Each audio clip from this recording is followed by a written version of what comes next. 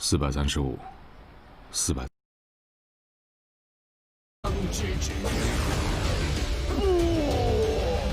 绵软绵绵的法术真是扶不上墙的来。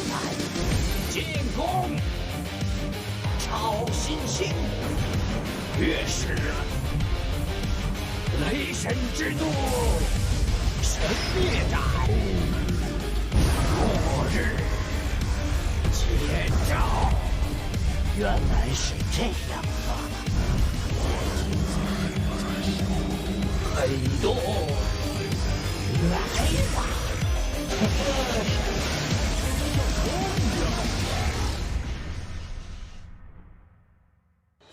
要陪丽娜玩吗？会被烧焦的哦。他们无论怎样武装，也不足以战胜我。第一份极品已经奉上，欢迎来到奈尔摩尔的地盘。They call me Squid. They call me Squid. Nevermore. 我的爱上林丹上有5个名字。是谁在呼唤水晶侍女？如果世人不承认我的存在，那就有必要再重新造。还需要介绍？永灭弱已经消失，只有主宰尚存。看看这群待宰的狗样！没有什么角色是我模仿不出的。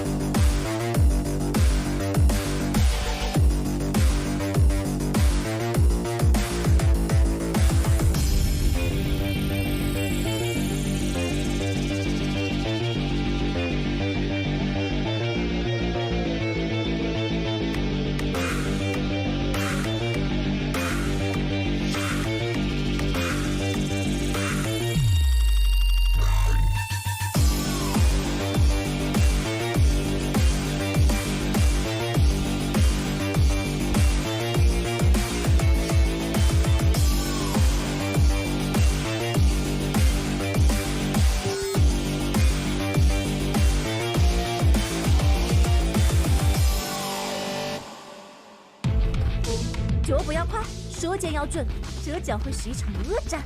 不扣下扳机就不可能打到灯系，全部打包带走。老子进箱子，是想像个宝宝一样从窝里掉下去吗？应得的报应。开火，开火！3、2，快！不是我在找麻烦，是他在找我。这就是为什么下这么大力气的原因。所以那些蛇会饿吗？我有个朋友托我问的，那把剑比你人还大，太牛批了！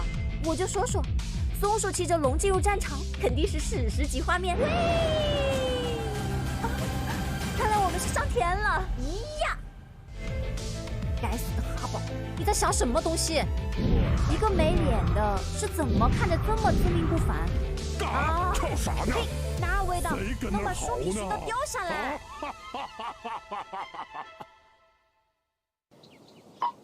上天有令。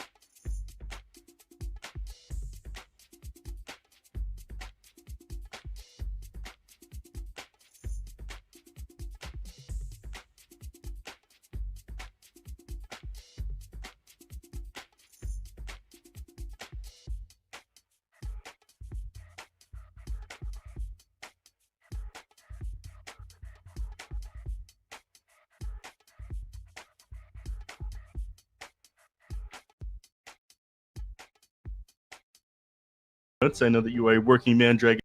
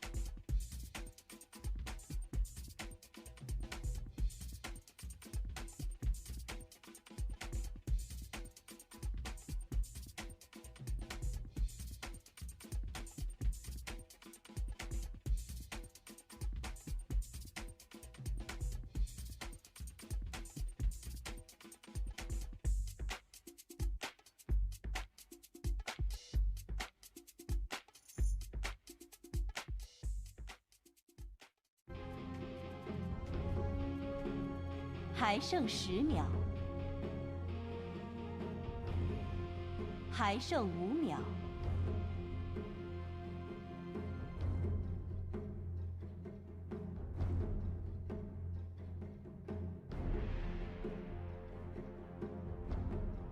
请页眼方禁用英雄，请页眼方挑选英雄。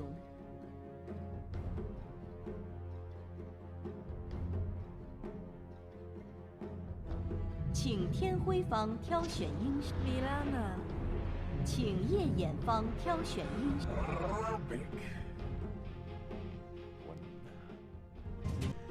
Ladies and gentlemen, hello and welcome to day 2 of the DPC China Close Qualifiers. I'm very excited to be here to be able to bring you these matches today and tomorrow. My name is Drag and Drop, and today I'm joined by the one, the only Neff Sensei. How are you doing? Wonderful, and I gotta say, I'm happy to have you join me. Yesterday, I had to subject these people to my play-by-play casting. Now, finally, we have a real professional to show everybody how it's done. Yeah, I saw that, and I was like, okay, I can't subject the people to that for another couple of days, so I decided to come in and take over. But they are stuck with me on the analyst side of things this game, and I guess I could jump right into it. If you don't mind, we've got both these teams picking up heroes incredibly quickly here. DLG, they pick up the Rubik and the Monkey King. I'm not sure if you've seen all the patch notes. I know that you are a working man drag and drop, and there was a lot to read through there. Arcane Supremacy changed around to give Rubik extra cast range instead of the status resistance buff. Yep. So longer, of course, longer debuff time on stuns and whatnot was the major thing that he lost there, but the extra cast range goes a long way when you're trying to steal the stuns that you want. Monkey King, he feels like, to me, one of the strongest carries inside the current patch. We did end up seeing Bobaca play him on position 4 yesterday to pretty terrifying effect. He started the game by running into the enemy base underneath the towers in his courier form, and he sniped, I think, 1 or 2 couriers before TPing back to the tower. They ended up winning that series 2-0 as well. It was insane. It's not allowed. Only Bobaca. Only Bobaca. It's an illegal move. Yeah, I need to get some Dota referees in on that one. Yeah. Oh my god, that sounds disgusting. Yeah, we'll see if they go down a similar road in this game here. DLG and Phoenix, both these teams, of course, they're here because they didn't actually do that well in their respective series. Phoenix dropping 2 games against Royal Never Give Up. Of course, DLG lost 2-0 against Team Aster. The good thing about this bracket is, Neff, that everyone's qualifying. Only the losers qualify to the lower division, and the winners qualify to the upper bracket, to the upper division of the DPC Season 1. So that's on the line here right now, actually. The loser is down to the lower ones. The winners still have another chance in the next round of this bracket. But it's the upper bracket you definitely want to get into. That is the one that's going to secure you slots into the major. That is the one that is going to secure you your DPC points to get to TI. So getting into the upper bracket, you know, significantly boost your chances of getting into the international, and that is what everybody here is after. Yep. At the end of the day, that is what you work towards the entire year. So these teams, you know, it feels like it's not a big deal. You're in DPC anyway, but there's the DPC and then there's the lower DPC. Yeah. So this is probably one of the most important matches of the year for these two teams. Phoenix put on an incredible performance yesterday, I gotta say. DLG was a little bit lackluster up against Aster, but if their draft is anything to go off of, I do favor what they have going on at this point. Yeah, we're seeing some of these heroes that have been very prolific in the Perfect World Dota 2 League that we've casted. Like before all the DPC, and a lot of it was before the patch, but even after the patch came through, we still saw a lot of this Elder Titan being picked in the first phase, so that's not really big surprise. Down the side of Phoenix, Mirana as well came into popularity a little bit more. But as far as offlaners are concerned, the Beastmaster has been also a bit on the rise, if I do recall correctly. It's just one of these heroes that is able to push, that has this strong laning presence in a lot of matchups, and of course having this big long duration stun that goes through BKB is always going to be coming in very useful. So that hero just enables you to put on a lot of pressure to just take a good early game, transition that into mid game, where you just start pushing down these tier 2 towers earlier than you otherwise would be able to. And a lot of that goes back into some of the changes in 7.27 to 7.28. A lot of the heroes' strengths and weaknesses are different, but the way that you play the map is a lot the same. The safe lane tower, the mid tower are both incredibly important for gaining map control, and Beastmaster is something that takes both of those very early on if you give him an inch. I'm not sure if Phantom Assassin will really be able to slow this one down, especially with the ABBA as well, which... Where do you see this ABBA come out, actually? Is it going to be the helping out in the top lane with the Beastmaster, or is it just going to be the straight up 5? Well, we actually did see an Abaddon picked up yesterday on Team Magma and ended up coming out on top. Magma 2-0ing Invictus Gaming with that one. So I think a hero's starting to come into the meta. It could go anywhere, honestly. I know this sounds completely crazy, as I'm not sure how much North and South American Dota you've been watching, but Beastcoast, Hector on that team absolutely loves running position 1 Abaddon, just because he's crazy about these strength carry heroes. It is viable here. You have your 3 Beastmaster. It's somewhat unlikely that your Abaddon's going to be position 1, but I do think that it is one of the position 1s that can fight into the Phantom's ass, and if you get the right items, get yourself your Radiance and try to end the game somewhat early. Yep. I know you're going to say, Neff, you're crazy. There's no way that they run position 1 Abaddon. They already have Monkey King. But we could see Monkey 4 or 5. I wasn't going to say it, but I was definitely thinking it, yeah. Just food for thought, something to consider when you're doing these drafts. Kunkka picked up now on Phoenix. That's a hero that, you know, a lot of the time gets picked up later in the draft, but we usually see banned out. I think in Perfect World Season 2, you and I saw it banned out last phase quite a bit, right? Yeah, last phase bans, or a couple of times it got picked as well in that 5th position, as mentioned, just as a mid laner that provides a lot of teamfight. What happened to that camera there? Anyway, that provided a lot of teamfight control. You know, a lot of ability to fight often as well with these low cooldowns. So, yeah, it's always one of these heroes that's never a bad idea to pick up, really. Especially in a game like this, where you're not necessarily looking for a ton of sustained damage coming out of the mid lane, because you're looking to protect this Phantom Assassin, you're looking to make sure that she gets to whack away at people for a little bit longer. So then With the Conker, with the Elder Titan, you've got your teamfight control. With the PA, you've got your single target damage, able to blow people up. Not so much the ABBA, of course. And yeah, the Mirana is just hopefully tying all of this together with some early presence, just landing a couple of arrows here and there. Yeah, also in combination with the Conker, like if you can line it up next into the arrow, obviously that's an amazing setup. Not necessarily the easiest to make work, but certainly something to look forward to for Phoenix, and I think it's something that needs to be taken advantage of. Yeah, it's something you have to pay attention to whenever you don't see Mirana on the map. You have to play slightly more careful, especially around that Kunkka. As soon as he's got like 1 or 2 points in the X and the Torrent, it basically guarantees a setup with the arrow. You do have a bat in there.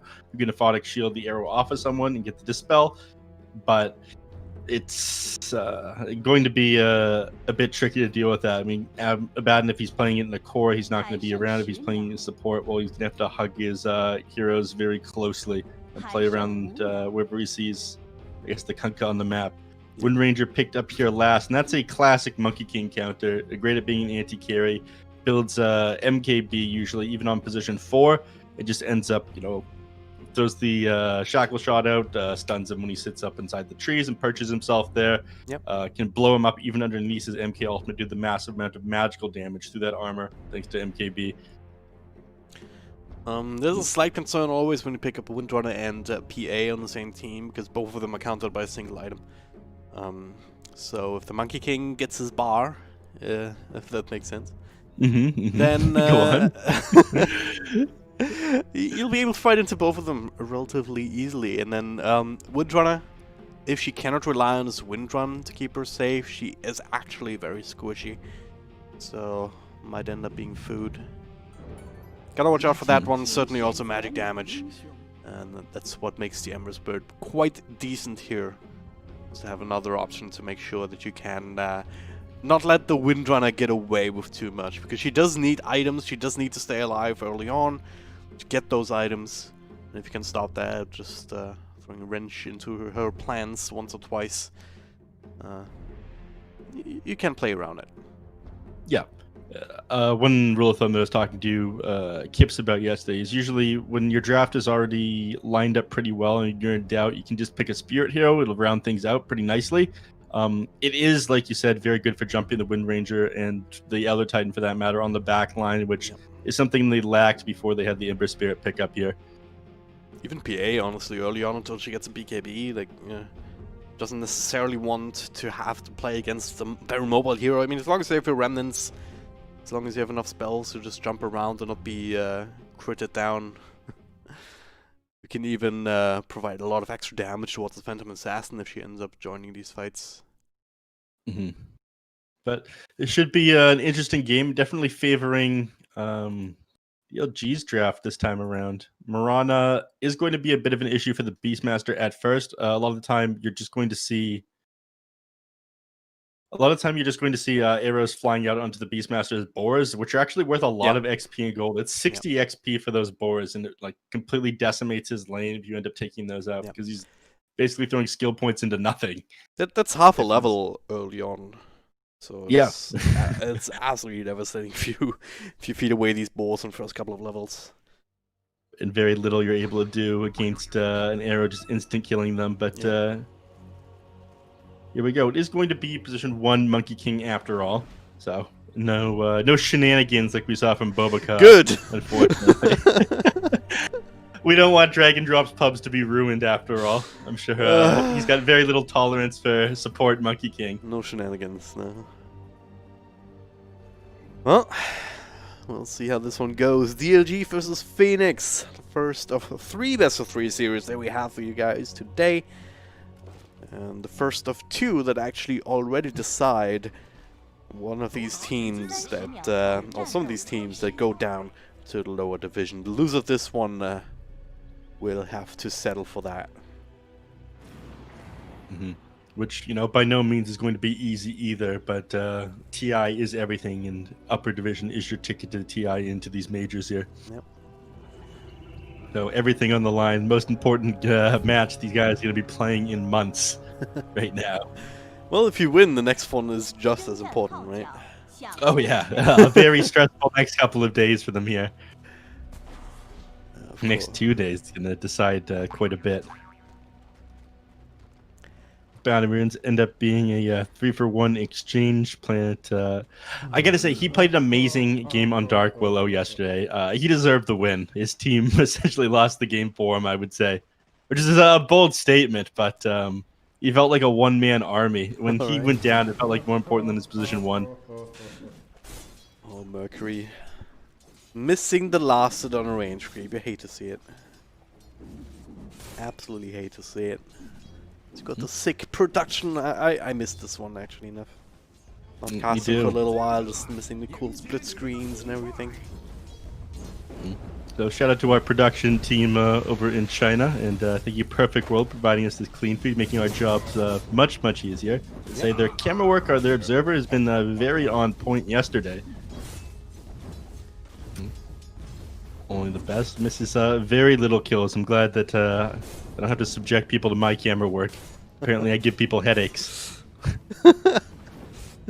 That's not a good qualification. Or play caster especially. So. I'm sure it's fine though. What is this? Like, I thought we were done with these shenanigans. I thought Icefront stopped this. No. Once you pull the creeps to the tier 1 tower initially, you can pull it back over, and when the creeps meet each other, they'll be forced to aggro. So they try to stop it, but it just makes Dota players more creative. Either way, they'll find a way to just break and ruin the game. Do we just need to implement an invisible wall that stops the heroes from going that far? You know, like in Team Fortress. Yeah. Interesting design choice for sure. I mean, it's the only way to really stop it, right? But no, never mind, because then you'd have people like Beastmaster just doing the same shit with their boars. Mm-hmm. Oh well. There was a couple things like this. There's always like oversights. When they first made it so creeps couldn't be pulled around from the first wave, actually Berserkers called the creep wave, and it would redraw their aggro from the first wave. Oh man. So Dota players will always find a way to ruin things and play the game the way the developers don't intend us to play it.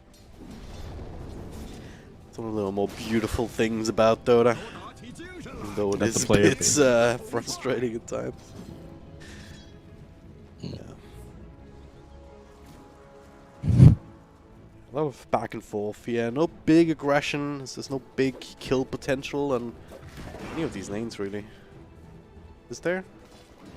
No. Until the rotations come in with the arrows and X's and whatnot. Yeah, I mean Monkey King usually has a pretty big kill threat in the laning phase, but up against Wind Ranger and Mirana, both these heroes having escape abilities that deal with right clicks very well, he's not going to be able to find anything. Yep. Well, Device is going to get this level 2. He'll be happy. Beastmaster already up to 3. He's doing well enough here. 8 and 5 to 10 and 6 off the PA. My only concern is the fact that they're not letting the Mirana up against the Beastmaster here. He just ends up suiciding to neutrals, going back to full HP and mana. The trick, as they say it, since they changed things around a little bit, taking it's a 30-second grace period rather than a 20-second grace period of a hero being credited for a kill when they deny to a tower. So at this point, it's more worth it to die to neutral creeps if you happen to be closer to them. Even then, that does mean that you're down for what, 26 seconds or something? Yeah. So it's a commitment either way, and I think that's in a good spot, you know, at this point. Yeah. For a while, it was just obnoxious, where you just keep seeing people deny themselves to creeps, then they'll be back in lane a couple of seconds later, and it's like, come on, man. Yeah. But they did get rid of that, thankfully. Increasing the cost of town portal scrolls messed with that one a little bit as well. Very low. Another leap forward. Planet. Very low. Too low, perhaps, as there's another couple of right clicks and one more. Is enough to secure the first blood. Oh, Planet. got himself back up immediately after as well. It's hard running down this Monkey King. I mean, the moment you committed yourself too far forward, you realize he's just able to turn things around on you. You need to be absolutely certain you can blow him up, or like the Morona realized halfway through that, you're just going to end up getting that lifesteal and healing up with a boundless strike there and try to turn around, but it was just too late. Madden does have some pretty heavy nuke damage as well once you're within range if he goes to points in the miscoil. That was a bit of a miscalculation there. Too deeply and too greedily. Now it's going to allow Monkey King to exist inside the lane here a little bit easier, sitting at the top of the net worth chart now. Yep. We're very close to it. He's going to be dancing around with Kunkka a little bit here. He's certainly having a whale of time. Shiro, not quite as much. He's getting what he can, but it's always a bit awkward here in a lane like this, where it's constantly being pulled back and forth. It's this Beastmaster, so... Overall, though, both teams still probably happy with the way these lanes are going. 4 minutes, Morona ends up grabbing that illusion rune. You do have to be careful with how much farm you allow this Monkey King to have, though. He can accelerate out of control if he gets himself a Maelstrom or a Battle Fairy on top of his Egg and Scepter. He becomes one of the fastest farming heroes in the game, like those Stone Soldiers. Nice one, G, just taking back towards the tower. And the board dies, unfortunate. Good pull out, though. Gotta be careful with stacking up creeps up there. Probably want to get rid of some of those so as to not fuel up the Elder Titan as much. They can't really secure the pulls. Still in level 2 Rubik. Not really all that threatening at the moment. No, Rubik is fairly weak, especially during the early laning phase. It's more of an issue getting him through that initial laning phase and not losing the lanes too hard, then he'll come into play. There's some great spells to steal. I mean, getting... Arrow, not quite as good as it used to be, just due to the fact that your debuff duration amplification doesn't exist. But stealing anything from Kunkka, stealing a lot of things in the Wind Rangers kit, even Elder Titan, if you can take Stomp, or a lot of time you can get Spirit and Stomp if you're very good. Will go a very long way this game. Yep.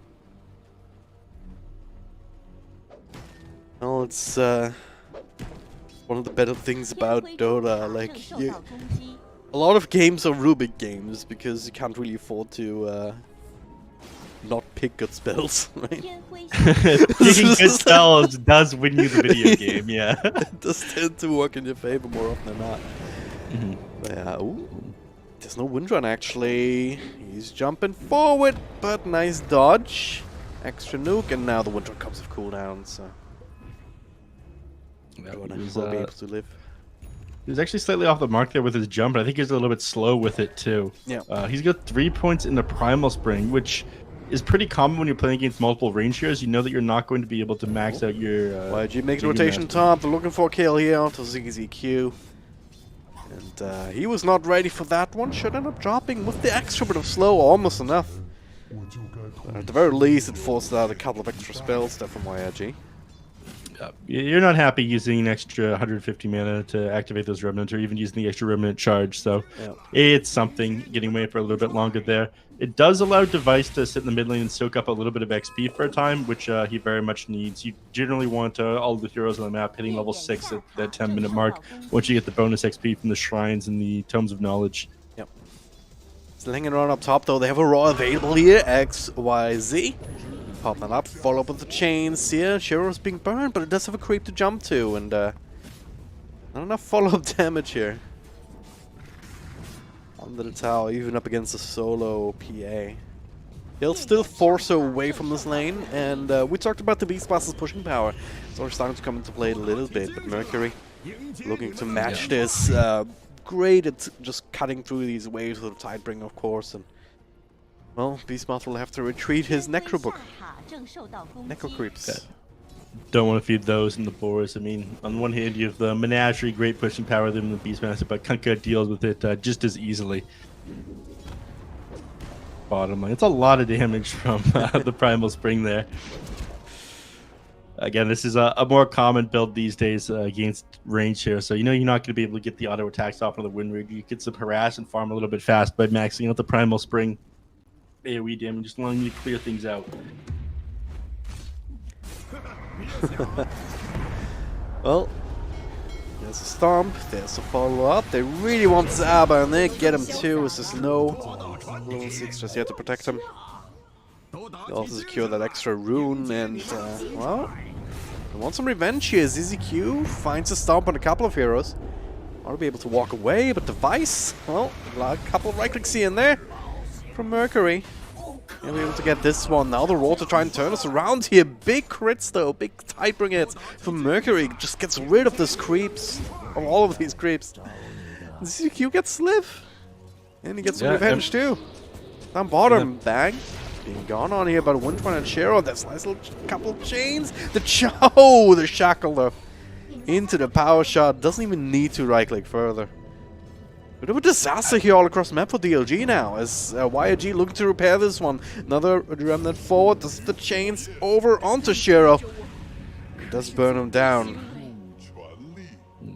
A little bit of damage controlled there by YRG, but massive losses all over the map there for DLG. Ember Spirit, I think he is sitting at very low HP from farming neutral camps. He was walking back to base when we saw that initial fight break out over near the ramp up to the Radiant Triangle, and I think just kind of snowballed off of that one. Top lane. Now up against Mercury, axed into a boat though. Planet is right there. The arrow controlling him up. He said Mercury should be alright unless he gets some extra help coming in, which there is. No roar though for 15 seconds. Just gonna hold his ground up here close to tower. Actually teleports back to base. Did he X himself? Yeah, he did. So, comes right back, full HP, full bottle. YG dodged that one, very nicely done. This is one of the other benefits of Elder Titan. I mean, it was the last pick. He knows exactly what he's playing it into. He knows a lot of the time he's gonna have to dodge that stomp with his Slate of Fist or with Remnant Inning to him. Elder Titan's there. They do see him though, as there's a jump forward. X into Torrent actually not working out. ZZQ with his ultimate doing literally nothing. There's another jump forward. They're looking for Mercury as well. There's a stun. Couple extra right clicks with the roar as well. He is tanky, but he's not that tanky enough. He's going to take out here. Yeah, there was absolutely no getting out of that one. That Rubik had a nice deal with X marks the spot too, which is made even better by how they changed his arcane supremacy around, giving you that extra cast range for X marks the spot. So being able to grab people from very far away. And now they're grouped up and they're showing the strength of this aggressive early game lineup. I mean, they're playing Beastmaster alongside his Abaddon, having the Curse of Avernus. Didn't have quite yet, but they'll rip through towers in no time at all. Yeah. Especially once they add that Aghanim Scepter out of the Monkey King. I didn't quite catch what items he has so far, but a lot of the time, or so far this tournament, I've seen them Monkey Kings grab one item and then the Aghanim Scepter right after. Yeah. Alright. We just saw another testament as well to that MSP last pick that you mentioned. While 4 people were showing top, he was sitting in mid, still confidently pushing. And now they also scouted out these big stacks. Nice dodge, but okay, Mercury gets most of those. Now the shackle over, but there's the instant help from Rizio, dodging the boat. There's the back and forth. X not enough to keep in control, so they do secure at least a lot of the last hits on these stacks, if not all of the experience. There's a nice dodge there by the Ember Spirit on several different things, both that stomp there. I mean, Mercury did end up taking the majority of the creep with that cleave, but nice dodge there with the invulnerable period on that fire remnant there. YRG doing a great job here on this Ember Spirit. Yep. There's the X. The Rubik X. I wish it was green or something, so we could tell more easily. I think it is if you have the Arcana, which he does not, and it's definitely pay to lose. When you see that the spell belongs to the Rubik, it becomes a lot easier to dodge a lot of things, and I think that's why people don't have it enabled a lot of the time. Yeah, that does make sense. Well, all things considered, though, Phoenix Gaming still with a slight advantage. At least net worth wise. A lot of that is on this Kunkka though. How much can he transition this into like a tangible tower advantage here going forward? It's it's hard for anybody on Phoenix Gaming to get any towers for that matter. In fact, anytime there's any problem, I think they can just park the Ember Spirit who... 50 minutes. Gonna see a fight here on the runes as the axe over on the Windrunner.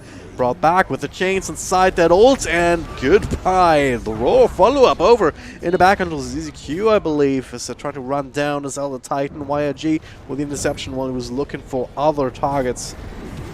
So, few too many heroes there for DLG to not secure the rune, but certainly secure this fight. What can they transition this into? They're looking for this mid-tier one, still just sitting there marking them. Yeah, I mean, they've Kunkka, which is a little bit difficult to actually take a fight under a tower against, especially if there's an Elder Titan behind him. Just the stomp allowing them to disengage, and given the fact that he's only sitting at like level what 6, 7, even though you kill him somewhat nearby that mid tower, he's not down for long enough at this point for you to be able to confidently take a fight. You can't go for the Roche against it either. There's just way too much AoE control from the Kunkka with his bow, with his torrent, and the Echo Stomp. Yep. A bit of a combo there, but well, they are able to get that ult out, I guess. But yeah, I'm a little bit surprised he didn't just pop the borrowed time while he was stunned there. One stun just ended up leading to another. There's a chance that he could go down, being a little bit lazy. It is activatable as you were disabled, of course. Yep. No, he doesn't have it, but they're looking for something else. A Moonlit Shadow. There's the arrow, but he dodges it. Bang! Not sure if he realized what was happening there. Either way, still axed into a boat. A lot of damage, and maybe too much, but maybe not. A couple of heals coming through with the Abaddon shield. Now the turnaround is real. The roar over on Kunkka. I want to try and get him. Stomp to slow this down. What is this damage now from YRG? Gets himself a double when all is said and done, and that's an absolute disaster for Phoenix. Yeah, that damage all coming out at once because that bow buff started wearing off. It just made YRG tear the Kunkka apart. I'm not sure what woke Bang up there on the Monkey King. This Windranger is already dead. She just didn't know it yet. No, never mind. She definitely. Yeah, she knew. This Abaddon though, he's doing work for zero, like you saw in that last fight, just saving the Monkey King, just with a heal, with the shield, and in this one as well, just instantly getting rid of that shackle stun on the Ember. Seen this time and time again, just having a solution to what little lockdown Phoenix have to offer is going to be invaluable going forward. Yeah, I mean, the shackle shots, the arrows, and the stops here, pretty significant disables, but a lot of the time you're struggling to follow up another one immediately after. Like you said, these are very lengthy disables, but you don't have that many of them. Yeah. So the fight is like very heavily reliant on either landing these shackles or landing a good arrow onto a major target. And if you can't get the Abaddon disabled somehow in the backline, like by a stomp or something, then you're not going to be able to bring anyone down. Yeah. Well, 4 against 3 currently up in this top lane. We'll see if this actually turns into a fight. It seems like DLG are playing defensively enough. Well, they're just holding the enemy team jungle, taking advantage of the fact they did grab that mid lane tower. They did end up grabbing that safe lane tier 1. Continuing to put the pressure on. I mean, we're 17 minutes in the game, and both teams know the enemies are going to be farming up neutral items inside the jungle, getting those tier 2s on as quickly as possible. And they do find the kill or catch on the Kunkka because of it.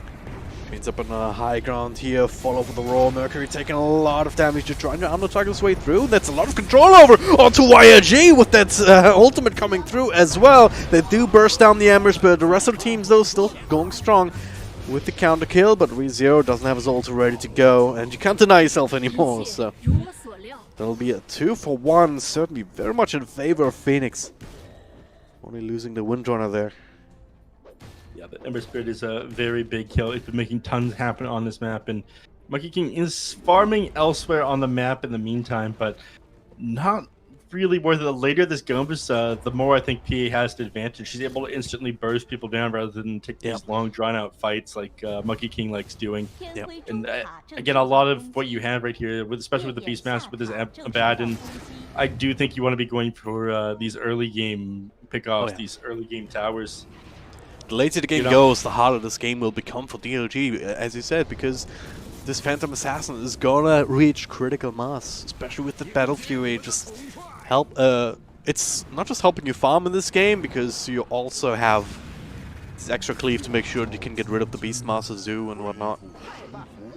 But it'll make sure that PA gets to that point that you can farm up quickly, especially if they keep doing the stacks that they did before. I love that. We talked about that one. It's one of the many reasons why Wind Ranger is an excellent counter to the Monkey King. You see him hop on and she just toss that power shot off. In fact, he likes playing around trees as well. I mean, a lot of the time you're going to get that shackle. Yep. Well, both, you know, power shot to get that 4-second stun, I believe it is. Into the shackle follow-up. Then again, if there's an Abaddon on the field, you're not necessarily going to get much value out of any of that. Yep. This is the same build that I saw yesterday. Battle Fury, Black King Bar, and then the Aghanim Scepter afterwards. The Black King Bar will end up securing Monkey King a little bit of farm. Rana, nice dodge. Even Planet dies here, which he really should. A lot of space created. It was all 5 making their way up there. They were hoping to find the Phantom Assassin or perhaps the Kunkka, but only gonna have to settle for Mirana, which is still enough for them to make a play for this Roshan of Phoenix. They know that this is happening. Can they stop it though? With the Elder Titan on the field, the answer normally is, yeah, we can give it a shot. There's a Spirit saying hello. There's a Stomp. Wakes them up. Phase them too much. There's a creeps. Shiro taking a good amount of damage here early on, but now jumping onto YRG with the BKB on the field to roar up to try and delay this one. Bang, trying to man fight here, but it doesn't quite have the power. So Shiro able to get to jump up. Mercury, maybe not so much though. He's starting to burn through all of his health points and lose the Kunkka. Sitting in the middle of that Monkey King ult is a bad idea. The best of times, as now. That ultimate, that focus fire, not quite enough to deal with ReZero. Now the axe back. Make the Windrunner think twice about continuing here. There's still stomps, there's still power shots, there's still arrows flying in, and I would have laughed if that got blasted at least. But ultimately, it is a win for DLG. They get an extra kill, and they get Roshan. Yeah, the play was a little bit chaotic there. A number of things gone wrong. Shiro ended up getting in to pop the BKB, but immediately after activating it was forced to get back out. Not as tanky as he thought he was, and fighting into all these Monkey King.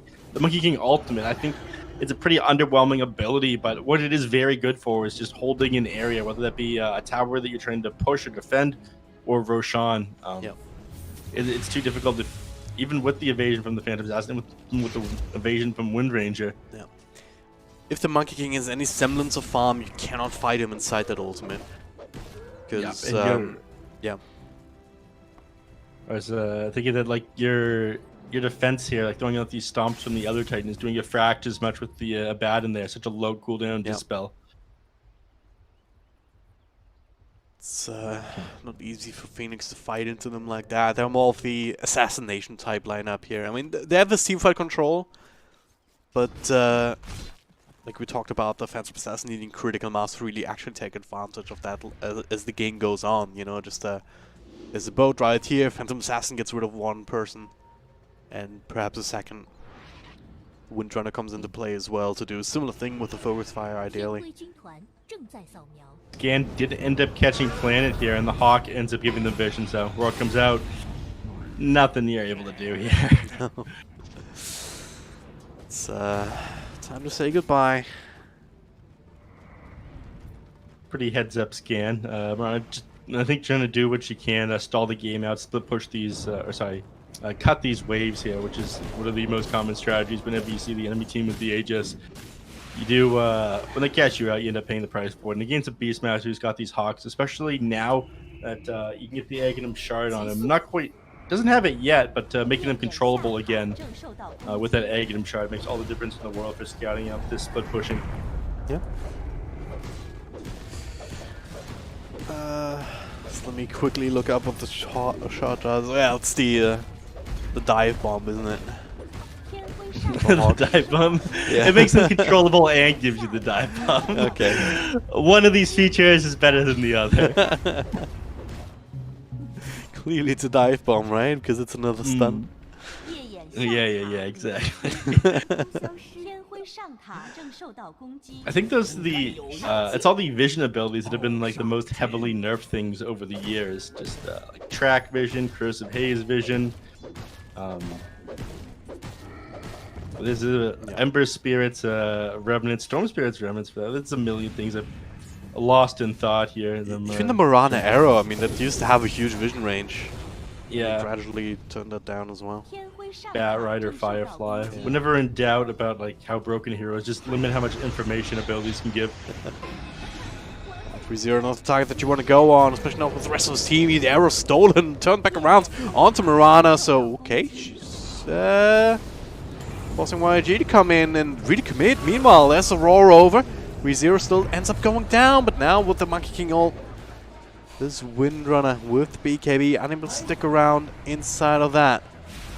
1-for-1 trade when all is said and done, and the buyback from Ab. I'm not sure about that one, but yeah, we talked about the importance of the Sephotic Shield. Needs to be up in these fights. I mean, if they do manage to get a favorable Shackle, or Marana can't right now, she's dead, but Shackle set up with this Echo Stomp into a Earth Splitter, everything can turn around very quickly. Yep. So the Abaddon needs to be with them if they're taking team fights. I mean, he's the position 5, but my god, is it ever important to protect your backline here. Yep.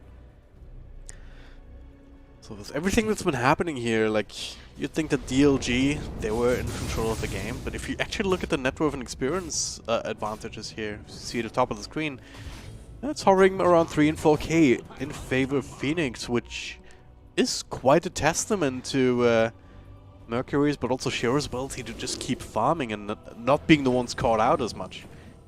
And that is remarkable, in it, actually. They've managed to get this tower here. I mean, they lose Roshan, but like you said, that XP advantage, I think a lot of it comes off the back of the fact that this Monkey King, he hasn't gotten to fight as much as he's wanted to. With this Battle Fury and then BKB build. If you would have Aghanim Scepter directly afterwards, I do think that they would be in the lead here on DLG and XP and Gold. Here we go again, looking for another fight. This arrow onto Marana. Rubik still holding onto that one. Lasts forever, and so she will die. Once again, bang. Oh, God. See that one? Just a third of his health gone off a single dagger. He's putting a little bit too far forward there as well. His Boundless Strike came out a little bit late. Kunkka did end up getting his BKB off before that one ended up connecting, so he gets away. Phoenix getting away as well, and Purge coming out onto her, and then just wind runs off afterwards. Nobody's going to be able to catch her. Again, another 5-man play from DLG that only connects on a Marana, which, I mean, kill's a kill, but at one point you're just sick of killing the same hero over and over again. Especially if that is a support. It's difficult to kill this support as well. In that last fight where Abaddon was forced to buy back, I mean, Ember had to run across the entire jungle to try and catch up with the Marana here and put himself very out of position. This is more like it. Elder Titan taking that aura off of these team fights, all the storms, and Earth Split is very useful here. BKB has to be popped for Winder to turn around here, trying to turn this around onto YG as well with the boat coming through. They bring down the Monkey King, they burst him down, and there's Shiro to the next one. 2 for him, 1 for the Windrunner who gets to live. And that's the power of Shiro, who is finally online, does tons of damage, now has the 18 talent, is blowing heroes up. And there's 2 things you definitely don't do. You don't smoke up onto the enemy high ground up that ramp there. You don't do that during the night. They broke both those rules right there. So very favorable positioning there for Phoenix. And, net worth lead actually was in their favor, as strong as they were feeling here on DLG. And now game starts to turn around, and it's the Phantom Assassin game. Looks like she's changing playing Dota and playing the action shooter where her abilities come off a cooldown instantly when she gets a kill here. Going for that Aghanim Scepter. She has this Orb of Corrosion, she has the Desolator, she has the talent. That's tons and tons of minus armor. And of course the BKB to protect her. This is critical mass. This is Phantom Assassin just being able to fight into everybody. Yeah, and now they're gonna wish they spent a little bit more time farming up here on the Monkey King. Instead, he used his Battle Fury build, and yes, he's got the what was that MKB, Aghanim Scepter, Battle Fury, and BKB as well. BKB, or does he not have? Does he not have the Aghanim Scepter? I don't think he has the Ags just yet. Yeah, he doesn't. This is one of the things that slowed down his farm so much. I was curious about that. I'm like, it doesn't add up to be 15,000 now. We're like 20 if he's got the eggs. So again, a lot of your farming power does end up coming from that Aghanim Scepter. Without that, she has a much easier time. He's the Enchanted Quiver on him as well. It is even more burst damage. Part physical, part magical. Very bold move by YRG coming forward here. No Basher yet on this Phantom Assassin, but with a big enough crit or crit on dagger in your first auto attack, it doesn't really matter if you're bashing or not. Just finish up that Aghanim Scepter. You'd imagine that the bash would come next. And well, now it's Phoenix's turn to just smoke up and walk up the high ground. Another cover of smoke. Shiro. They're jumping back though. They were not willing to take this fight. But they have to give up Mercury because of it here. The BKB. Okay, YRG. Very low, but he also has a haste rune, I believe. Used up, needs another remnant, and he does have it with a bit of a dodge. Here and there, the dagger. Not enough. No crit. Unfortunate. Okay, never mind. There it is. Shiro, he doesn't give a damn. He just goes in. One bang. He's almost dead from a single hit. The double shackle, and he is down for the count. Shiro. No fucks given whatsoever. Another arrow flies out. ZZQ will go down as they have to retreat. But damn, what a bold move. A very bold move jumping forward. Those were very lucky crits, both onto the Monkey King and the Ember Spirit, but a true hero crits exactly when they mean to, and that's what happened right there.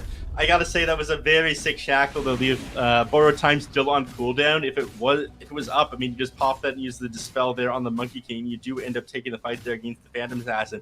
In fact, if you have the Aghanim Scepter, you would have built up stone soldiers around you, and Phantom Assassin would have gone down here. They're taking advantage of this Monkey King's build so heavily here, and it's paying off wonders. Just fight after fight now, going the way of Phoenix. Yeah.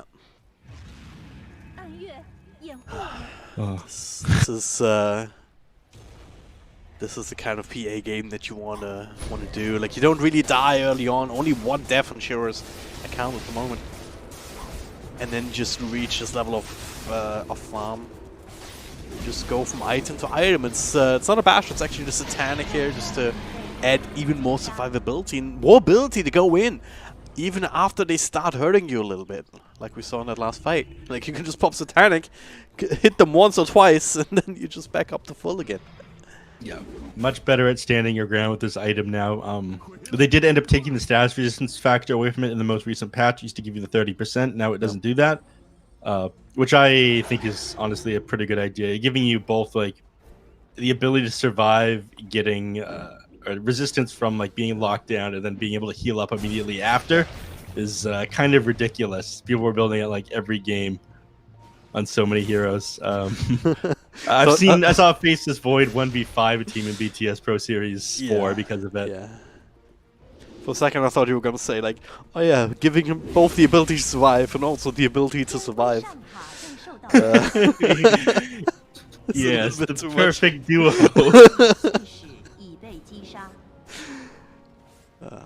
But yeah, either way, Phoenix complete control right now. They've got a fresh Aegis, got the cheese and the Conker, which we know thanks to the insane production value up on the top of the screen. You see the BKBs, you see the Axes and you see the Aegises and cheeses and everything. It's amazing.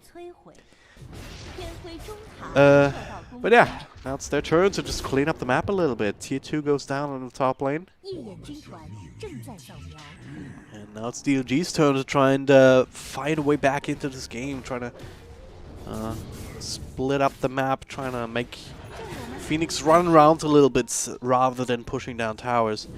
But okay, Device, he does have the EA on this, now the roll, just to run away. Not what you want. No, cooldown isn't massive, but they will try to make a play off this, especially given the fact they have the Aegis. So Aeon Disc popped, Roar expended. BKB is still available on Monkey King, but PA wasn't forced to use her BKB for that while she's got the Aegis. So here it is. I imagine this is where they go for high ground. I imagine. It's high-speed, low-drag Dota right now from Phoenix because they know that there's no reason not to do it. I mean, the settings is actually complete right now, flying out on the courier. Still got 2.5 minutes left on the Aegis. There's no reason to stop here. Well, they stopped to grab bounties, but I really don't think they should be. They're shoving in the bottom lane as well. I think they're trying to get every advantage under their belt they can, but you want to be able to close this out before the Monkey King gets his Aghanim Scepter. Because this one will be a game changer. There's a Radiant Observer Ward in this mid lane, so they do see that Phoenix is perhaps a little bit spread out, but didn't quite find an angle. Didn't have the vision down in this bottom lane to actually take advantage of that, so... Now I see Phoenix grouping up again for this last tier 2. Scan comes out as well. Did that disappear shortly after her? The scan only lasted like a second on my camera. What? The scan, the Radiant scanned them out inside their jungle there. It ended up disappearing after like half a second. Huh. I'm not sure if you even had the chance to catch it. Maybe they haven't paid their subscription. Yes. No. Dota Plus for Scan Plus. Yeah, Scan That trial had expired. Well, here we go. Shura up on a higher ground. Very, very threatening. All these long-range spells just to cover. Another Moonlight Shadow. They still have the catapults working out. They're just hoping for a crit or two. Could possibly get it. The Shackle? Okay, that one connects, but Shiro, he wants okay, he wants YRG now. A little bit late perhaps as the Roar is being turned around.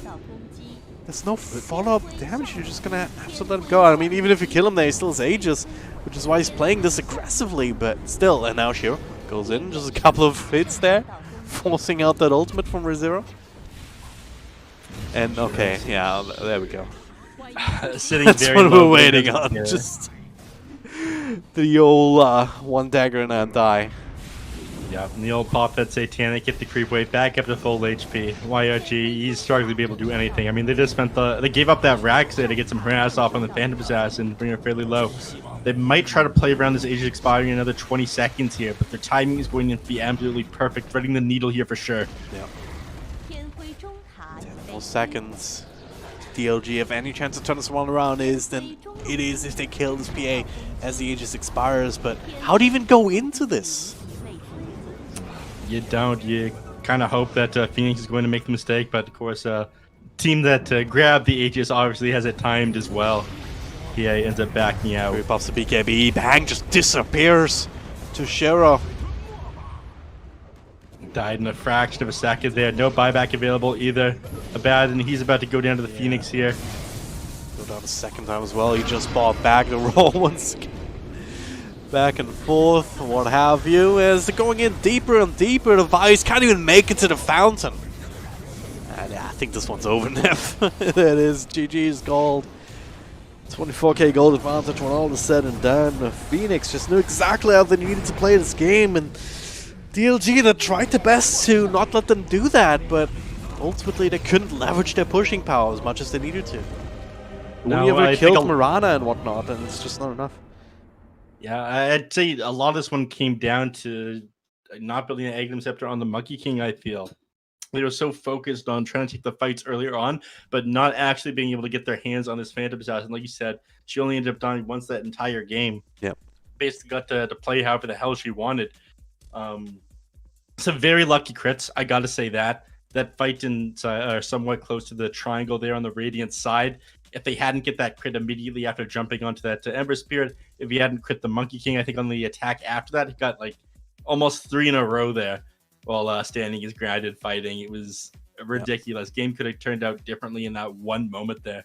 Yeah. Again, this is one of these games where you really see the perfect Phantom Assassin performance, right? Just as we critting when you need it is the perfect performance. Yeah. It is a skill, you know. It is a skill. Yeah. Early a couple of engagements. working decently well for DLG. This one not so much. Phoenix able to secure the losses at the very least on these stacks. Very, very big. YG, beautiful dodge there on both that stomp and the bout. X pulling him back in the vulnerability frames that he had. YG has been playing very well in December throughout this game. It's just only so much that he can do yet at a certain point. Yeah, but these kills that they got, it felt like they barely mattered because while this was all happening, you know, PA was doing her thing on whatever period of the map. Like whenever we watch these team fights here, even when DLG end up taking some of these ones favorably, you can see elsewhere on the mini-map, you never actually saw the hero because we're focused more where the action is, but Phantom Assassin farming the creep waves, farming the triangles. And so, like you mentioned, it looked like it was going very heavily in the favor of DLG, but Networth and XP were going the way of Phoenix regardless. I thought this entire game DLG were never able to establish any sort of lead, even if they end up killing Mercury a couple times. And this time he actually gets away from them as well. Even Mercury, he was keeping up too. They haven't really been punished in either of these scores. No. Mercury did a great job of slowing down this Beastmaster to pick the Kunkka grab. Was definitely something I don't think they saw coming. I mean, it was definitely worth doing as a fourth pick here. Yeah. These kind of situations, I mean, it's, great, you kill Mirana, and here as well, you end up killing Mirana. Eventually, I mean, YG is forced to remnants all the way across the fight, and with 2 remnants here to eventually finish up that hero. And it's just not worth it when all is said and done. It's just the Mirana. So all of these fights, they don't allow you to take down towers. They don't allow you to take map control away from Phoenix. Yeah, and some of these fights is just going way too far here on the Ember Spirit. I think this one, they do manage to blow up the Kunkka at the start of the team fight, but again, you never end up getting Shiro in the fans mode. That was a beautiful crit there by Shiro. It's like, I think, YG gets away, and then Shiro's like, nope. Oh, it's not a crit. Oh, and he gets another crit here. And not just that. So as soon as he stands his ground, another one. The shackle as well helping out. I don't think he got a second crit here, but the shackle just allowed him to finish him up. The initial dagger, the jump onto him afterwards, then the crit as soon as he jumps on Monkey King. So he ended up getting like 3 off and 6 attacks or something. That's a 15% chance for you. There you go as well. Just instantly disappears, even on the cover of BKB. So it's just, this point was way too late for Monkey King to have any sort of impact. And if you spend the entire game farming your carry, and then he dies instantly, it's just, it's not good. Let's see that MVP. Shiro, absolutely. Whenever you see a carry MVP, sometimes you can agree with it. Sometimes you think it was off the back of your team making space for you. I do think Shiro played very well in these team fights. If I had to say there was an MVP from both teams, it would have to be YRG on this Ember Spirit. He had an amazing performance, but you can't really give that to someone on the losing team. Yeah, it's sometimes you can justify it, but very rarely. Yeah, certainly a nice performance there from Phoenix in game number 1. That also means that DLG is now only 1 game away from being knocked down to the lower division of the first season of the DPC here. And that's not something that they want, so they'll have to rally, they'll have to come back in game number 2 and tie up the series. We'll see if they can do that. Stay tuned.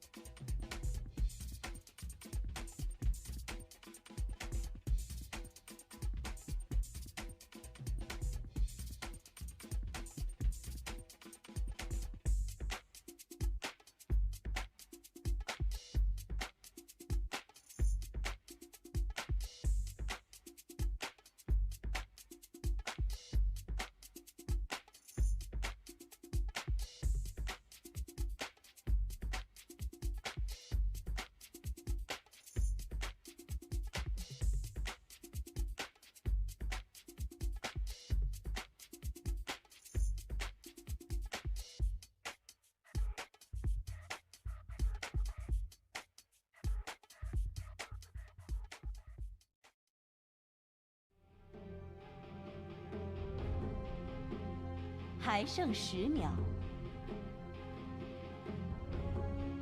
还剩5秒。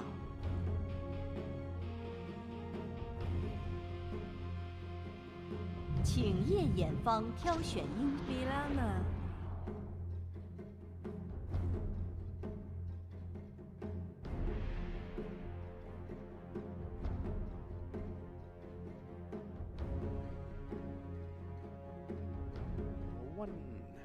还剩10秒。 Ladies and gentlemen, welcome back. Already time for game number 2. Phoenix up 1-0 in this series. 1 game away from knocking DLG down to the lower division here in the DPC China Season 1.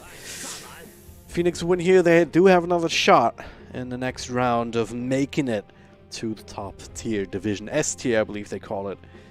And which is where you want to be, as you laid out last game, Neff. So, can they do it again? They've got the Marana. What more do you need? You need something to set up those arrows. That's what you need. So something to go alongside that. Mars is the classic, but unfortunately that one is banned out by DLG in the first round. So they're going to have to fall back onto something else here. DLG has a decent start themselves. Shadow Shaman, which is one of the more popular heroes of the current patch. One of the big winners for sure. I think he's got the extra cast range. He's got his Aghanim Shard now, which creates creates the ward. Yeah, it creates 4 wards around everyone you shackle, and you only have to shackle them for an instant. Then the wards still remain. Like initially when I read it, I thought, oh yeah, I mean these wards are just gonna time out just once the shackle ends, right? No. They just sit there for what 8 seconds or something, no matter how long the shackle goes. So it's great just to be able to push without even having to commit your ultimate as well. Just shackle the creep next to the tower, and then it's crazy, Neff. It's crazy. It's absolutely insane. There's a counter to the shackles there, the Tidehunters are not giving it up. They pick it for themselves. It also plays pretty well against both the Elder Titan and the Marana. The Crocodile just dispelling any stuns coming out onto you. So you wake right up from the sleep if you end up going in with a damage threshold, or if you end up getting the setup with a stomp into an arrow from the Marana. The Tidehunter doesn't really care too much about that as the game goes on. One of the better heroes in this patch, I think, as well, just given the fact that the Menagerie build, or the Menagerie playstyle with the Lycan with Beastmaster has come back a little bit. Tidehunter is able to just sit in front of the tower, spam out his Anchor Smash. The moment you try to keep it onto him, he drops that Ravage. I'm a big fan of him in the current patch. And Phoenix, they don't want the Lycan for themselves. I think they're more so worried about the fact that it is an option for DLG and not so much for them, because they're playing against the Tidehunter there, and they banned that one out. Let's see what they grab next here. Drag and drop. Interested in hearing what some of your insights on this one are. Is you got to cast a bit more of the perfect world than me, so a bit more familiar with these teams, even though I'm supposed to be on the analyst side. Yeah.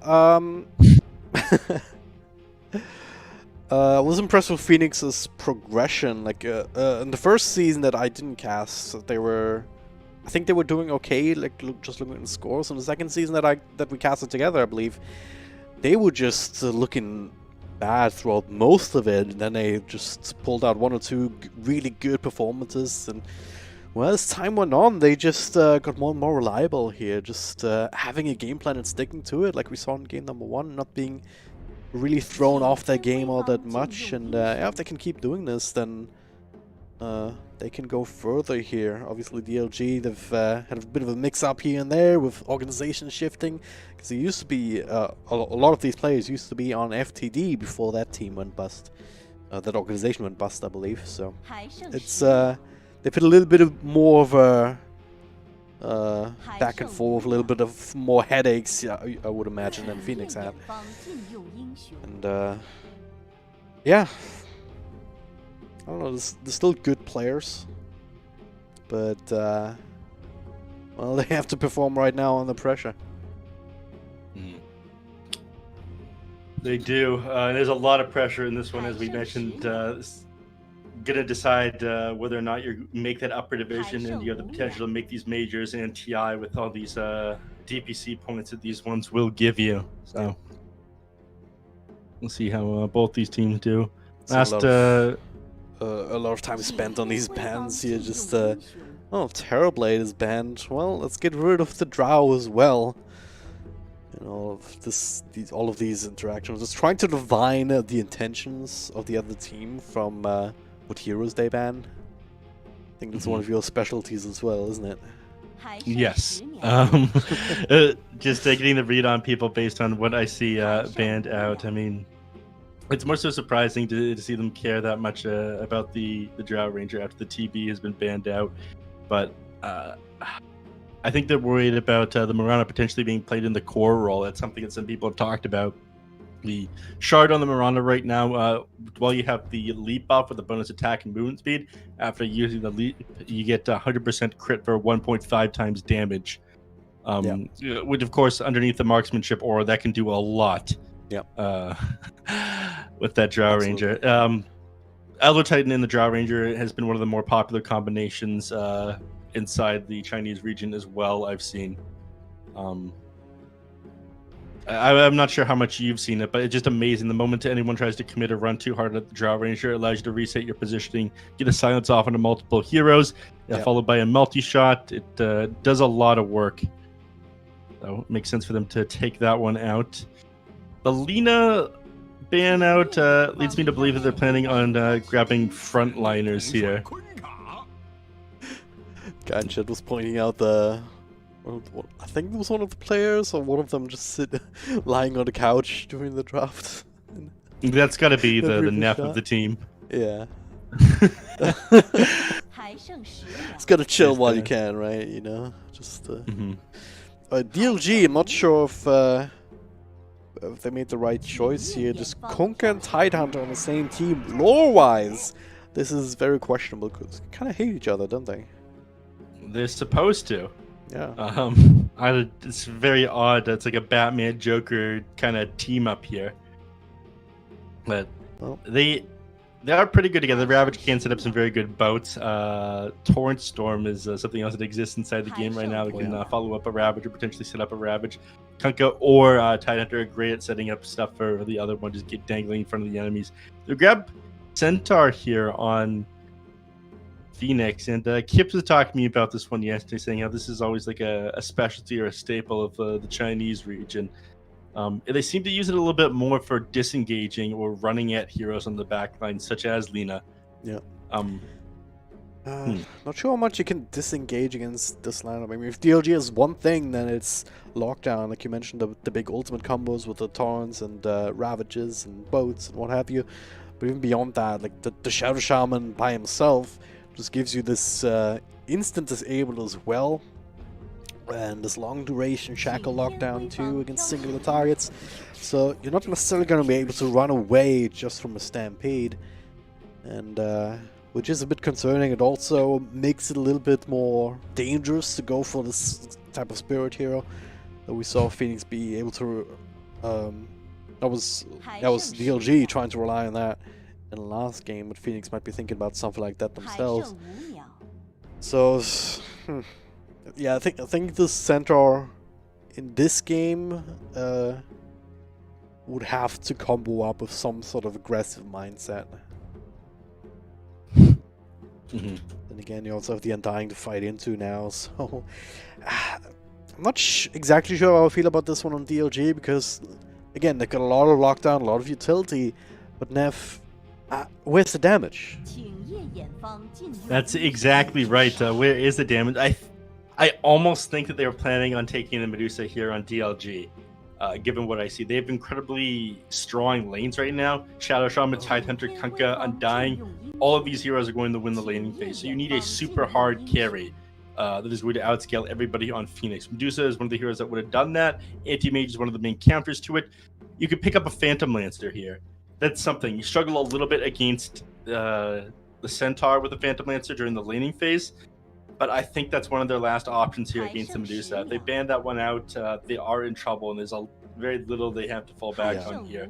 They don't have a great way of running at the back line on Phoenix right now, and Arc Warden could be in the cards as well, and that is something that we saw yesterday. Either way, it's gonna have to be something impactful, something that can take over the game, preferably before Medusa gets online, becomes this menace that's very hard to stop. This main battle tank, and there's the Phantom Lance Banner that you mentioned. So yeah, it's Phoenix right now with a bit of a similar idea to last game. I mean, this Medusa, also one of these heroes that can only do so much with limited farm, but the moment you hit critical mass, you just run down the lane, especially with all the support, with the Centaur jumping in and stomping and whatnot, the arrows flying past you, helping you out, and of course the Elder Titan in particular, and then whatever mid hero they want to pick up. I imagine that's another one that can, along the lines of an Ember Spirit, even though it is a bit questionable to go for like a Void Spirit or something with a Shadow Shaman on the field. It is something that would help you stabilize this mid game to buy the time for the Medusa, and there it is, the Storm Spirit. Yeah, a Spirit hero, too good to grab here again. It jumps onto the backline here, does deals. I mean, they have a love-hate relationship with Shadow Shaman and Stormtrigger. The instant disable, but you also are able to get on the backline there. Yep. And there's the super hard carry. There's that damage that you mentioned, drag and drop, that they didn't have before, but I don't know about this one. I'm not sure that Phantom Assassin's going to be enough here. Your lane is secure thanks to this Undying, but it's going to be a hell of a rough game for DLG. It's going to be tough against Medusa because I'm not seeing a scenario where both of them have similar farm and PA is able to just nuke her down quickly enough before she pops her ultimate. And then she just, like, you can't fight her if she has that going. You're going to get slowed, you're going to get turned into stone. So you have to run away, but throughout all of this time, Medusa will start hitting you, and it is one of the few heroes that they kind of had to go for, but it's not going to be like Shiro in the last game on PA, where you just needed to reach a certain point, where you needed to reach critical mass, and then you would be fine. There is a timing window in this one for DLG to make this hero work, and I don't know. I'm not too confident, Neff. I'm not gonna lie. I'm on the same page as you there. Arc Warden would have been one of the solutions to that, but up against the Centaur, you can just pop Stampede, then run at him, or the Storm Spirit, who can very easily jump onto the back line.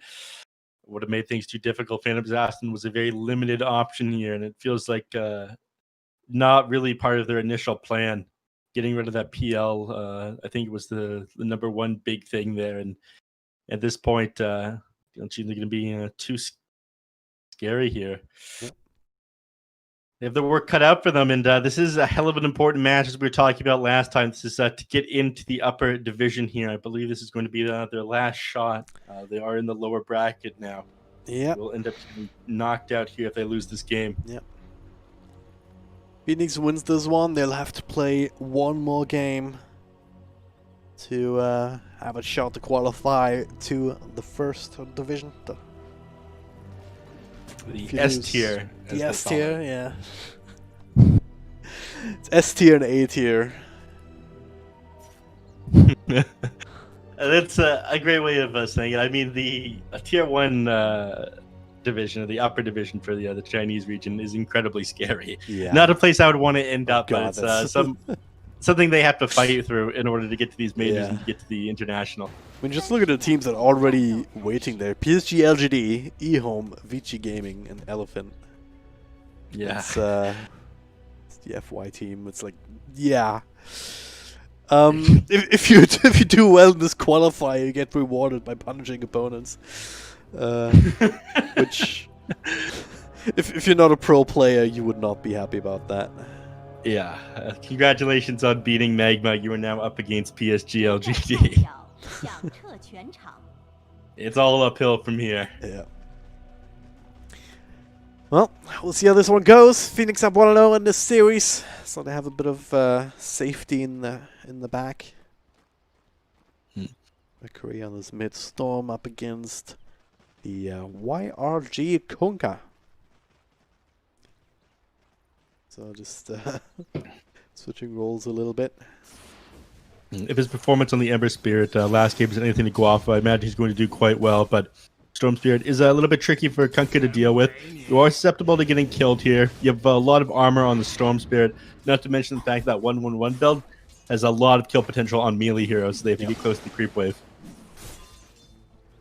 Like back in the day, a couple of years ago, when Storm was popular, you actually did not see this early point into the pull on a lot of Storms, and I always thought that was weird. Always thought that was kind of a big value point to not go for, you know. And I'm glad that that's kind of fell out of fashion. Mm-hmm. I think one of the reasons it's fallen out of fashion is just the way that they changed the gold formula for kills rounds, especially in 7.27 from 7.26. It's gone from farming up the jungle, and Storm's being amazing for that, just due to the massive AoE damage from maxing out and min-maxing in the jungle with the static remnant and the overcharge. Yeah. To if I can get a kill, it's worth more than like 3 neutral camps. So I'm gonna go for a point. That makes Dota a lot funner. It does. A lot more fun. Not funner. I don't know what I'm talking about. Words are hard. Your English is better than mine, and it is my native language. It's a bit of an indictment, isn't it? Yeah, I don't know what that word means. Alright, let's talk about his bottom lane, ZZQ. Okay, he's actually taking a ton of damage here, but can't turn this one around with a stomp. Anything you can do to prevent this kind of harassment to go onto the onto Medusa. It's not the worst lane in the world, actually, if you can make use of that the old snake, you know, if you can bounce it up on your enemies. YRG, I'm curious if he's going to walk in here to try to get this Tidebringer off. He could die instantly for it if he manages to connect a Remnant or get the pull off of him, and I think he does realize that he's being a bit careful. Yeah. Sitting beside his tier 1 tower there to get the extra 1 point to regen a second. Not sure what happened there. He just started a TP. I think he had to cancel because it wasn't Tidebringer range from YRG. Either way, Mercury just gimped himself quite a bit there. He has to walk all the way back home, then he has to walk all the way back to lane now.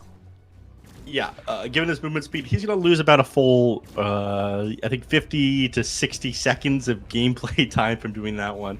Well, he would have lost half that if he had the TP available, so that's going to cost you a full creep wave, if not 2. Probably like 1.5 there. Yeah, if this wasn't the first blood, you would have maybe argued that it would have been better to die there, and then either walk or just even hold the TP anyway. But I absolutely think it would be better to just die there with how much he lost. He even got a smoke to walk back to lane a little bit quicker, but yeah, it's almost level 5 Kunkka. I believe still level 3. I know, also level 4 now. So. He's almost a full level in front of him with 3/4. He gets a little bit of Aster off for the Kunkka, but he's already got 4.8, almost 5 HP regen a second. And 50-50 does end up going the way of Kunkka, but thankfully Planet is there to grab that regen, and so Kunkka doesn't manage to pick it up. Yep. Oh, Centaur. Left alone here because, of course, his lane buddy went to secure runes. But it's a big tanky Centaur with the creep wave right next to his tower, essentially. So he'll be absolutely fine. This Undying, not really doing much to slow down the farm of this offlane. Quite the contrary. 23 and 7 to the Centaur. He's even ahead of PA. It's one of the conditions I think that they need for victory is shutting down this PA's game. The Centaur can get far ahead inside the lane, get himself an early Vanguard and kind of play far forward. Invader jungle. It's one thing that's much easier for them. They are very good at holding towers here. Centaur. There's a stomp. There's another stomp. Calling in his buddy. You know. Just, hey, bro, can you help me out with the follow-up stun? Yeah, sure. Yeah, that's Dota with the squad. Yeah. Oh man. Well, no angles for arrow follow-ups there, but yeah, it's just. Securing this general area also means that you can secure the bounty rune that's up there, so it's all good. DZQ in the D ward of the sentry over here.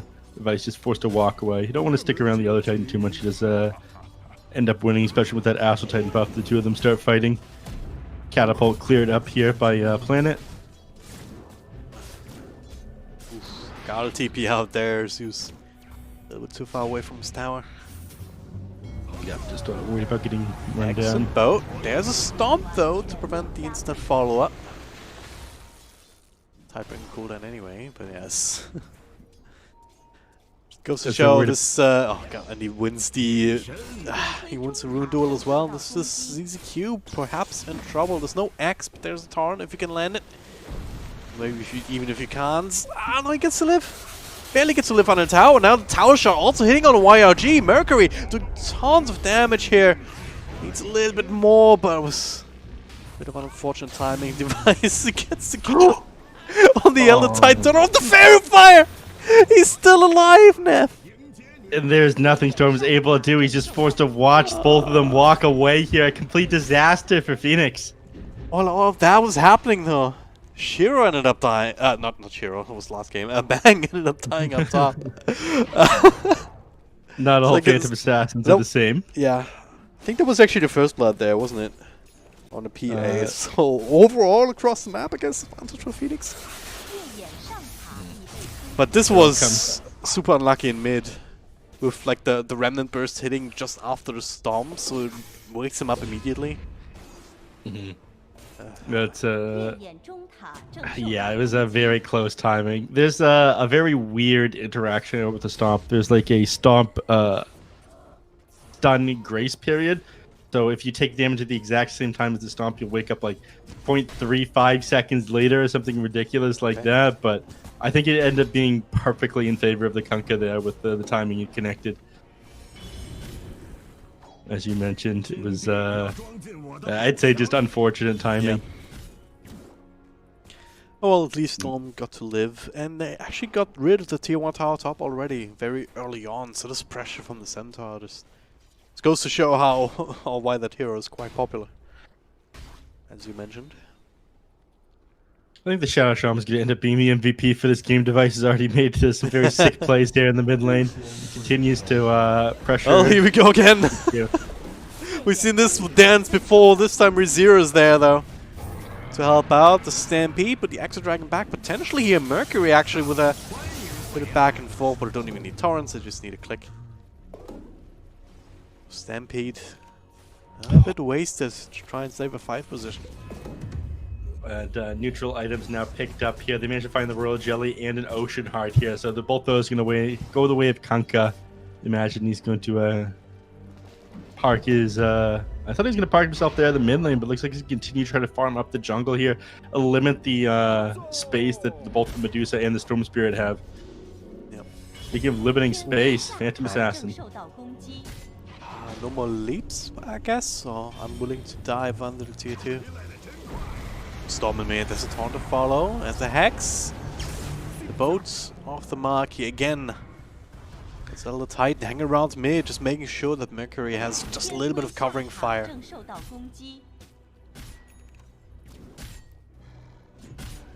Quite important to make sure that the Storm doesn't fall behind further. I do like the Murano showing the restraint in the top lane, the play prior to this one. The Phantom Assassin having the Ring of Health, having the evasion from Blur, sitting underneath the towers, having the extra regen armor. It was unlikely that you got the kill on PA. A lot of things would have gone wrong there. Speaking of things going wrong, ZZQ, he just can't get a break. No. Ends up dropping. But the Tide's courier there, though. It's something, a little bit of a boost to the economy here on his team. Also, not sure if you saw, but guess what neutral item the Storm Spirit got? Neutral? Did he get the Arcane Ring? No. Got the Fairy Trinket. even better. It's hard to say which one's really better. I think for jungling it is a little bit superior. Having that Arcane Ring, the extra armor and the 10 int actually goes a pretty long way, but 5% spell amp, 5% mana cost reduction. It scales late into the game. Yep. Because that's something that you can't really get from items. We're certainly gonna have to keep an eye on how Mercury is able to recover here. There's another Axe into a torrent. No bow to follow, like he should be fine now. As I say that though, Device doesn't quite get the control out. Now the walls, this tombstone, everything being dropped, but also Shiro coming in with his ultimate. And look at this power, look at this bow to follow up just a little bit too late. The Ravage though coming in, where's the damage? A lot of it is coming from XYZ himself, but not enough to actually secure these kills. YG, he is low, being kept alive by the boat buff though. Mercury out of mana to follow, he's trying to TP out, and don't tell me he gets to live, he gets to live! There's the axe on the Conker. He'll be coming right back. Dead buff. Yeah, working overtime right there to make sure that's not an absolute disaster, but I actually love this from Medusa. It's just, if you have your ultimate, just show up for these kind of tower fights, but then, if you don't have your ultimate, you have to be extremely careful now. Out of mana, controlled up all alone. Oh man, Shiro. Does end up going down there as well. I did like what the Medusa was doing that team fight, and this is something I talked about yesterday. It's an amazing pick against Undying and Phoenix. I mean, if your core is forced to attack the Tombstone or the Phoenix in the team fight, I mean, that's time and right click wasted. In that last team fight, the split shot was going off on other targets while you focused down the Tombstone, and I think that was one of the major reasons they were able to win it. But they did end up getting the kill off of the Medusa afterwards. Kunkka will go down to this one. He got away with murder last time, but the Dota police are here. Their name is Phoenix. Very well executed. Just the Stomp connects, then Leap to get an arrow angle without creeps, and then Mercury's there with the follow-up. Arcane Root even too, so it makes it so much easier. Look at this, he casts spells, and it doesn't cut into his mana pool at all. It's kind of unfair, but hey. There you go.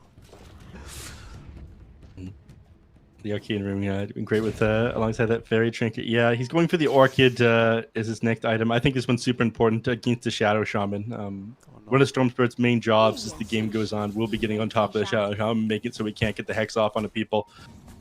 Device has to be very careful with his positioning and be absolute sure that the Storm Spirit doesn't have vision of him, so he's not able to just ball in and get on top of him. Shackle the Marana. Boats. Yeah, that was an easy kill.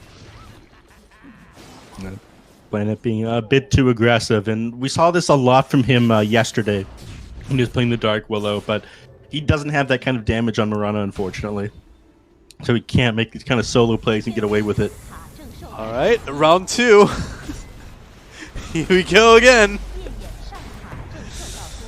There's a nice little stomp. Shiro's still holding on to the ultimate here while they're clearing through these wards. So there's the second time these Serpent wards are committed on this tier 1 tower, and the second time this push failed.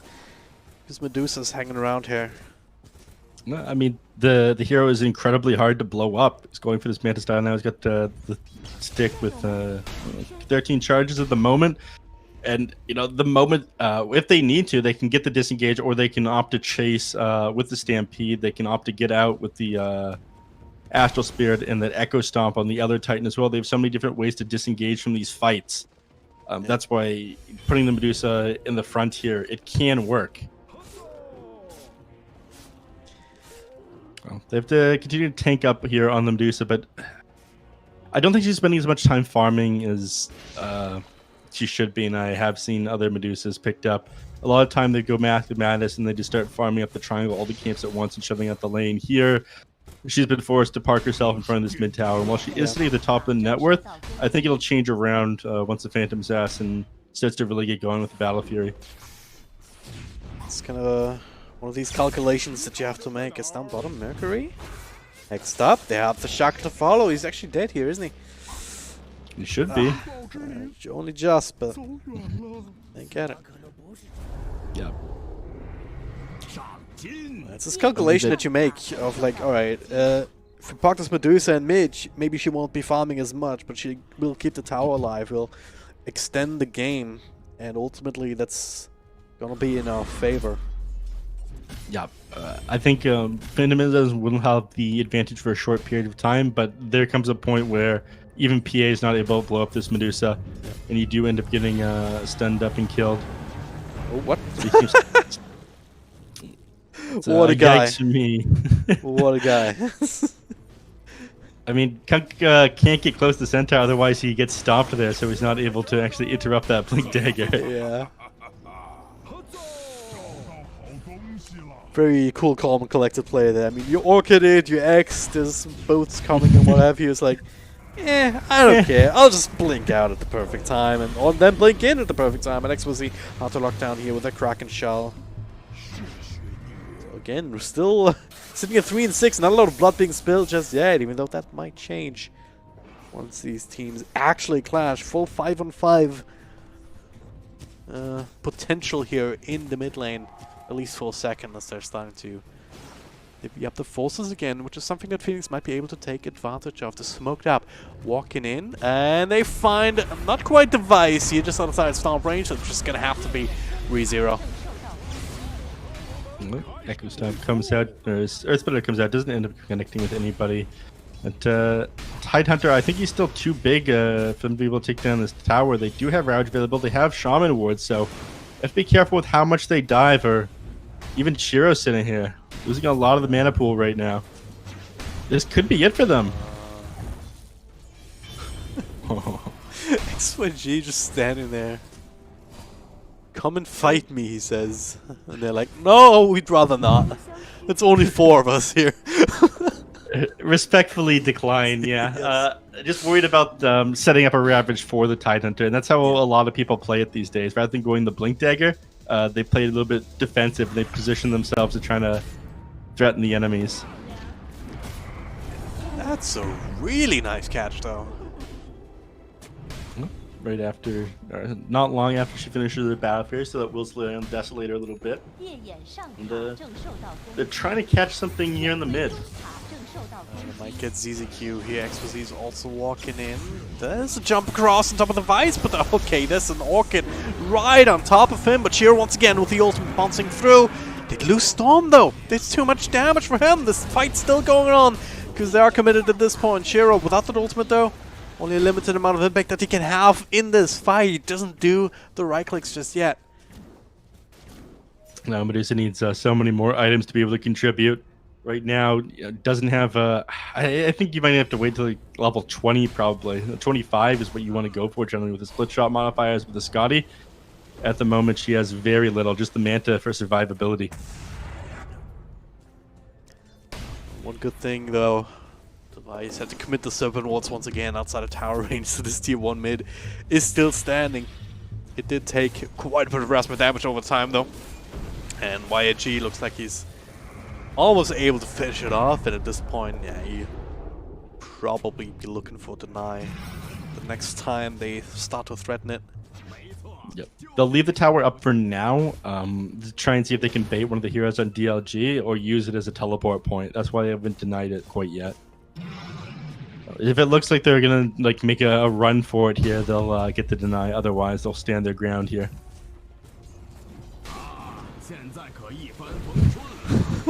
The last 10 minutes, it feels like, maybe not quite, but close enough, have been just Shiro standing in mid on one side, XYZ on the other. Well, Visa has managed to find farm regardless of doing this, so yeah, I'll give him that. It's not going awfully for him, but it does allow Phantom Assassin to do whatever the hell he wants on the map. This is exactly what we saw Shiro do in the last game. In the highlight reel of that last game, we saw, fight after fight going the way of DLG. But while that was happening, Shiro was just doing his thing on the mini-map. You can see him in the triangle inside the jungle, shoving out lanes by himself, and eventually they ended up biting them in the ass. And if you've been watching very closely, Phantom Assassin has been slowly closing that net worth lead. Oh, gonna get the Smirana, maybe not. Actually didn't have enough damage, look at that. Double leap, then stampede away, courtesy of the Centaur, and there's a carry going down again. Now he's in a bit of trouble though, especially with the X coming in. He's gonna need some help, and hey, once again, Shiro's there, walk in with the ult. Centaur are still alive as a result. Can they turn this around to anything? Doesn't look like it. Again, they're all pretty tanky here. You don't quite have the damage just yet, and they're still running down this Centaur. They want him, and they're gonna get him when all is said and done. I've been committed commitment from DLG finally paying off. Took him a while to get that tower and to grab somebody in the mid lane finally. The core heroes there. Phantom Assassin slowed down a little bit. Medusa increasing that net worth. XYZ. Oh, arrow does end up connecting. That was a long TP, so the arrow connects, and he's all alone this time, so maybe they can... Well, at least they were hoping. Could get that connection from the Earth Splitter and secure this kill. But ultimately, it's still just a little bit too big of a watermelon. Too hard of a shell to crack through. We see the return of this meta, and dropping your Solar Crest onto the ranged right click here and have them slowly whittle down these towers here.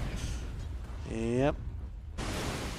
Again, difficult against the Tidehunter though. The moment anyone tries to commit onto him or help Shiro out, he's just gonna pop that Ravage. So he has a halberd too, by the way. He just it's actually as he should against the Medusa. Yeah, it's such a really good item against her.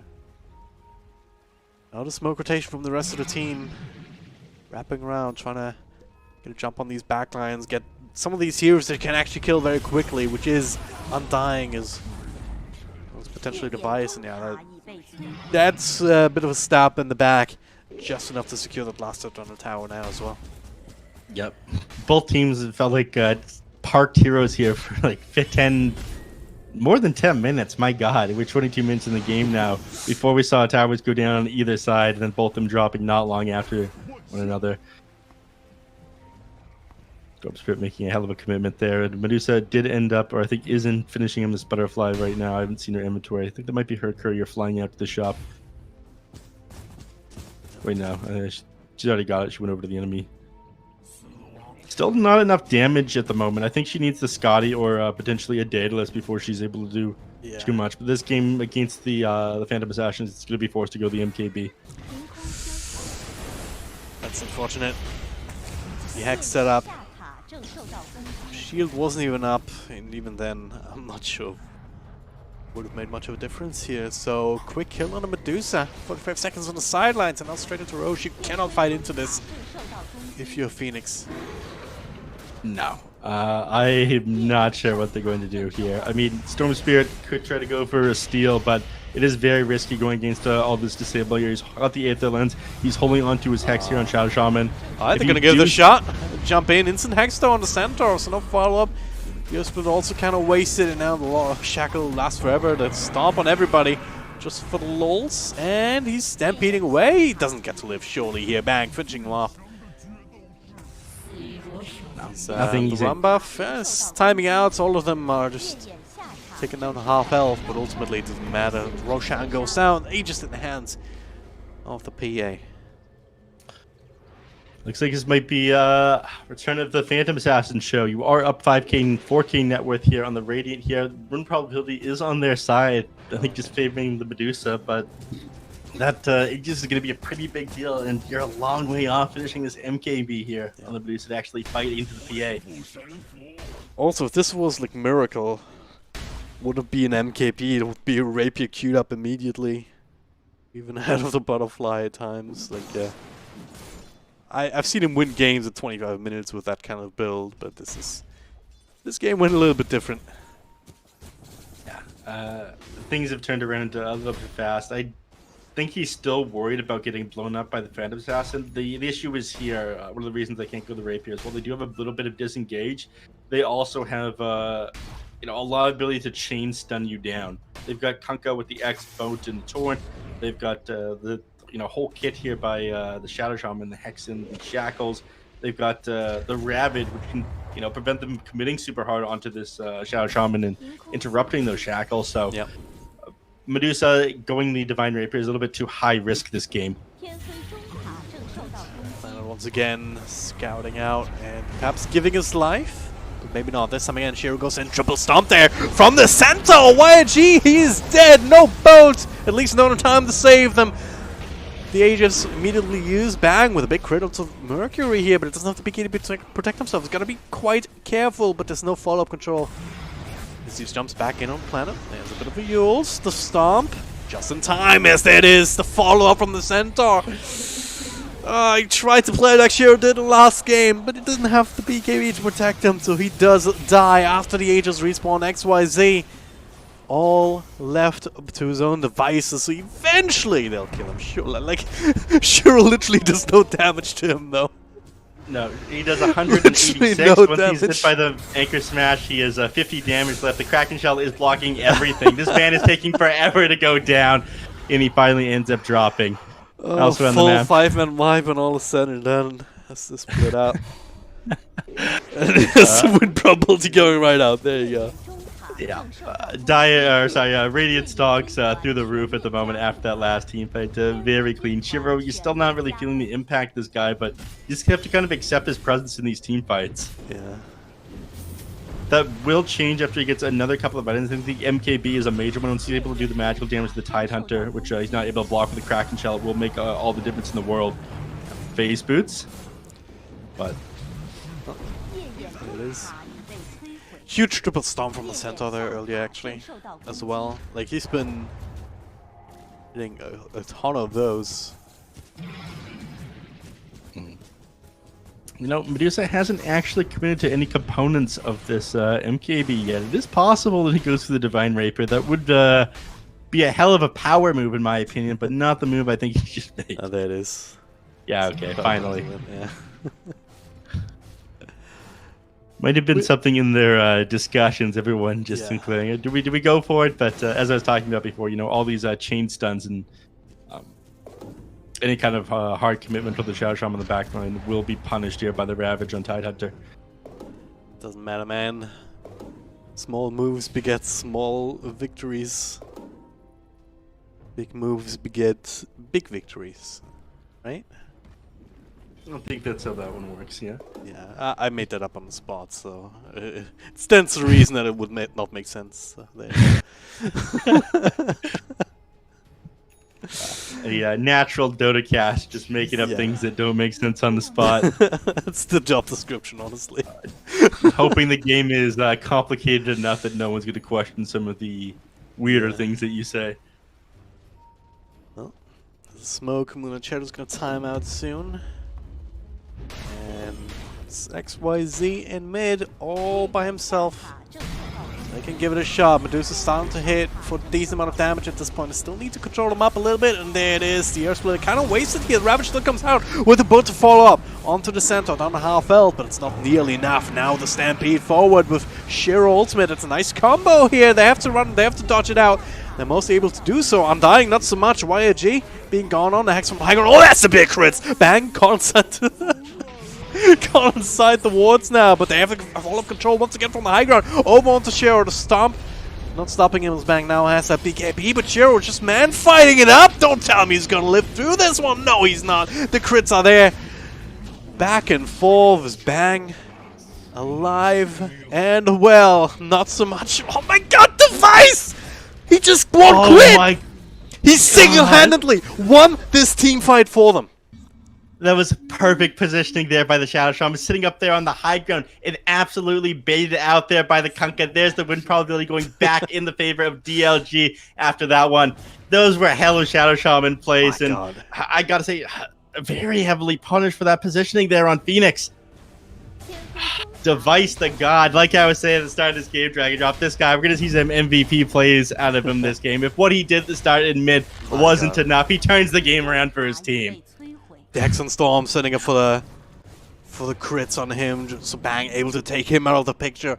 Then the Shackle over on the Medusa.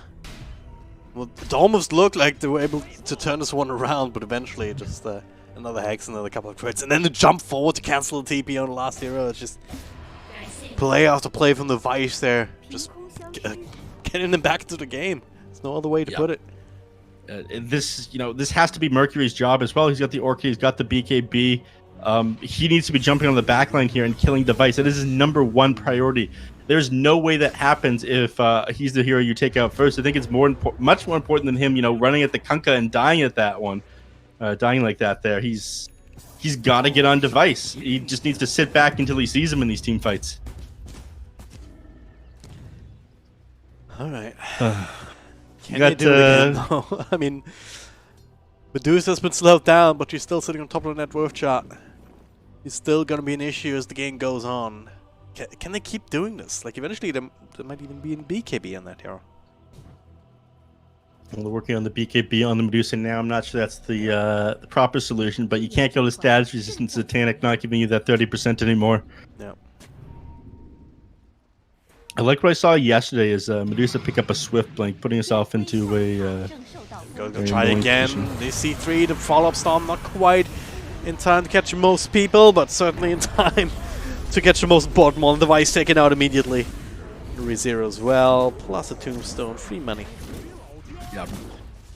Well, they don't make the mistake that they made last time. They know how important device is. He does have buyback if they opt to try and push the high ground here. They've got Kunkka, BKB, Bow, BKB on the TA, or PA rather, Ravage to work with, but looks like they're just going to play it slow. They know that Roshan potentially respawning in the next couple of, next 10 seconds here. So, control the pit with those 2 kills that they just got. Yep.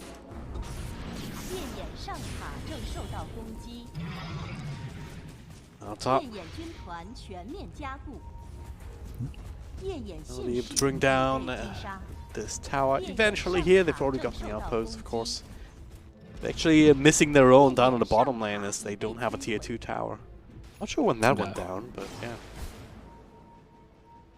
I did miss that one. That was the push that happened afterwards when they turned things around on them. But just grabbing that tier 2 tower to help secure the pit. This is an incredibly long rotary spawn, unfortunately, and that does benefit DLG. It gives them time to reclaim some of this area. Yep. No smoke from them. Looking for a similar kind of pick-off that they were subjected to just a little bit earlier, but might be able to find a storm. The smoke breaks, but they're engaging into the other side instead. It's a Ravage on top of the Medusa. Even more important, he would bring down, and they're able to do so immediately. Instant buyback as well. Device also down for the count. Medusa still needs a moment to get in, keeping up in the top, on top of the outposts here. They do lose the Centaur though. On the Tombstone, all the wards down, like they can't actually re-engage, so what, 2-for-1 trade? Yeah, buyback forced out. The buyback forced, yeah. This is... I didn't see what happened there on the front. I was focusing, I was tunnel vision there on watching Device and the Storm Spirit. Storm, you know, just balling immediately onto Device as he should be. He learned his lesson that teamfight he took nearby the Dire base there. Did Medusa not have the mana shield on when she went down? I think she did. It was just too much damage anyway. That is absolutely insane. I think at this point, you know, Centaur, he might just need to exit him Scepter to have them have that damage resistance so everyone's able to get in place and get around the Medusa when the Phantom Assassin initiates onto her. Yeah. It's got to be the solution here. She needs to be able to get that ultimate out, if nothing else. So either you have some way to stop the lockdown, or you have some way to just make a tank through it. Just a solo crest, not enough at this point, I think, even. I'm not sure if that came out. No, everyone was just a little bit too far out of position. You know, they did end up breaking the smoke there. Storm Spirit caught it out, but I think that was a bit of a split call as well. Storm immediately balled out and then balled back in, and then didn't have much mana to work with by the time he was actually on top of the Shadow Shaman. Yep. A bit of a panic move for sure. I'm not sure they were expecting that smoke and caught them at an awkward position.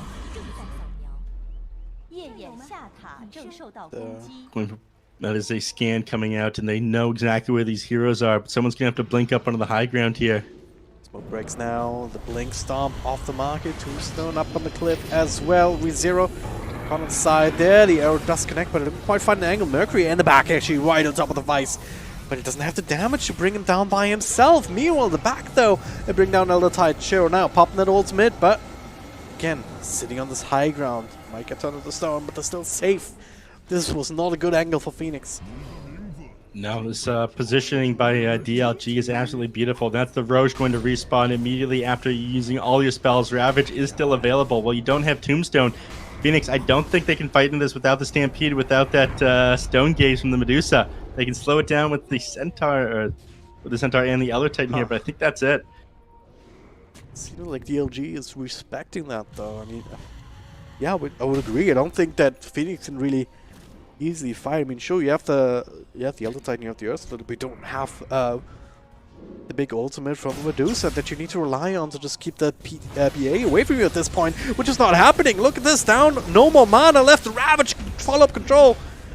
He just disappears. Stomp comes out. Earthbender doesn't make him forward, but well, yeah. That's going to be that. Storm Spirit now down without buyback. Medusa dead for another 100 seconds here. That's going to be a Roche secured, and they're going to be able to barrel down the mid lane after this one. I think this might be it for Phoenix. They're going to need a miracle. They don't have one on their team. They didn't build Divine Rapier. Gonna have one more fight. But yeah, they don't have Miracle. That's absolutely correct. Arrow flies through the axe. Trying to dodge it, and will be able to, but yeah, it doesn't matter in the end. They will have one more fight. I'm not sure they will. They do Fortify available. We'll buy them 7 seconds here, but again, no Storm, no Medusa. Dota Plus, you are being very generous with that 58%. Wow, the styles go down very quickly. Up top, they're trying to threaten them. Trying to bring them back here, but Glyphs back and forth also keep a lot of these creeps alive. Yeah, okay, they go just going straight for the throne. Assisted by having that. I think there was a refresher shard I saw on the. Oh man. No, that's it. They know they can't do anything. And game number 2, you know, amazing gameplay out of Device here. I definitely think he was the MVP. The moment they tried to breach the base, he was staying on that high ground. That guy shackles his hexes up from the top of the hill there, allowing them to turn this game around. It would have looked completely different. I mean, Dota Plus had all but called the game there. Yeah.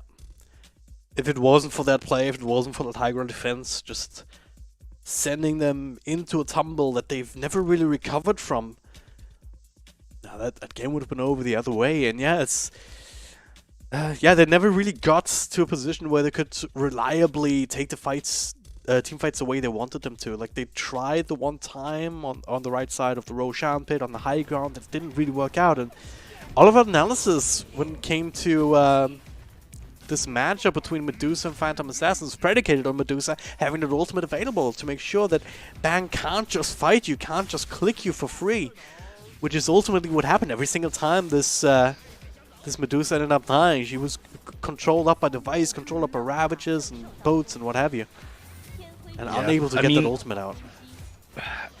The Storm Spirit, you know, he's doing what he could.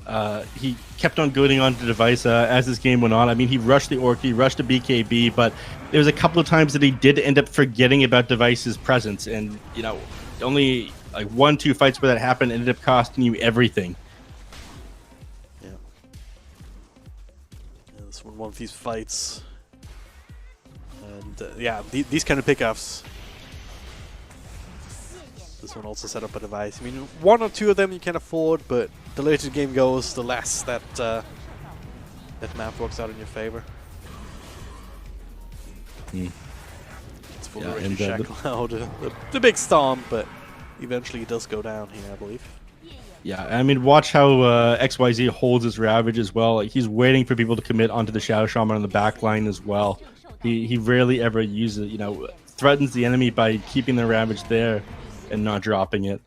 So just, you know, great job protecting the backline by holding that ability, and Device, you know, tons of trust in his team while sitting up under the high ground in the back. And triple stop on top of the Earth Splitter. The boat comes out too late to save them. The Ravage as well, but no instant damage follow up here. Bang gets a crit on Mercury and is like, I better leave here.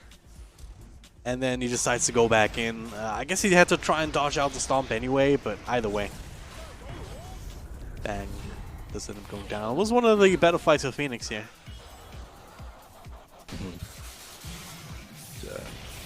Favorable positioning when Medusa ended up coming in towards the tail end of this one, and this was the long chase on the XYZ. Look at Medusa's damage right now. Literally no damage. There. Minus 135. I mean, he's toggling split shot on and off to try and deal with this as best he can, but he does end up dropping finally.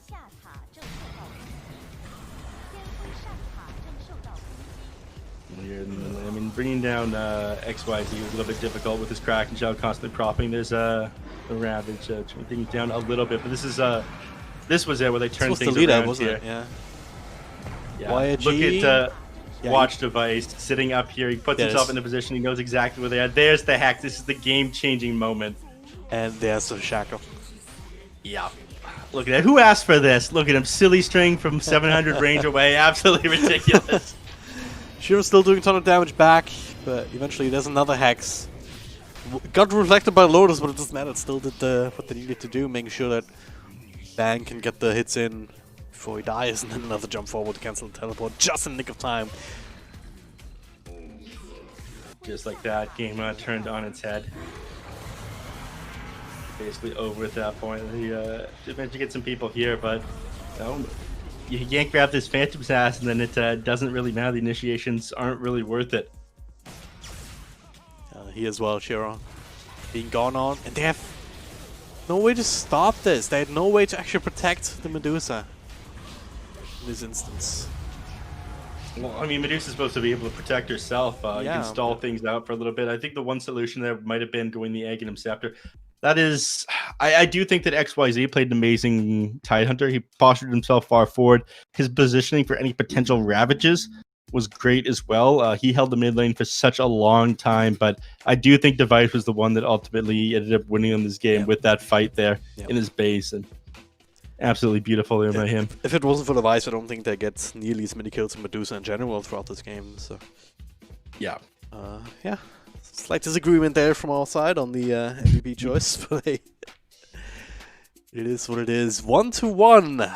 I, for one, am very happy about this because that means we're going to get a deciding game 3. One of these teams will have to settle for the A tier, the lower division, in the DPC Season 1 here in China.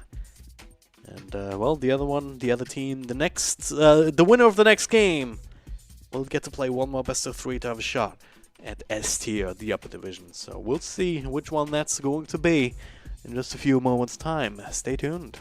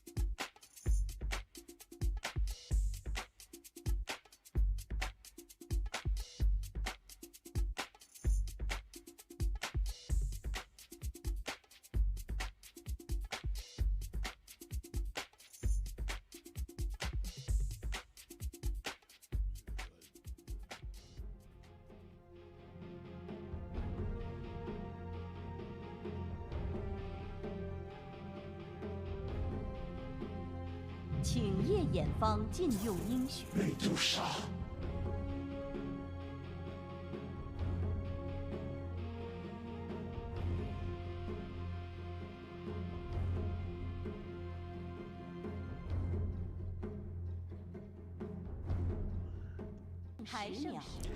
And we are back, game number 3. You wouldn't think it was some of these heroes here, but they are mixed up a little bit. DLG now the ones with the Elder Titan, still a very popular first phase pick in China. Saint Esmeralda, and now the Tidehunter on Phoenix. Medusa first phase pick on DLG. They were able to beat it last time, and now Phoenix have even more ways to just pick around it, don't they?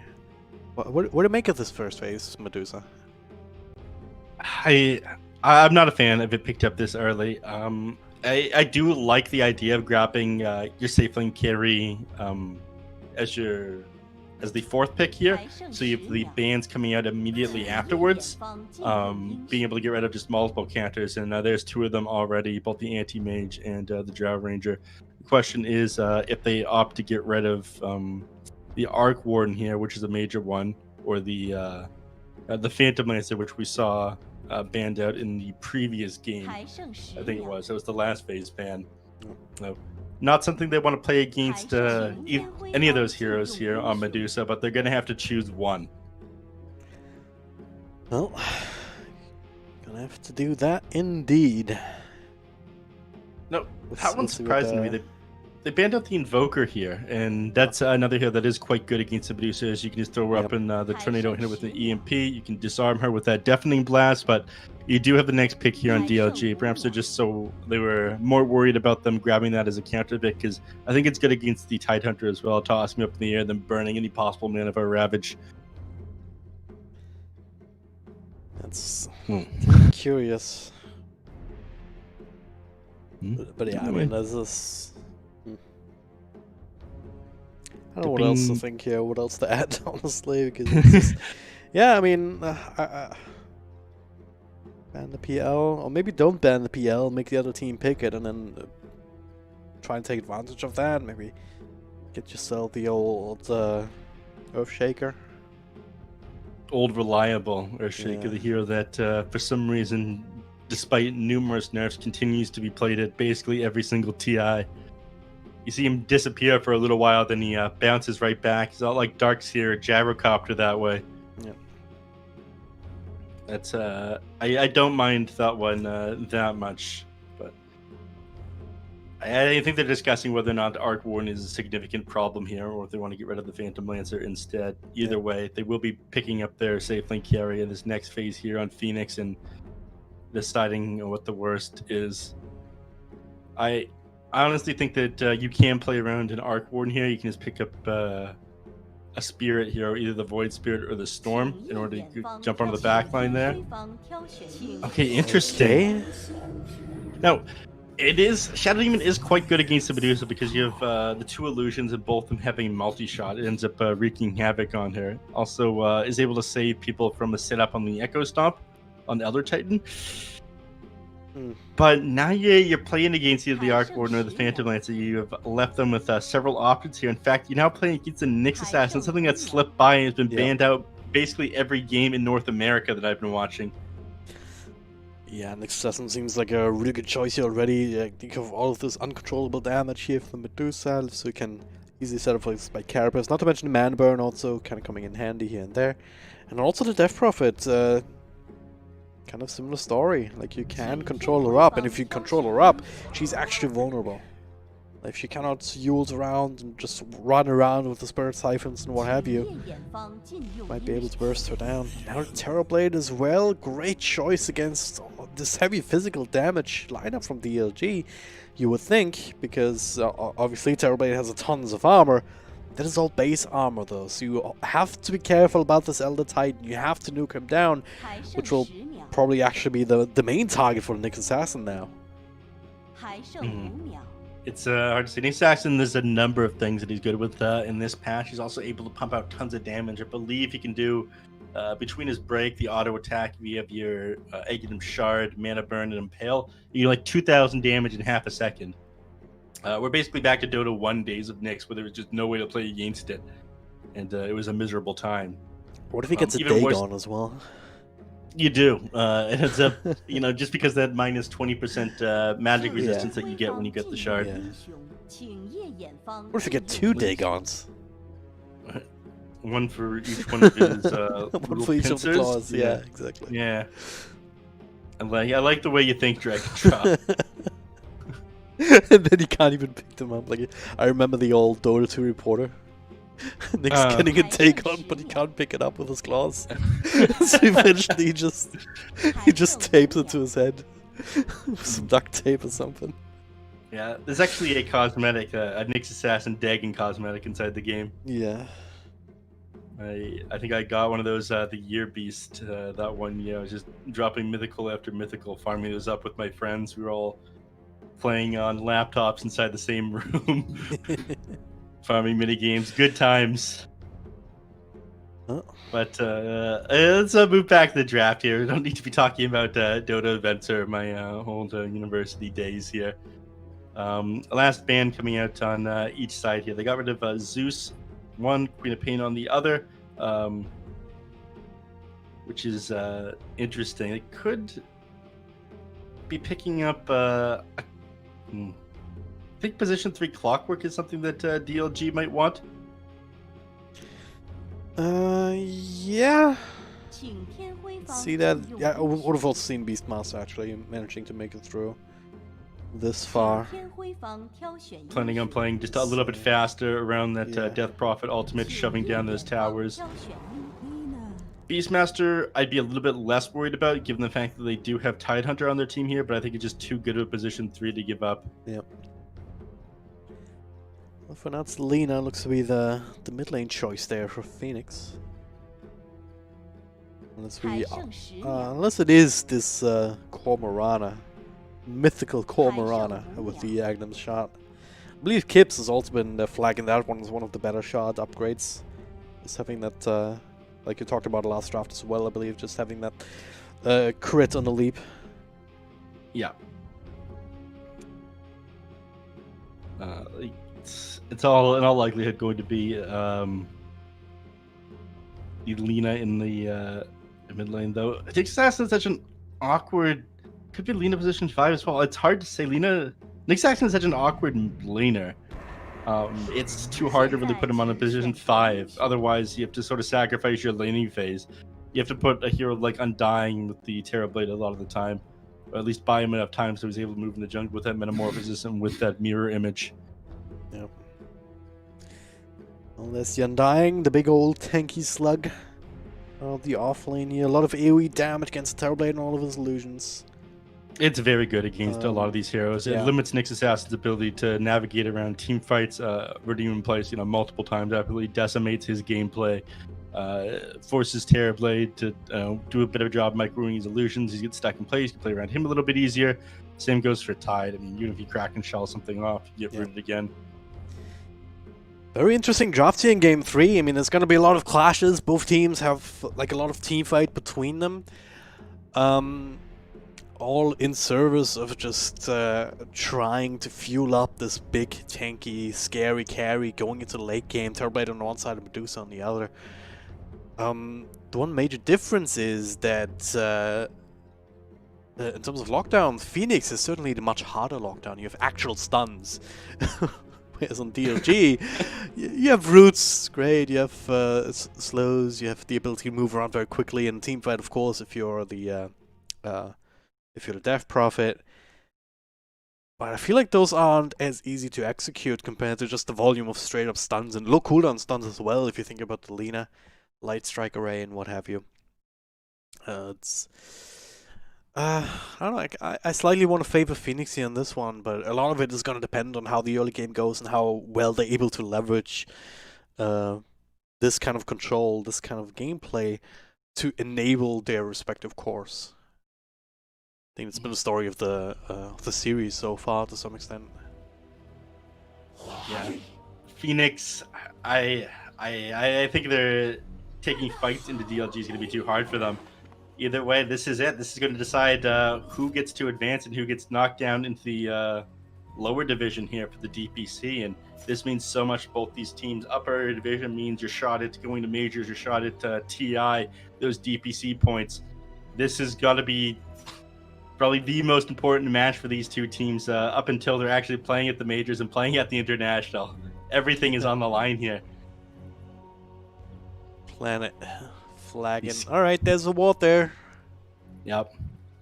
A heads up play there by him, so doesn't have a sentry with him quite yet, but I imagine they'll send one out. Probably figure out, yeah, he figures drop a sentry right there, you'll be able to find that ward. Yeah. Which absolutely will. Ideally, you want to get it from the mid laner, so the mid laner actually has a bite detector as well to get the money back. So. You can actually pass the ward to the mid laner, then let them plant it. No, I think if you buy the sentry, it belongs to you no matter who places it. Pretty sure that's the way it works. Wow. That I did not know. Yep. You call yourself an analyst, Neff. Come on, man. Of course, I could be wrong too, but game number 3. It's been a really fun series so far. It has, and a great way to start the night. Yesterday, nothing but 2-0s.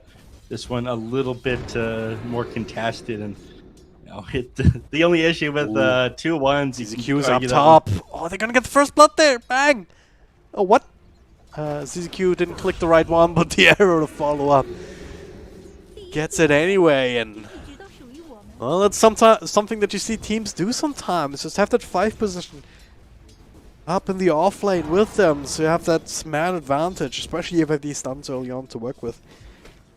Just to secure the first blood, and then you TP across to the other side of the map, and yeah, worked out perfectly this time. Yeah, first blood gold going the way of Planet here. I mean, the guy does so much with once he gets a little bit of a lead with his gold, but he definitely would have rather have the gold go the way of Tidehunter here. Still getting a courier though. Put a gold to each of his teammates there. 125 for the team. That was a sell for ReZero as well, that you would have wanted to actually be able to stay in lane. Like, this is a terrible start for DLG up top. Yeah, he's losing a lot of time. He's going to be forced to suicide himself to neutral creeps, and that's if Mirana isn't able to just run him down. He's given him the chase around at the moment, and Tidehunter is more than happy to take the 1v1 in the lane against the Medusa while she's lacking those initial items to be able to secure last hits. Yeah. Well, or at least this bottom lane is also a lane where Tempererd has to be very careful. I mean, obviously, if you're in melee form, you gotta worry about the Firestorm dragging you down and keeping you low. And even if you're in range form, like if you're already low health, you gotta watch out for the Vice eventually once he gets his levels, once he gets the Fate Bolt up and running. That's a lot of burst damage, and you don't have a big health pool on this Tempererd hero. So. Fate Bolt, very spammable spell, usually only limited, and it's got like a 16, 14 second cooldown. Early levels at 4, it ends up being only a 10-second cooldown on that Fate Bolt, so yep. Spamming that into a low HP, low strength growth rate hero like Terrorblade. There's a lot of work. He's gone through a lot of his mana here at level 2, which I'm not a fan of. Yeah. I don't think he wants to... No, actually, he's doing a great job of standing his ground. I stand corrected. He does have Fable available in a moment. XctN will be forced to get back. Arrow connected up top to help secure that kill onto ReZero. So that's a nice catch. But yeah, Nyx Assassin, only one of these heroes. You have a high base regen, high armor.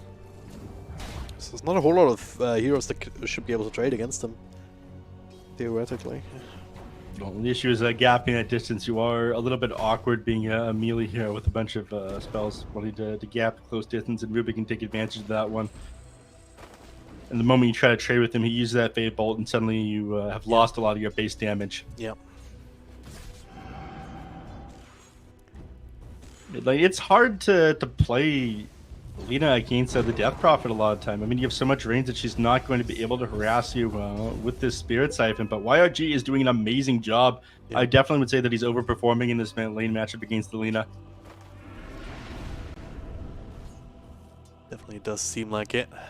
Minus around the 4-minute mark, so you gotta see a lot of people rotating in. to help secure these runes. It is 3-0 taking the invis up on the top. There's no refill for the Lina, that's the most important part.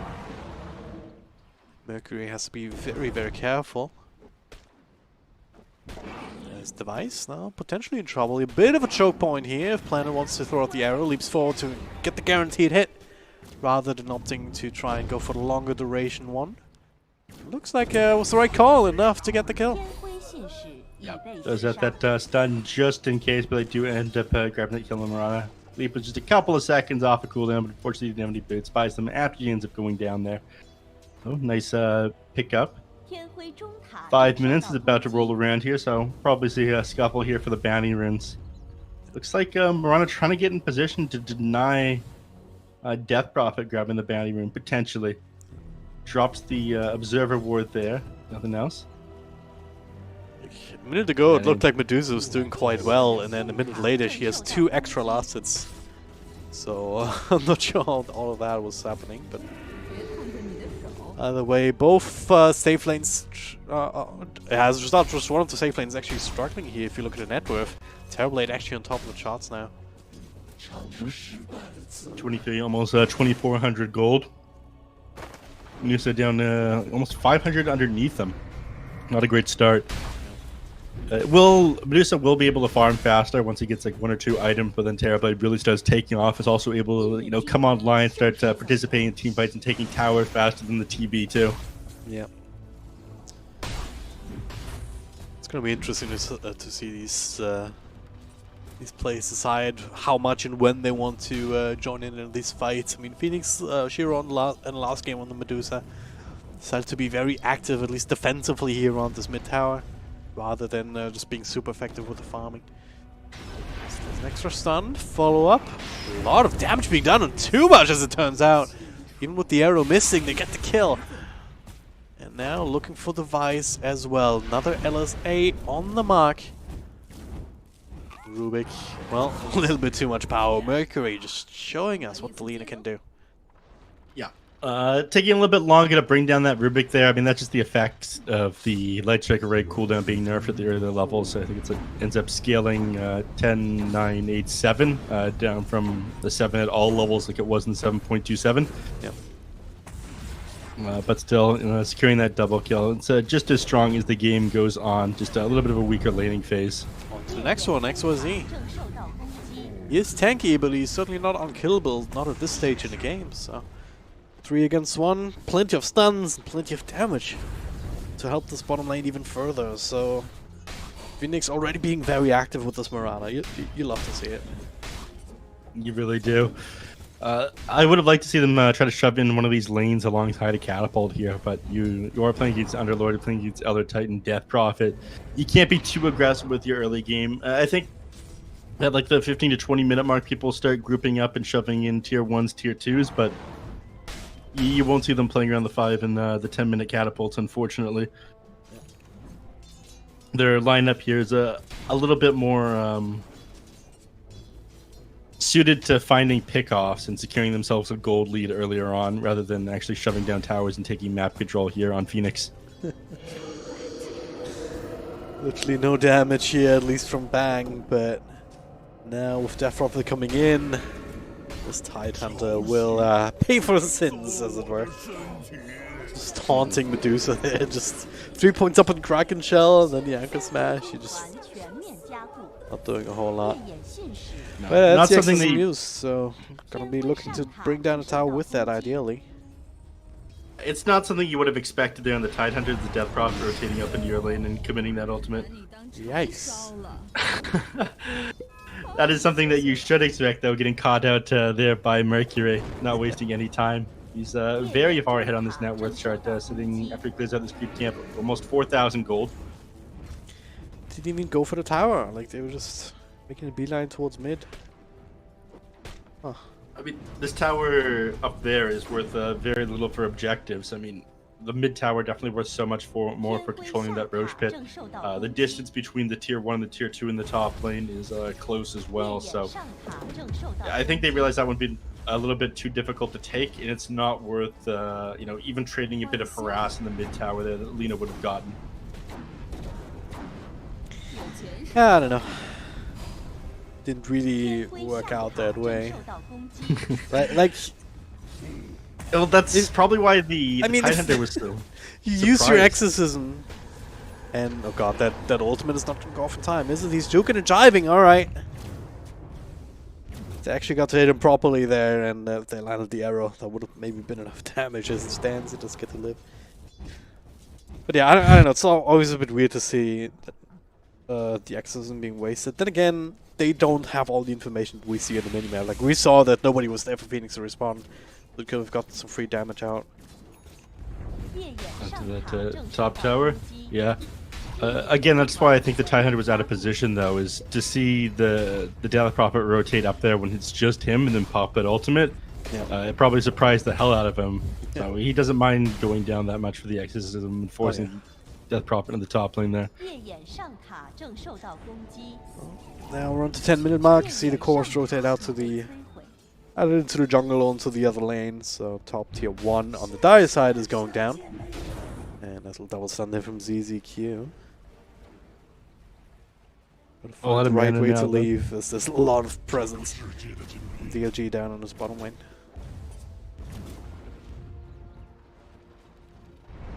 Trying to get in position here. We're 10 minutes in the game, so catapults are coming down here. And it looks like they want to commit onto this bottom tower here with the catapult, with that exorcism. Man, it could try and snipe that catapult with the arrow here, but he wants to use it. He wants to leap in here. There's so much burst! And the arrow to cancel that. Stomp, re-zero. Next on the list here, a couple of right clicks. LSA. There, the planet, someone got it. Now the Yules. No more LSA, that's still on cooldown. So unfortunate in that sense. Doesn't even matter here. XYZ not exactly fast on his feet. He ends up getting another kill under his belt. So XYZ dropping there, and there was a beautiful hold of that arrow not getting on that catapult, so he interrupts the stomp. They're able to get even more kills there. And all of that without actually committing the Ravage there on Tidehunter, which is super surprising to me. I mean, I talked about a defensive lineup they have here on Phoenix. I don't think they're that great at taking towers in their own right, but they are outplaying DLG all over the map right now. We see it 10 kills to 1. They managed to get the top tier 1 for absolutely nothing against the Death Prophet lineup here. Yeah. And now they're clearing out their ancient stacks. Oh, no. This needs to be responded to. There's a bunch of DLG heroes. ZZQ is also there, ready for stuns. There's the Ravage, as you said. I want to commit this one to try and make plays. There it is. Securing one of those. The arrow does connect over on the right-hand side, so goodbye, Rubik. And this Tidehunter, he won't be a trade. Like, at this point, he's very hard to kill, especially if he gets an Egg Smash out on a couple of people. Planet, what are you still doing there? Just getting a kill? Sure, why not? At least setting it up for the Lina. Mercury snipes that one with a long range LSA. Oh, not LSA, Dragon Slave. And there's another stack on the hard camp that they're taking now. This is just devastating. We're 12.5 minutes in. 6k golden experience advantage. 12 to 1 scoreline. Like, Phoenix is running away with this game, Nev. Yeah, the economic damage is absolutely substantial. I was expecting to see this in another couple of minutes here. They're doing this all without the Terrorblade right now. I didn't think they'd start pushing and taking control of the map, taking control of the Dire Triangle. God, now even on Medusa. Oh, the arrow! A lot of control, unfortunately not enough damage to really threaten her further, but just giving her a reminder that, yeah, we know that you're in the game, we know that you're trying to farm, but hey, guess what? We just took away your triangle stacks, so good luck keeping up now. Yeah, let them know they're not safe anywhere, not in your triangle. We take that, we throw Nyx Assassin at you, slow down your farm. Now you're sitting inside the jungle with below half mana here, which makes you feel much less safe, susceptible to just getting blown up here. They're not wasting any time here. ZZQ might just barely ends up dodging that stomp. I think you're a little bit behind me, by the way. Give it a quick restart. Also make sure that the network caching is set to 100 milliseconds or so rather than 1000, which is the default on VLC. Okay, that thinks you a bit of a nerd. Yep. There's CZQ looking for another target here, perhaps. He's been landing quite a few crucial stuns here, especially on this death prophet. Like DLG have been trying to leverage this early exorcism, which has never been amazing, but they, like a while ago, they buffed up the number of spirits a little bit here and there, but now scouting out Bang, that's a more important target. Try and slow down. There it is. There's the stuns. There's no more mana. Nothing.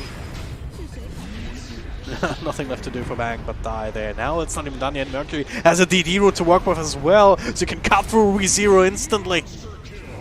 On to the next one here, getting rid of the creeps. So holding Ravage. Yeah. Oh, he's got that in his kit at the moment. They try to commit on to Lina. They want it. Meanwhile, in the back, actually engaging onto Terrorblade. Very dangerous. He was silenced up, I believe, so he couldn't ult. He gets to die, but well, there's some instant revenge. YG will be betrayed as Ravage just come out. It's cut off from the rest of the team there, where it's actually the most dangerous area. You were safe beside your Tidehunter, but not over there. There was a nice Yules there on the Death Prophet just as the silence expired on the Terrorblade, so we couldn't target him with that Sunder, but it didn't end up mattering. Beautiful stomp here, but I'm not sure it's going to lead to anything. Lina's dropping very low. Low indeed, but low enough. Well, it still has to run away, especially with Bang also joining in, so can't really contribute much else to this fight. You would think that LSA off the mark. Is he still hanging around? CZQ looks like he'll be run down eventually. But before grabbing up another bounce rune, dodging that stomp, alright, he's still walking. Now, Tidehunter back in the front lines. That's a hero that you cannot go into easily. Yep. No mana follow up anything else after hitting them with a backstab from the Vendetta, but he's thinking about it. I love the way that both teams are playing this, actually. I mean, Phoenix is constantly juggling the front lines, making sure that it's either the Tidehunter or the Nyx Assassin in front of the Lina, just threatening stuns, threatening the presence. But DLG on the other side, like when okay, there we go. Stolen by Carapace to slow us down a little bit. Looks like the ZQ is going to die under the tower. Really punished, and now we're going to have to leave. Maybe not. Mercury says, alright, just gonna take a kill for the road, you know, a little bit of a snack. The Yules make sure that YG can't keep chasing.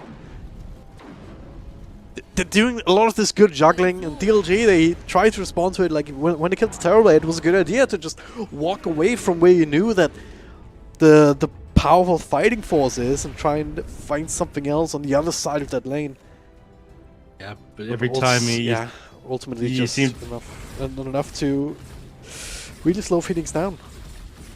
Every time it feels like you find something, the cost is just way too great. I mean, you want to capitalize a little bit more off of these kills, but forced to use that Stone Gaze to force Mercury away. That means they're not going to have this next team fight here. And now with 17 minutes, tier 2 neutral, and they're going to start to spawn. I think after that, they'll move their eyes over the Roche pit and then start taking down these tier 2 towers. We're getting close to that 20-minute mark. God, Mercury now also gets a quick silver amulet. Not sure if he's holding on to it. Either way, the Ravage is in the Terror, just straight up snipe. Device also being looked at here. I'm not sure if he's gonna get to live on this one. Doesn't seem like it. Slowed even more. Lina doesn't even end up winning any spells there. It goes down. He's end up stealing that Dragon Slave. I'm not sure that was worth the Ravage there. Limits their ability to take a fight around the Roche pit, but continuing to assert their dominance around the map, take control of the triangle. They can just shove in both the bottom and the top lane from up here and limit the space that the Medusa does have to farm. They're really abusing the fact that they have burst power and DLG doesn't. Like,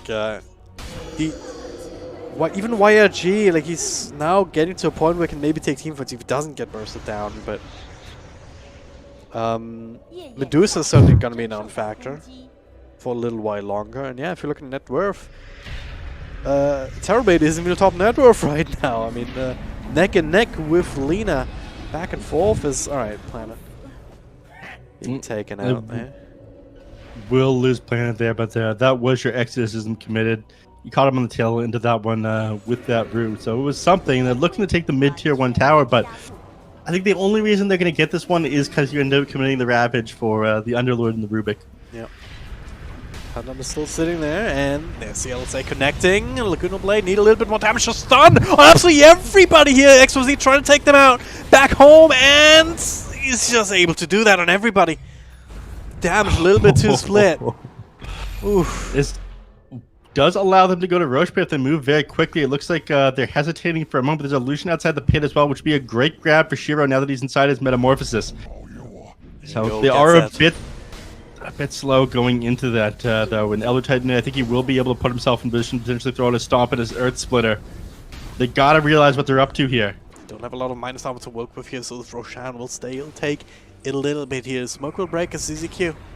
A great start on that earlier engagement, and now also good position to intercept the smoke rotation. And it looks like they want to take another fight. There it is, a slow up. And then another stun. LSA device just straight up taken down. On to the next one. XYZ in the front lines. He's not nearly as tanky as he wants to be. It's just the way this game's been going. You're not ahead, which means you fall very quickly. Mercury looking for the next one. There's still the Yules. There's the LSA. Re-0. More like 0 life points left. Got him. As they don't get Roche, but they get a couple of kills and the tier 2, and then potentially Roche. Look at this. Look at this. Look at this percentage. 96. It's not bad at all. I mean, we're 20 minutes in, 14, 15k gold, 12k experience.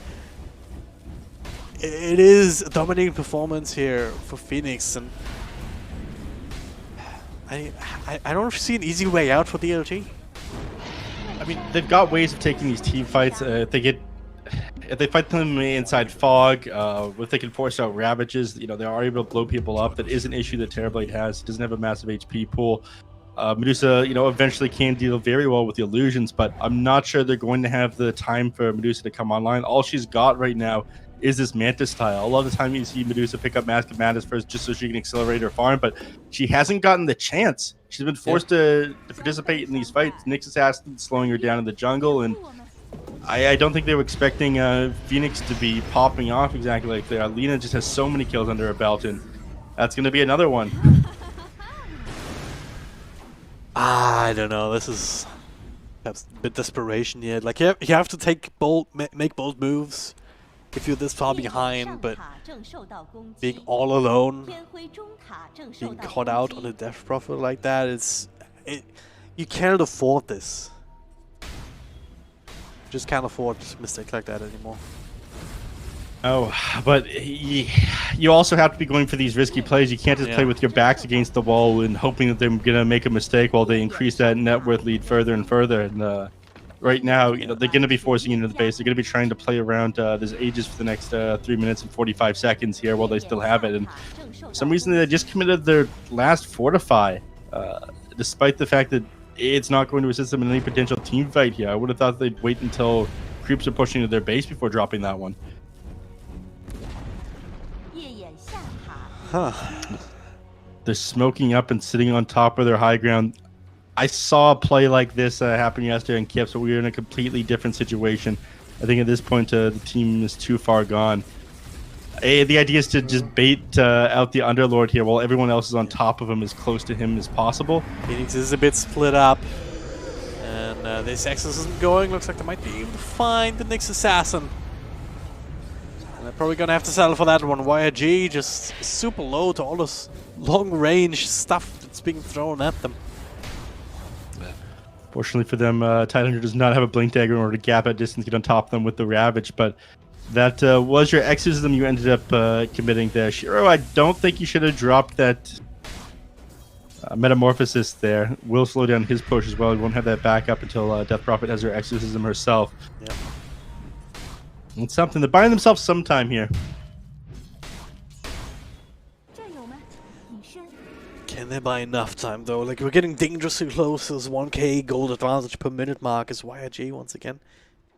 He slowed down a little bit without the next assassin there. It's a little bit harder to actually get this kill, and YG is like, okay, I'm just gonna stop moving if you're not gonna let me anyways. Finds the silence and then the way out after all, but that was a bit awkward. I'm sorry. You okay, Nev? No. It was funny, but it wasn't that funny, I don't think. It was that funny. All right. I'm glad this is an incredibly important game for both these teams, but I'm glad they're both still in good humor. The Hunter and the Death Prophet both. It was. I think he would have died there if he didn't get the silence off. Obviously, wasn't even targeting the Hunter there. He was targeting the Murano with that one, but they didn't get the gush for the slow, and so that meant no setup with the arrow and whatnot. Dodging that one too. It doesn't die, just not enough firepower on this Murana by herself. That's a Ravage, and that's cancelling a teleport, I believe, if I listen to it correctly, and either way. Quick kill on Medusa, 50 seconds on the sidelines, and again, we talked about this, you cannot afford it. You're sitting at 10k net worth, but 3 other heroes on the other team are ahead of you. Maybe if you can get this kill on a Tempererd in turn, this will be big, but he still has that Aegis for another 40 seconds or so. Throws on the Sunder, now he's starting to fight. Look at this, what the hell, Mercury? What are you doing on that side? That's retreat path, Robbery 0. Should be going down as they call it. They just call it. They know that there's no way to fight into this one now. GG, well played. DLG have to forfeit.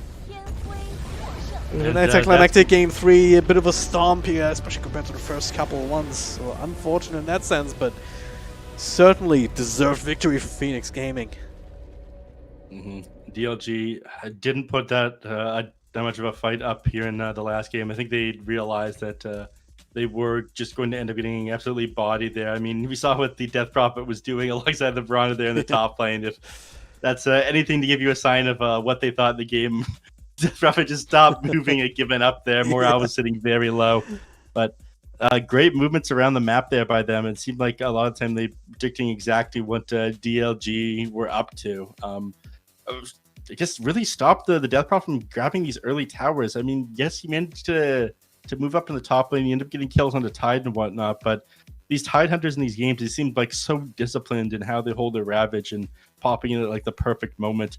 Even at the end there, where they only managed to get one hero that Medusa she was TPing away, like plays like that are exactly what you hold the Ravage for. There's one questionable one in the mid lane where I don't think it was that amazing, but other than that, the Tide Hunters in these series have been great. Yeah. Certainly worked out especially well in this game. Like through all these highlights, I mean, this is off to a good start, obviously, in this top lane with ZZQ revealing himself. ZZQ has been playing extremely well, hitting tons of these multiple hero stuns on this next assassin. But also Mercury on this, honestly, now just watch on these highlights about how well his focus fire is. And how quickly he's able to take down target after target like that. They build momentum and they never let go of it.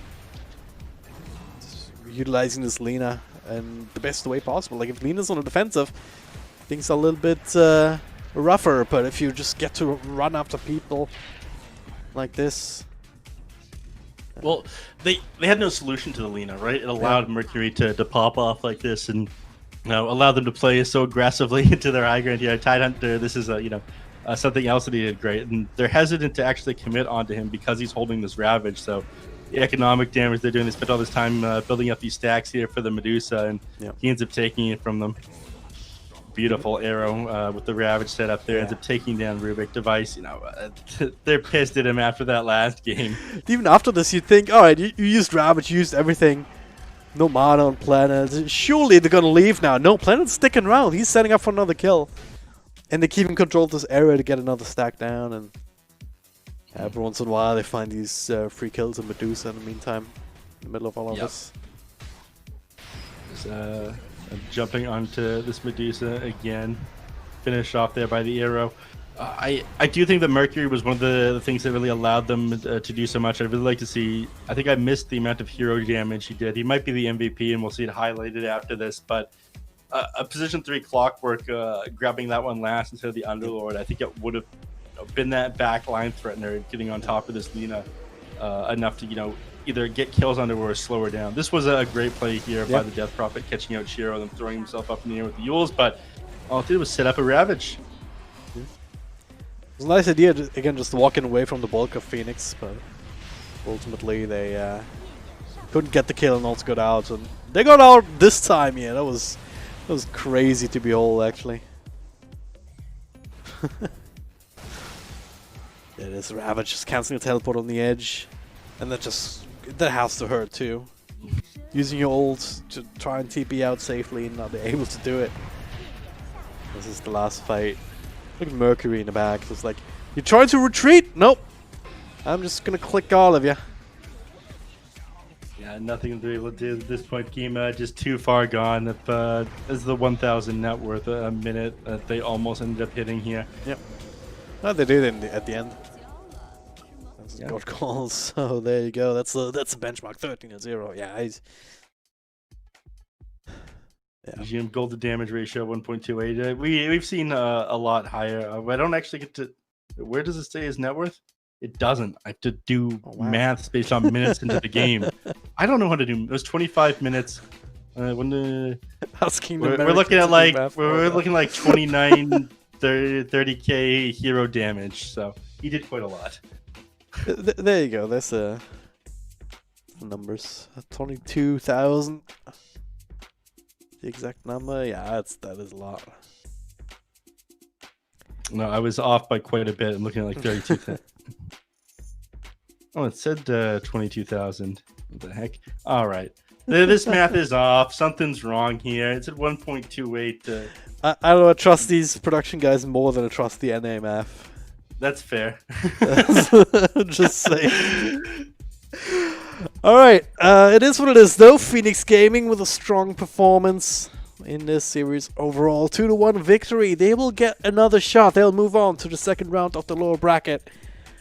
And they will play against the match 6 loser. What is match 6? Is it the loser of RNG versus No, it's the loser from Magma and LBZS.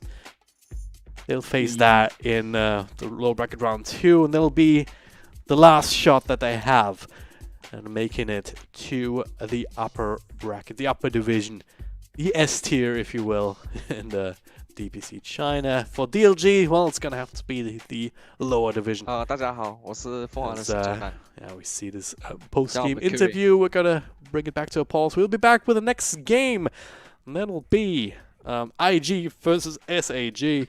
Similar situation, but we'll get into that 我是来自马来西 Stay 亚选 tuned. 手。对。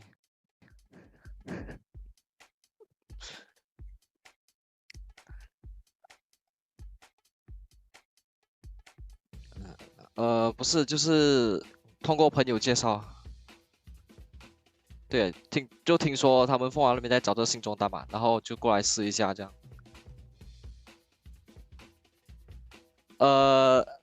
就是因为马来西亚朋友，他说他认识嘛，然后就推荐我过去试一下。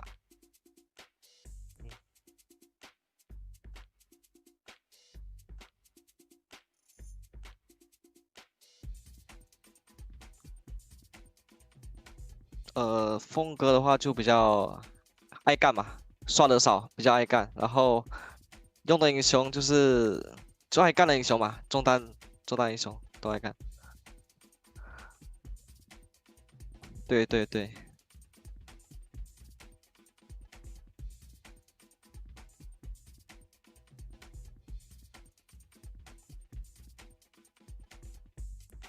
就出在我身上嘛，真的打得特别烂，从对线开始，对啊，就好几波大药被打断了，然后还走回家很多次，就发育的对对。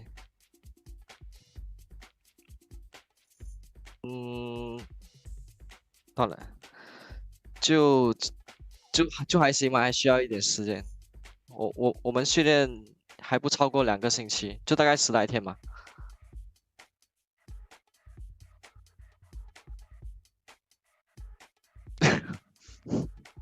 哦，不是，这个是我室友，对，我们几个朋友一起住在一起。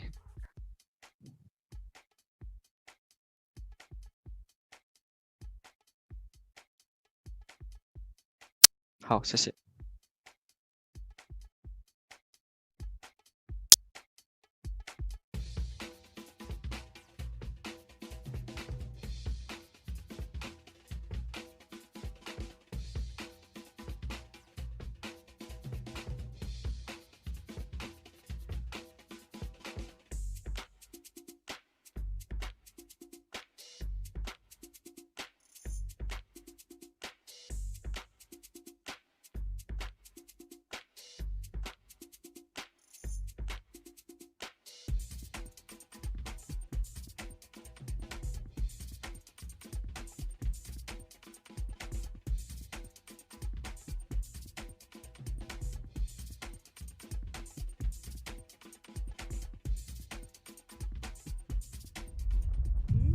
我沿着地上的一个大洞跑到了底下。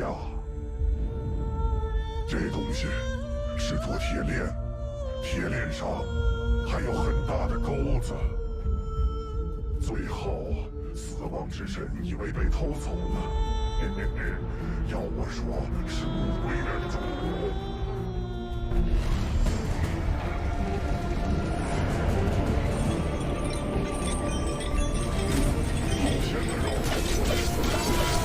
打开杀戒的好日子。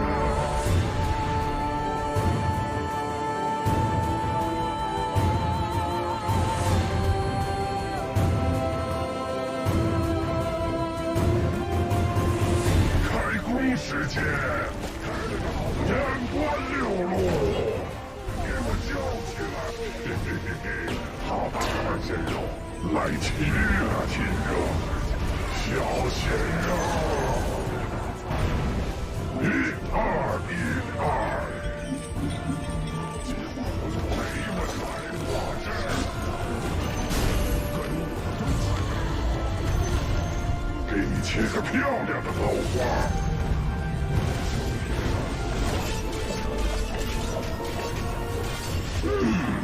火腿罐头，烧烤时间。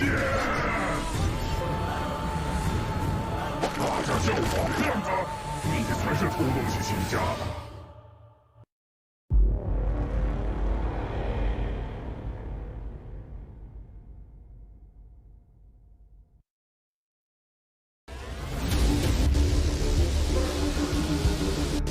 读书人的事情怎么能愤怒？这是计谋。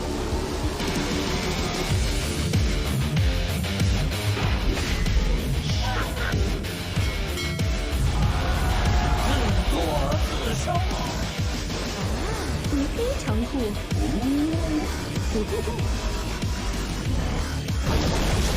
毁灭。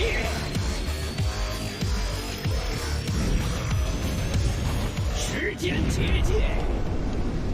裂地监测，青蛙快跳！可怜的魔导，死亡之指。你软绵绵的法术真是扶不上墙的爱。进攻！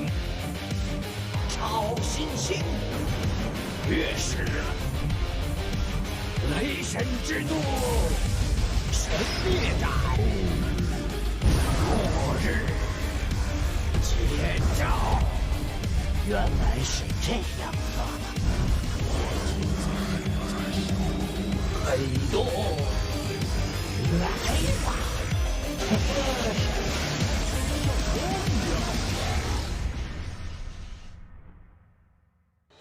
要陪丽娜玩吗？会被烧焦的哦。他们无论怎样武装，也不足以战胜我。第一份祭品已经奉上，欢迎来到奈勒摩尔的地盘。They call me Squid. They call me Squid. 我的爱上名单上有5个名字。是谁在呼唤水晶侍女？如果世人不承认我的存在，那就有必要再重新造。看来还需要介绍。有孽若已经消失，只有主宰尚存。看看这群待宰的狗呀！没有什么角色是我模仿不出的。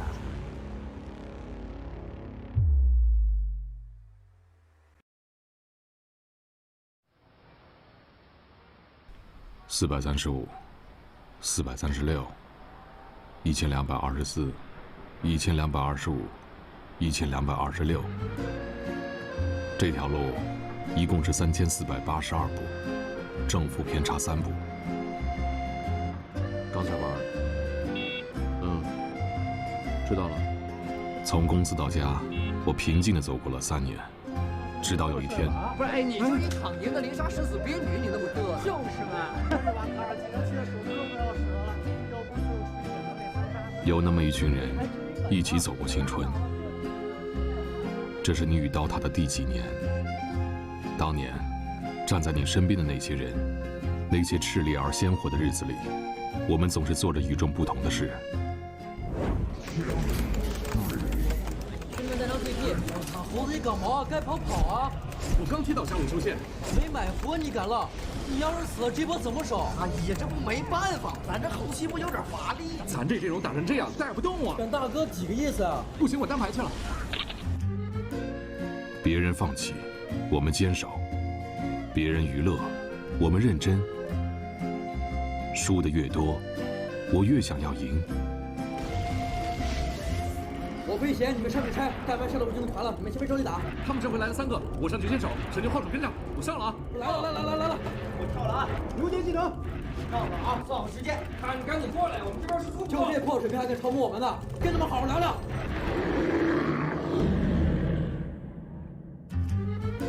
但更重要的是，不离不弃的陪伴。我是真爱你。后来，他竟成了我的青春。快点！晚干好了，晚上请你们吃饭啊！嫁给我！是你们的力量，让我从不投降。柴兄，你别管家了，一个月的时间就一个凤凰，希望他们用我没你话。柴兄，你别管家了。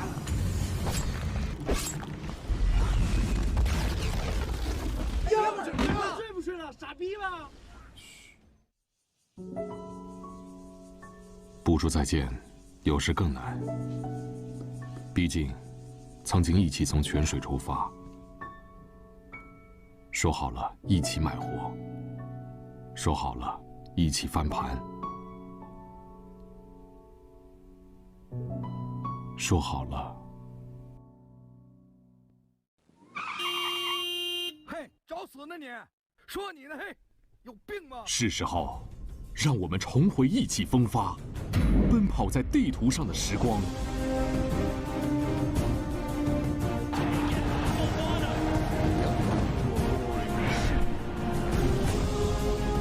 兄弟们，太黑了！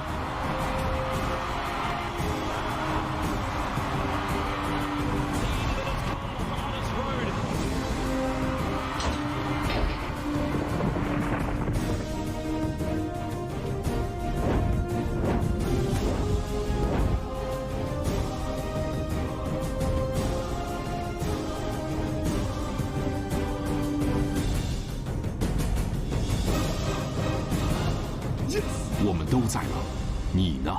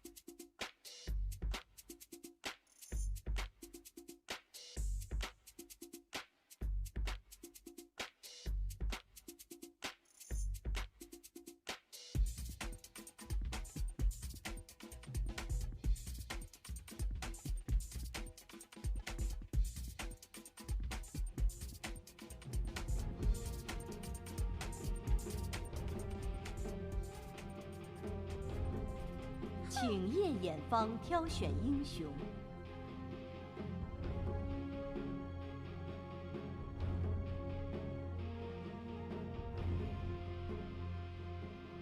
请天辉方挑选英雄。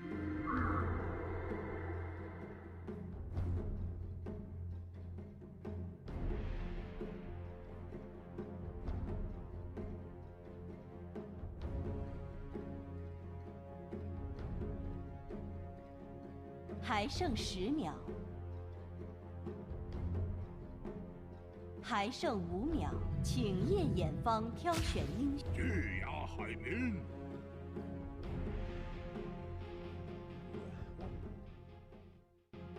Ladies and gentlemen, welcome back. Time for the second series of the day. Another decider match with nothing but decider matches here in this bracket.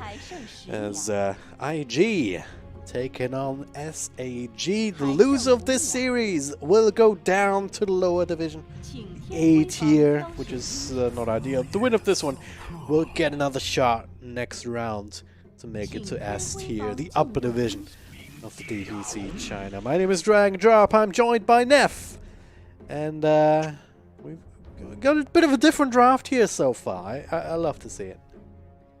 A bit of a different draft, but heroes that are incredibly strong nonetheless. Tusk and Viper is something that we have seen in Perfect World, I think Season 2 and 3. These two are incredibly strong together in the offlane, but you can opt to run the Viper in the mid lane as well if you so choose. Nyx Assassin and Wisp, I consider Nyx Assassin one of the big winners. The most recent patch, his Egg and Shard is absolutely amazing.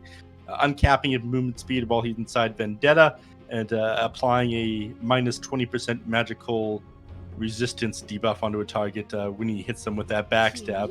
Wisp, of course, being amazing in basically any competitive meta, so almost always worth picking up here. So IG, off to a pretty good start with what they have, but you need a good safe lane that can play against this Viper and this Tusk here, and I'm not sure what their move is. Yeah, with the Viper on the field, you already don't want to angle for some of these heroes that can be very powerful. Like you're thinking of a Phantom Assassin, Spectre, anything that relies on these big passives naturally. So yeah, what's it gonna be? Maybe it's one of these strength heroes. Maybe you think about Life Stealer, something like that. Lifestealer, Juggernaut, both good ones. His ultimate does end up piercing the spell immunity, but Lifestealer has been one of the more common counter picks to the Viper. More often would have been another pretty big one. I mean, you're not able to bring him down. A lot of the things you apply to him are just that dot, so whenever Viper ends up expending a lot of his mana, spamming at that poison attack, you just shift back to full Agi, back up to full strength, and once Viper's out of mana, it's not really a problem anymore. Gyrocopter as well is a hero that's able to fight into him during the laning phase, but he hasn't been very popular in the last 2 patches, so that would have been a bit of a surprise to see him. I did see Fear pick him up on Sad Boys, but that's been about it. Yeah, there's an eye on the field though, so Gyrocopter still has some of these weaknesses, which is mainly his sustain. Like he needs to go in right in your face, really make use of his power of, especially of the rock barrage and whatnot. But he's also very squishy. So if you have an eye on the field, that solves that issue. It also solves the mana problems that you have if you just spam your spells. So Gyro by himself, I agree, not really that good. If you have an eye on the field, though, all of a sudden you have you have a carry and a support pair that just is very active across the map. It's always in there, just in the middle of team fights. You know, that's maybe what they were thinking there. Then again, there's so many combos with the IO that you just kind of have to pick your poison anyway. Yeah. There's got to be something that's good with that, right? Mm-hmm. Storm Spirit banned out here on SAG, so that's a pretty obvious sign they plan on picking up something like a Jaw Ranger, something like a Arc Warden, anything that Storm Warden, anything that Storm Spirit likes jumping onto the back line, which we've seen a number of games now in this tournament. Okay, that's a bit. No, this is not my native language. Well, of course, Nev, you are an accomplished analyst. So you know exactly what hero they picked just based on... There we go, a Grimstroke. Exactly what I said. All right, fix that one for us pretty quickly. Is a Grimstroke paired up with the Viper, just being able to drop the double Viper Strike. I'm curious to what they're going to... Probably something else that pairs well with that Soulbind. I'm not sure what it's going to be. A lot of time you like Lich with it, but you already have Tusk, who's probably going to sit on the position 4. Doom would come to mind as a potential combo.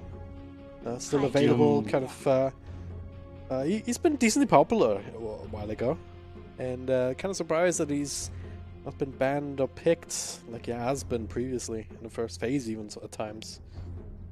That's something that you could be looking towards. But in any case, like just having the Grimstroke against the IO combo is just one of these heroes that's very nice to have in your back pocket. Guaranteed link up to slow them down and what have you. We get a moment to talk Juggernaut, though. This is one of the two heroes I mentioned, him and Lifestealer, able to actually get away from this Viper and this Tusk if they decide to commit onto him. I mean, you end up dispelling those stacks of the poison attack on the Viper. Tag team doesn't affect you while you're hit by, while you have spell immunity on you. So you basically either just use your Blade Fury, then commit onto them, or walk away.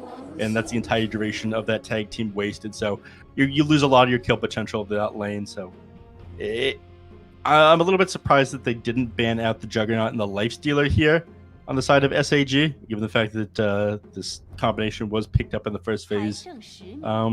Death Prophet is one of the better ones as well. Your Spirit Siphon suddenly attaching to 2 heroes. Yep. Thanks to that Grimstroke ultimate. Also keeps them close together so you can get a 2-man silence off, potentially more if anyone is in between the 2. Yeah, the soft control or this ability to fight into what IG want to throw at them. But I do like the synergy that IG already have as well. Like, you're gonna have the IO coming up with the Juggernaut. Ideally, I'd want to have perhaps another hero that maybe can make use of the IO a little bit more. Like, Juggernaut doesn't necessarily need that help in lane, right? That's my thinking. Normally, he's very self-sufficient. Maybe not in this game, just depending on where the Viper goes, but in any case, you're gonna have the Nyx Assassin as well, just with that ultimate being able to scout out ahead and actually set up for these relocate ganks as well. Just being able to find someone, make sure that they're alone, start off with a stun, buy enough time for the relocate come in. So there's a lot of play potential for IG. They're getting more stuns now, more firepower with the Lina as well. Yeah, I do like that lineup. Lina saw a lot of success in the last series as well. This is another time where they don't really have... I mean, you can gap the distance decently with a Tusk here, but they're going to need a little bit more than that. And they banned out the Storm Spirit themselves, and IG now have 2 bans, so that's another person who gets on the back line. That would be a great counter to both the Wisp and the Lina. Closing that distance and doing tons of physical damage here. I think they'll get rid of a Spirit hero next. I'm not sure if it's going to be Ember or Void. Either way, they want to be able to protect the Lina and the IO here onto the back line. They're going to need another frontliner. Kunkka Slardar is a hero that makes a lot of sense here. Yep. A lot more than Kunkka, actually. You do need an offlaner. Axe doesn't really fit the bill. He likes jumping in after a lot of other heroes. Do you think they'll take Underlord here? Mars always comes to mind, but he is banned out in the first phase by SAG. Yeah. Wouldn't hate the Underlord. Would give them the ability to control teamfights a little bit more, because right now, if you look at IG, they're very much pick-off oriented until the Juggernaut really gets going and becomes the center of attention in teamfights. Whereas SAG, they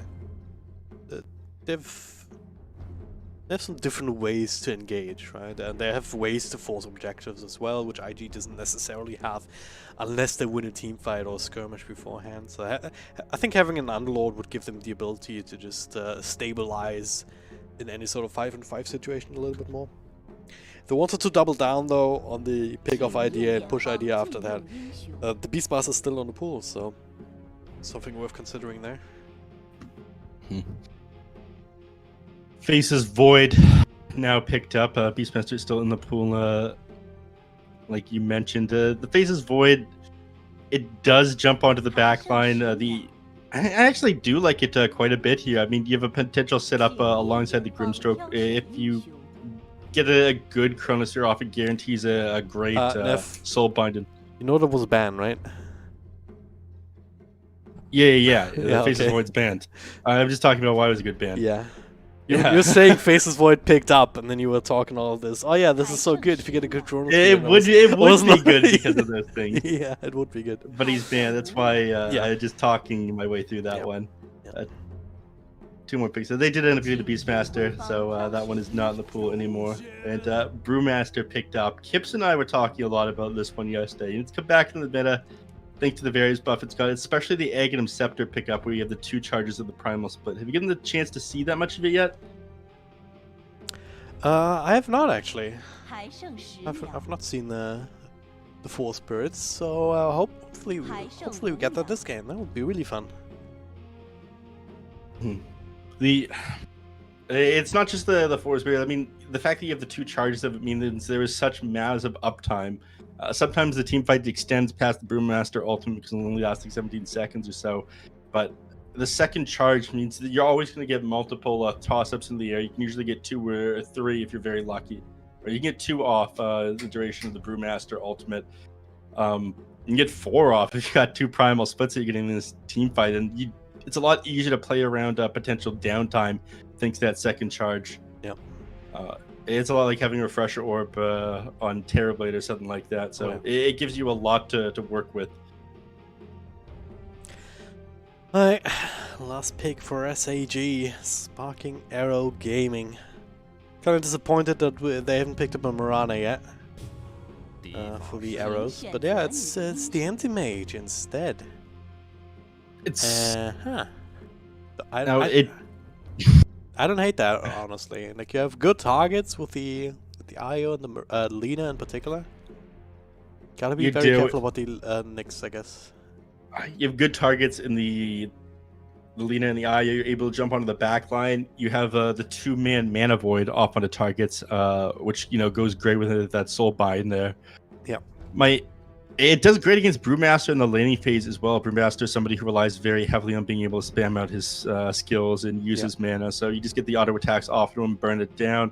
Suddenly he's not able to toss out a Cinder Brew. He can't clap people. He can't activate his Drunken Haze. Is passive now as well. So Brewmaster can build to just trade right clicks with the Anti-Mage. But I think this was the best hero that was still inside the pool. Could still gap close. But they're going to be on a little bit of a timer because of this AM. Yep. All right, be interesting to see as like I looking at these patch notes. I never tend to read Brewmaster patch notes because it's always like, alright, Earth Brooding. There's 3 or 4 things that have been changed, and also the Storm thing and the Fire thing, and also there's like 50 million lines. All right, so you don't know how to read the argument you're trying to make. No, I know how to read. I'm just too lazy to read 50 lines about a hero that I don't play. I know how to read, but just to make sure you read it to me first. I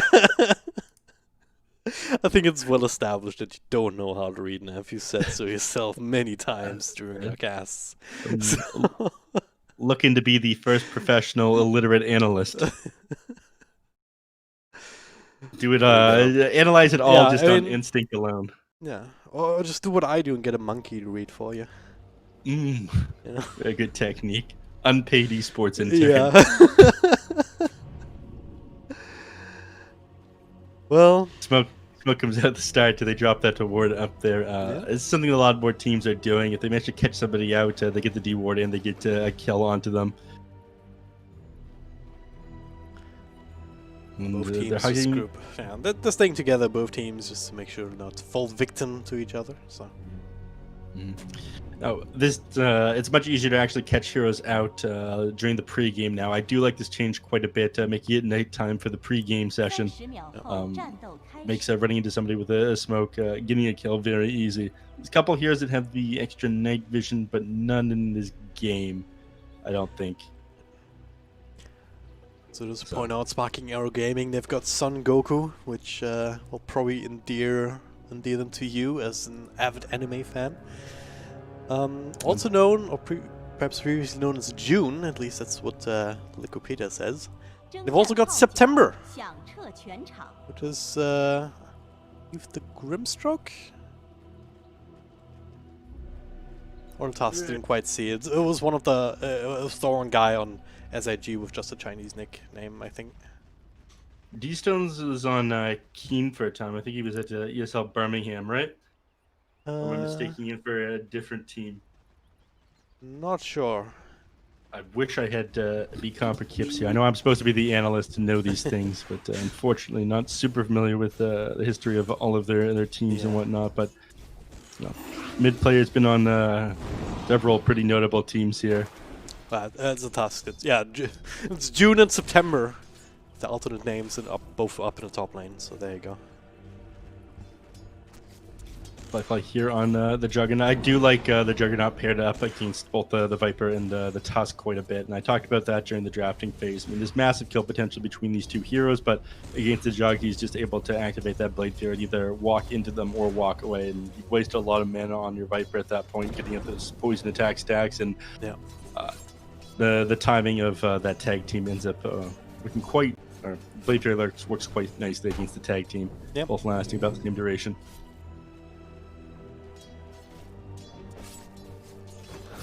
See how this one develops.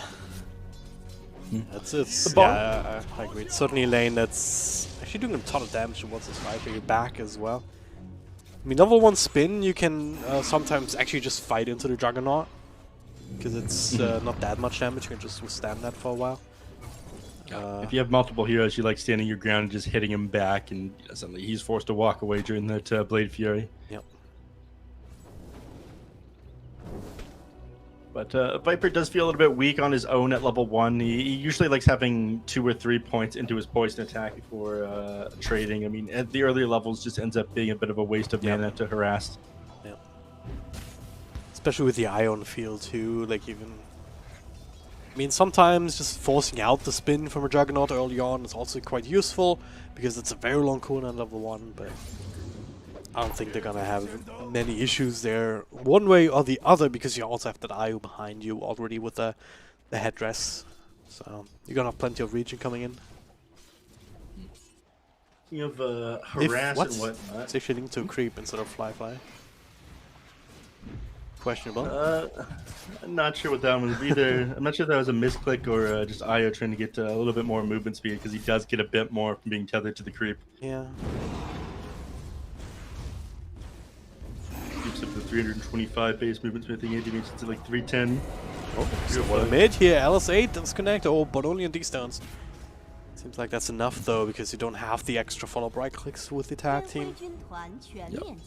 No ice shards either, unfortunately. The box emote in for a little while. So this is a matchup we saw the last game as well. You're going to have a pretty easy time here on Lina. You aren't able to gap that distance. Lina being one of the longest, I think second longest attack range in the game, just on the base kit at 685 versus Techie's like 700, I think he has. Obviously, Death probably very good against melee matchups, and run people down with the Spirit Siphon, so not really an option in this game. Even with Tusk there, wasn't able to do it. Yep. Alright. So far, so quiet. No first blood just yet, despite that attempt. Mid lane relatively even. Anti-Mage doing quite well too, but not slowing down the Brewmaster. All these cores, apart from the Viper, I guess, was struggling a little bit. But so is the Juggernaut, so yeah, I don't know. Quite even across all lanes, by the looks of it. Yep, things will heat up a little bit as everybody makes the great migration for the 4-minute power rune, trying to secure that for their mid. Do end up snaking that on the Grimstroke and runs away. Would have really liked to grab that haste ring, but he's got a full bottle anyway. I think somebody teleported in and filled that one up for him. Yep. We just hadn't had to use it. Either way, he'll be fine. Certainly until the 5-minute mark rolls around, you have these blood runes to refill the bottle.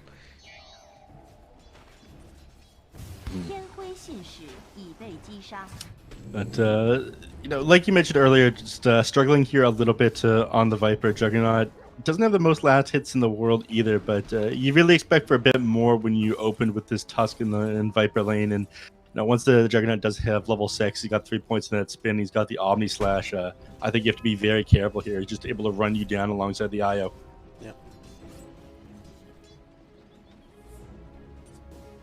Here we go. 5 minutes. Looks like it's gonna be that straight 2-for-2 trade.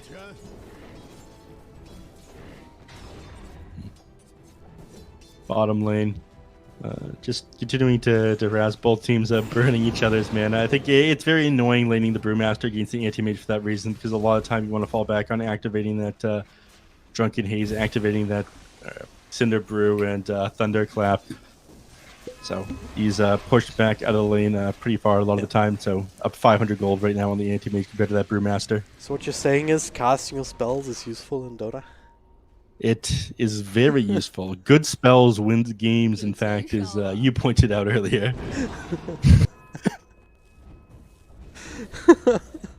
Which is one of the reasons why... Exactly. It's one of the reasons why Rubik is good. Yeah. Thank you for that one earlier. D-Stone's a little bit far forward here. You have to be careful with Nyx Assassin getting in position. Looks like they want to commit onto this tower with the 5-minute catapult Nexusism. Yeah. Picking up the pace here. No first blood on heroes yet, but perhaps first blood on towers. But well, IG also have a few extra people here to prevent that. Level 3 Dragon Slave also makes this very easy against just normal creeps, as well as not a task. Perhaps thinking about it, but diving on a tower like that with Nyx Assassin there, just asking to die. Yeah, I mean, you too much stuns. You have the Nyx Impale, the Lina Light Striker, a lot of damage coming up from the Lina, so opting to stay back there is the correct call.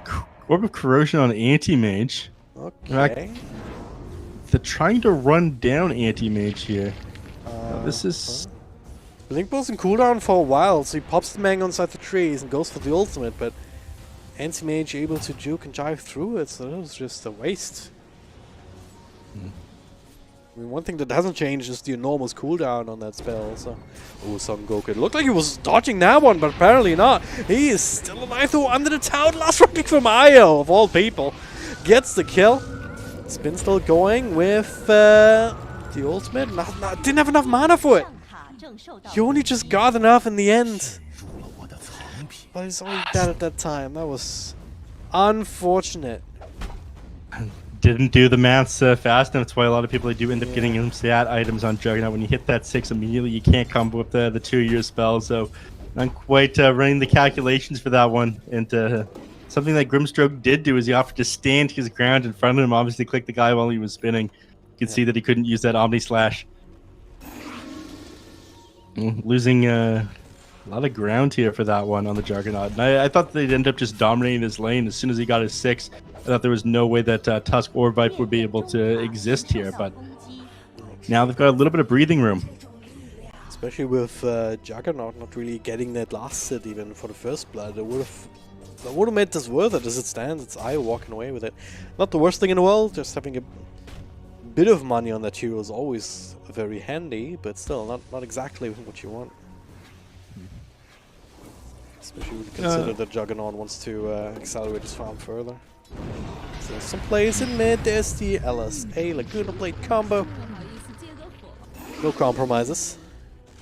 Very well chained, no getting out of that one with the snowball. Oh, well played there by Kaka and Emo. The Lina, not the Lina, sorry, the Death Prophet, I think is wasting a little bit of time here, just hanging around the mid lane against this Lina, who's just moving between creep camps. Every time they start to shove the lane, threaten it with multiple heroes, just throws out these Dragon Slaves from a distance. Because of that, I think you want to turn your eyes elsewhere. Either go bottom the top lane and shove that out alongside your Exorcism. I think he's wasting time hanging around the mid lane here. He's doing a decent job keeping up with the Lina for net worth, but you want to be taking towers earlier on with this Death Prophet. Well, so far, I mean, it's still the 10-minute mark, so if you're gonna go for towers, you probably want to try and do it with a catapult. In the meantime, they're just jungling up a little bit. It's good way towards his Yule Scepter at the very least, so Got money to use. Is down bottom. Son Goku just gets wrecked. Nothing he's able to do about that one. Viper, very slow hero, unfortunately, even with those boots of speed sitting at 320 movement. So there's so ever since I made the change that agility doesn't give movement speed anymore. Yeah. Viper's just slow AF. It's like, what the? Yeah. Morphling too, yeah.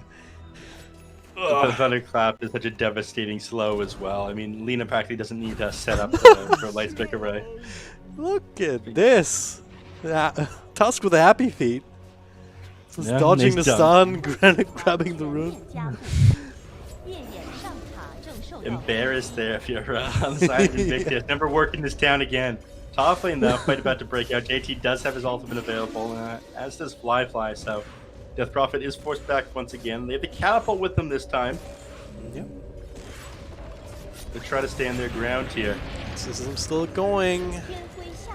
Brewmaster is going to struggle to get his ultimate off. You do have the silence here on Death Prophet. You do end up losing the tower, and JT very far out of position. Oh no, the courier! No! So many items on it.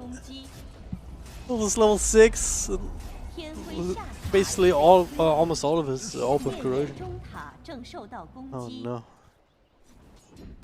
no. Yeah, hate to see it. Yeah. They do get the tower at least, so there you go.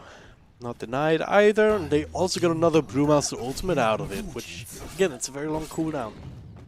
And not defending your tower with it, just not really getting any kills of consequence. Not what you want. Yep. So it is going to be 1-for-1 as far as towers go. Both teams losing the safe lane, which makes accessing the enemy team jungles that much easier. I think at this point, Anti-Major wants to not go too deep into his jungle towards the dire tier 1, but kind of hug 3 camps closer to the mid lane and move back up in the triangle until he's got his Battle Fury. You have to play a little bit scared against the Nyx whenever you don't see him up on the map. Yeah. And that's exactly, Nyx is up to something right now. Especially with the IO. He's level 6 now. He's linking up with Emo, which does makes sense. We talked about that in a draft. It's having 1 IO combo is great. Having 2 is even better because then you just have more options to work with. Like you can just leave the Juggernaut to farm up, while you can link up with Delina and bring her right on top of somebody that Nyx is scouting out, to just leverage all of this burst power that she has. I'm not sure. Yeah, he did see him. They figures that he dropped the ward up there onto that high ground. They get a sentry. The mental damage is significant. He actually dropped it down there on the low ground. There is a sweet spot where I think he can catch both of them, but I'm not sure that's what they're going to do.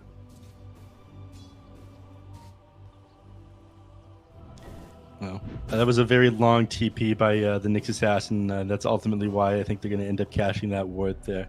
Yeah. He stacks for Anti-Mage the Ancients here. But still a little ways off his Battle Fury because he opted to go with that Orb of Corrosion first. Yeah. That's it started to become a little bit more popular in 7.27. Anti-Mage, instead of starting with a Quelling Blade, just get that Orb of Venom and run down whoever the offlaner is, clicking them and burning down all their mana. Yeah. That's what I tried to go here, but I don't think he lasted long enough in lane against Brewmaster for that to be worth it. Okay. Nice little catch there. If they can transition it into more, this would be big, but no way to cancel the teleport from Goku. There's a DD on Lena. And very early glyph. Sure about this one, but yeah, they can keep this one going just a little bit longer. The new creeper coming in. With the IO as well. Look at this machine gun. This house is dead! What? No catapults required. It's crazy, actually, yeah. You could barely see, I think there was a double damage rune under the Lina, right? Yeah. Could barely see that with the overcharge particle effects as well, so I did mention that one part of the fiery soul. Yeah. Neff, not a great listener or reader, apparently. Baby analyst. For a second, baby analyst. But yeah, smoke rotation now from SAG, trying to get something off of this, but IG, they're wise to it. They're not really exposing themselves. Juggernaut staying defensive down bottom. Calls on Kaka to just be the front line. It's like, hey, yeah, I mean, you can be there, right? Has a spike carapace to slow this down, but now linking up with the Juggernaut. Not exactly ideal. Goes for the spin, but right clicks not enough here. Healing ward does get taken care of, and now with Ollie. That's actually enough defense here, enough sustain from the IOs to bring down Death Prophet, to bring down another. There's the Omni Slash bouncing over to the Ancients, as of course they do. But regardless, Viper goes down as well. 3 cores for the price of Nyx Assassin. This is terrible for SAG. Yeah, it's pretty awful. I mean, it's too hard to initiate onto this Juggernaut, even though you got the link up on the start, which looked amazing. I mean, you got to keep in mind a lot of your damage at the moment without this anti-mage is magical, so you can't finish the Juggernaut off. He's always going to get that spin. He's going to Omni Slash. It's going to take you so long. His team is going to be able to find him. I mean, almost anywhere on the map. You need to be able to catch him super far out of position, which he isn't going to allow you to do. Yeah. So, they did play they made a very defensive movement there on IG. I think they realized that they were up to something on SAG there. And instead of wrapping around forward closer to the river there to get to the Ancients, they went around to the back of the ramp. And just because they used that location instead of the regular one, ended up getting the 3 kills there. Well, a bit of an advantage there for IG, and this is kind of game where I gotta be a bit worried for the anti-mage, because like 60 minutes in, he doesn't have his battle fury yet, I believe. So he's gonna be a bit late, and eventually if the rest of the team isn't doing at least somewhat well, he's not gonna be able to have an easy time carrying this by himself. Not if IG at some point decides to go 5-man down a lane. Anytime before the 30-minute mark, it's very tough to engage into this as anti-mage. Your battle fury just coming up now, like 2-3 minutes later than you'd want it most of the time. So he's gonna have to play catch up now, and his team, I think, is going to, you know, like you mentioned, have to start hemorrhaging kills because of that. They'll have to play very aggressive, far forward, while making space for this AM to farm. If they don't want to give Nyx Assassin the space to find him, slow his farm down in the jungle, because you have to be worried about him sneaking up on you with that Vendetta and with the Spike Carapace, right? Yeah. Just like cleaving onto that and setting up a stun for him. His magic damage. They have ways to do that. As I said, there's Spike Carapace out the cleave. Then you hit him with Vendetta. Then you have to follow up stun. And all of that is enough time for IO to relocate in someone else. Yep. Yeah, somebody like the Lina is able to throw out another stun. Yep. Or just getting beat down by the Juggernaut, for that matter. Well, gotta play the hand that you've been dealt. Still hitting creeps. Doesn't help when he misses the tomato kill. Yeah. Disgraceful. Absolutely disgraceful. Anyway. That is something that will help, though. They find an Imp Claw there. I imagine that'll go the way of Lina, is that IO's tethered up to him a lot of the time, just to increase the DPS to take advantage of the extra attack speed that he has. Yeah.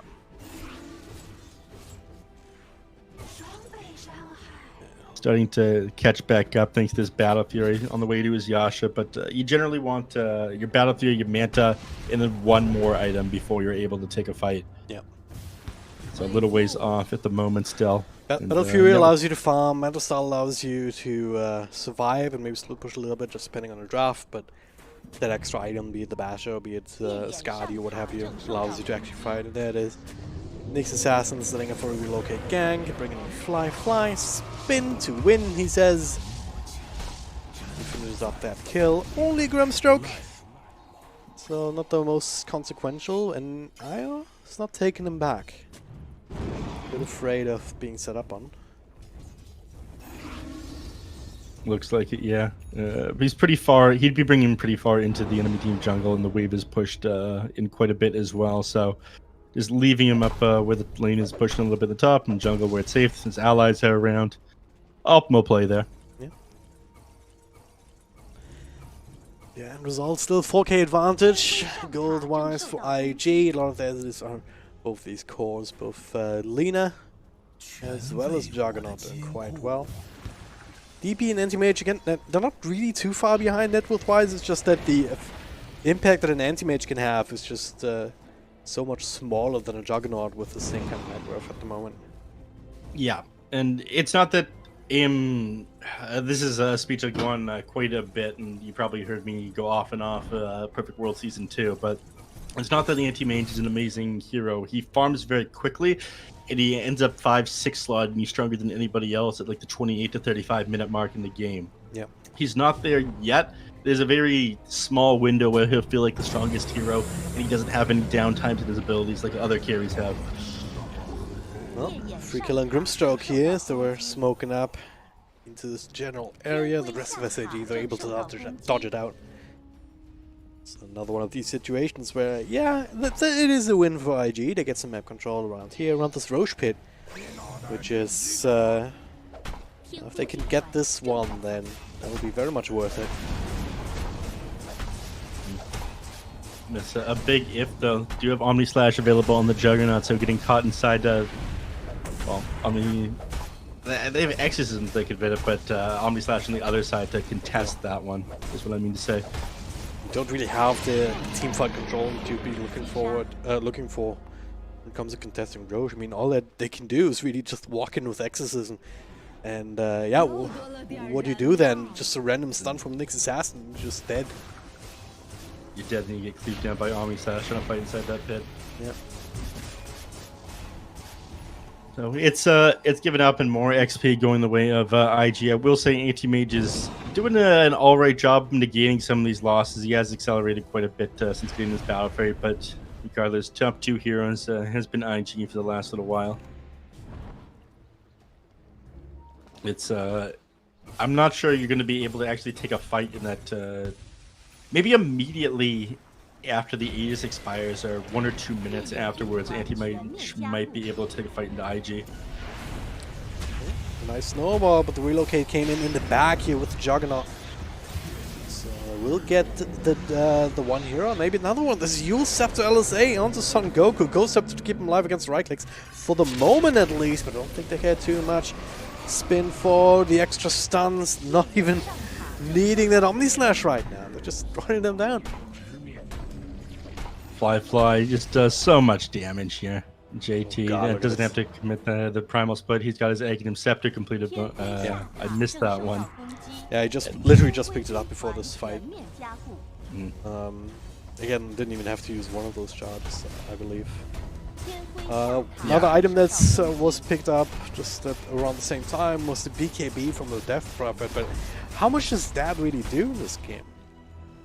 It stops you getting tossed up in the air. It stops you from getting blown up by the Nyx Assassin. That's something. I mean, it's very easy for him to return or keep you stunned up with a Spike Carapace followed by Impale if your Exorcism's out. But I think you just get blown up here by the Juggernaut hitting you with the Omni Slash. Gotta be very careful about your own Yules. I believe you can still Yule to self, right, when you're BKB. So you can use that to try and dodge some of that Omni Slash. You can use yourself while you're BKB'd, yeah. Or you can try and rely on the task, but there's a double stun coming in. A couple of Rex on the right clicks here, trying to focus on the DP. The Omni Slash bouncing forward over Son Goku, who pops the Ghost Scepter to stay alive just a little bit longer, but just too much firepower here. IG don't even care. So also have to sustain what they do not have as a creep wave in mid, so they're gonna keep that one. JT is gonna use a second charge. Does he even need it? He should. He ends up getting stunned. He's underneath these tier 4s, but activating that Dragon Brawler gives him tons of evasion. He ends up getting the cred. He gets the kill there underneath. I mean, what are they gonna do? What is Anti-Mage gonna do? Come in and fight you? No, I don't think so. Not at 23 minutes. JT dancing around the tier 3 tower. No. The guy needs to come down. He did the same thing in mid a little bit earlier, and he paid with his life, and so he's doing it again. Exactly the same way, and yeah, IG, they might not have had a creep with mid. Anti-Mage even skipping a couple there, but that's about all you can do, and could not do the same thing for bottoms. They still lose a full set of racks. But yeah, if not losing more is down to Anti-Mage just being active on the map. Their backs are against the wall here, and we talked about that 28 to 35 minute timing. I think the game is going to be too far gone at that point. I mean, he's working on his butterfly right now, but there's going to be a lot of damage coming out from everybody here on IG. Nyx Assassin's going to be able to blow you up with the pure damage just from his vendetta at that point. It is absolutely terrifying. What level is the XctN at right now? Speaking of 13, hunting him in the jungle here. Doesn't end up connecting with the kill, but they are slowing him down. Linking together, a lot of damage being thrown out, but hey, guess what? There's a healing water and an IO, so double, triple heal, whatever you wanna, whatever the math is on this one. So Fly back up the full and just go straight back towards the tower. No fears in the world. And there it is. Mini slash, extra stun, goodbye. He's about to time out anyway, so Fly doesn't really mind dying right here. Ollie though says, no, you don't die on my watch. I think they're just trying to buy their time right now on SAG, but like I said, their backs are against the wall. By the time this anti-mage is able to actually take a fight against them, by the time this age is expired, you've lost 2 sets of ranks here. 10 seconds until it does expire, but the Viper's down, Tusk is down. You can't actually get on top of this guy. You try to, you'll just get him relocated out on this Wisp. It's the fake back, Neff. It's the fake back. Never mind, no one's biting. But nothing comes of it. They're not going to run far forward here. They don't feel very confident at all in SAG, especially in the fact that they're down 2 heroes. So tried to fake back that one. Unfortunately, they're going to have to wait. They have to push down both the tier 1 and the tier 2 tower before getting the braces and securing themselves the mega creeps. Well, it's. I'm trying to come up with a way that SAG get back in this game, and this is just not the solution. There's just no way. I mean, it's classic anti-mage games coming in to try and help, and XctN almost dead. They might be able to bring him down, sure. BKBs from both sides. Emo takes quite a bit of damage from the Exorcism. He cannot actually stand alone in the front lines. Where's the Juggernaut? He's coming back in now as he was pushing up top, I believe. As is that the last Bruling? No, okay, he just turns to the back and hey, guess what? There's another one! Setting up with a stun. Juggernaut thinking about going in now. Fly a little bit late to the party. Again, he was pushing in top, but now mini slash over on Son Goku to spin the fall up against the Ghost Scepter. So 1-for-1 trade when all is said and done, and they're still playing it safe. They're going back top to just make sure to play this out safely. Like I said, grabbing the tier 1, tier 2 tower. Emo does so much damage. I love those Rainbow Desolator throws there. That's the item that he's got. Do you have any idea what cosmetic does that? I have no idea. That one looks Chinese thing. Like normal right clicks also look different. He's got the Dire Tide aura underneath him. That might be what's doing it. Yeah. Look at how fast the healers as well with the healing water and IO linked up. It's actually crazy. Yeah, they just can't bring him down underneath that. They need nowhere near enough DPS with that healing ward, and I'm not sure what we do. I think Anti-Mage reflected that mini slash. Yeah. Either way, not much happening with that here. So buying back into this, desperately trying to take this fight, but there's just no firepower, there's nothing to actually do it with. So GG is called. Yeah, it's just a very straightforward anti-mage game. If the game ends before 30 minutes, the anti-mage is on the losing team way more often than not. Yeah, I mean, if you pop off, you could win it like just barely 30 minutes, but the guy, he didn't end up having time to get those items. I talked about the 28 to 35 minute timing all the time, and unfortunately that game they were ready to push towers. The Death Prophet really wasn't able to do enough. XctN did a lot of work that game. Every time they tried to shove in creep waves, I mean, he was there, popped it, spike Carapace, turns it around into a kill. It was so good against a number of heroes there. He can set up forcing the poison attack and a stun setup onto the Viper. You can do it to the Death Prophet.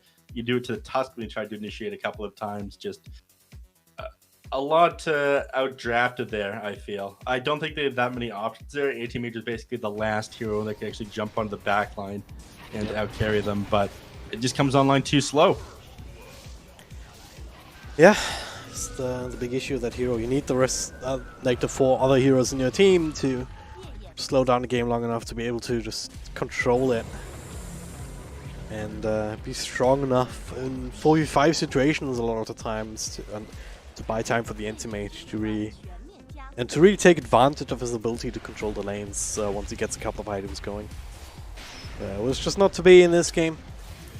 Lina just popping off and being very active, just not just with the Lina but also with his Juggernaut, just constantly taking these fights and knowing that, yeah, this is a 4v5 game right now. The anti-mage is not going to join, and if he is, we're just going to kill him very easily. Well, the 4v5 factor is made even worse, I think, by the fact that Juggernaut ended up having a good lane. It was a favorable matchup for him. As the great stuns as well, double stun from Nyx into the double LSA as well.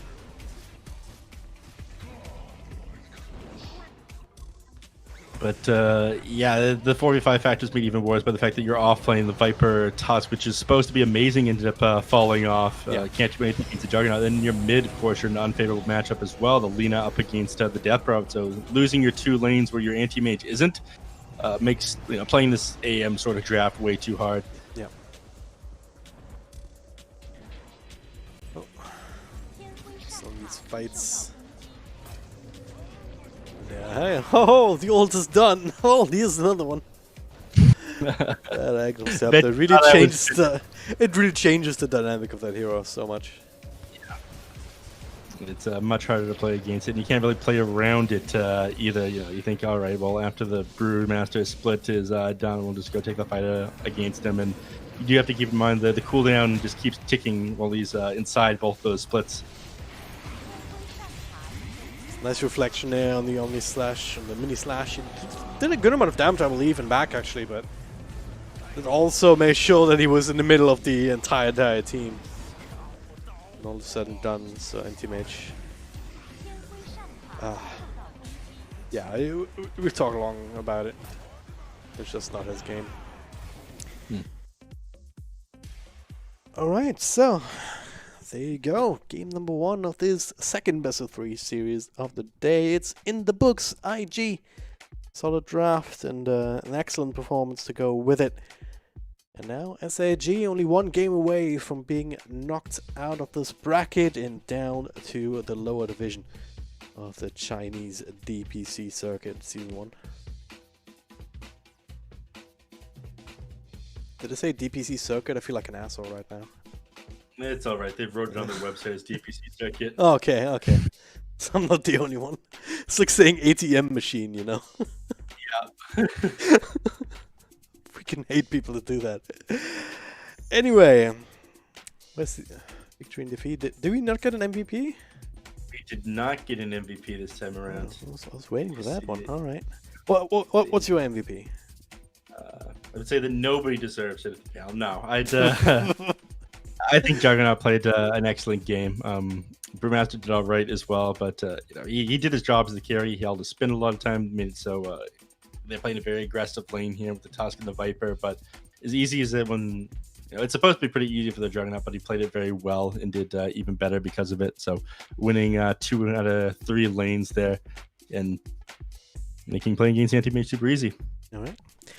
So with that, we're going to take a short break, but we'll be back with game number 2 of this series sooner than you may think. Stay tuned.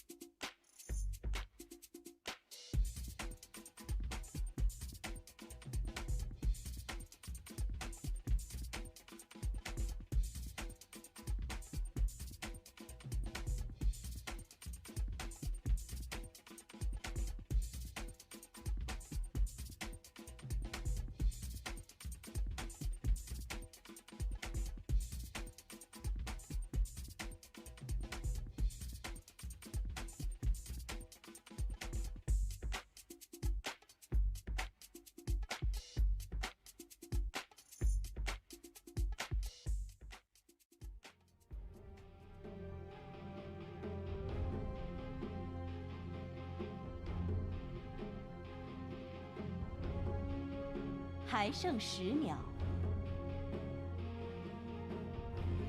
还剩5秒。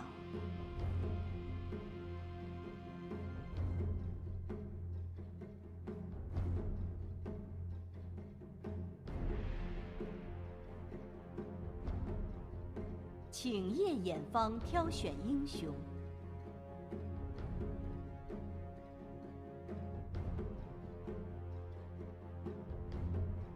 请天辉方挑选英雄。仙女龙 Park。